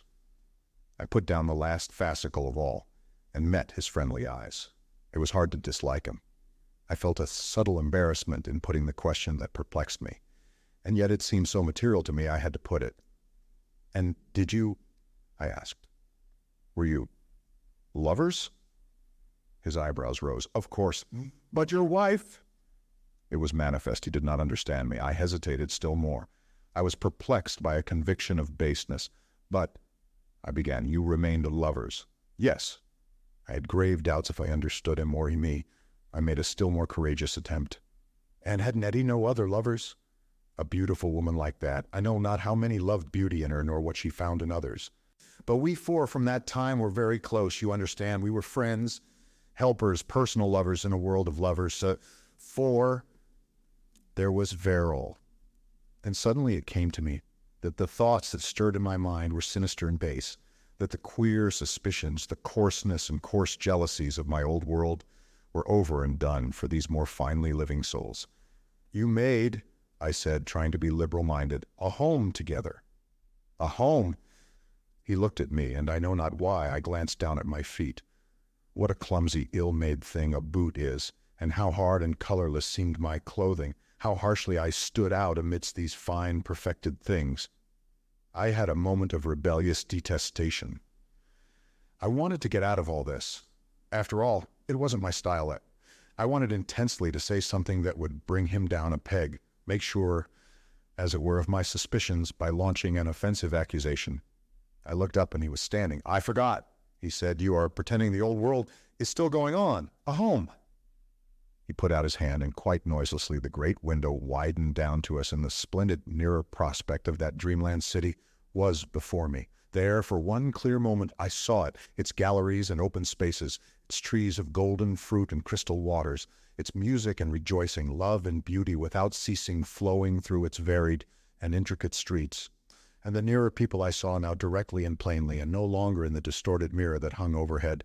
They really did not justify my suspicions, and yet they were such people as one sees on earth, save that they were changed. How can I express that change? As a woman is changed in the eyes of her lover, as a woman is changed by the love of a lover. They were exalted. I stood up beside him and looked out. I was a little flushed, my ears a little reddened, by the inconvenience of my curiosities, and by my uneasy sense of profound moral differences.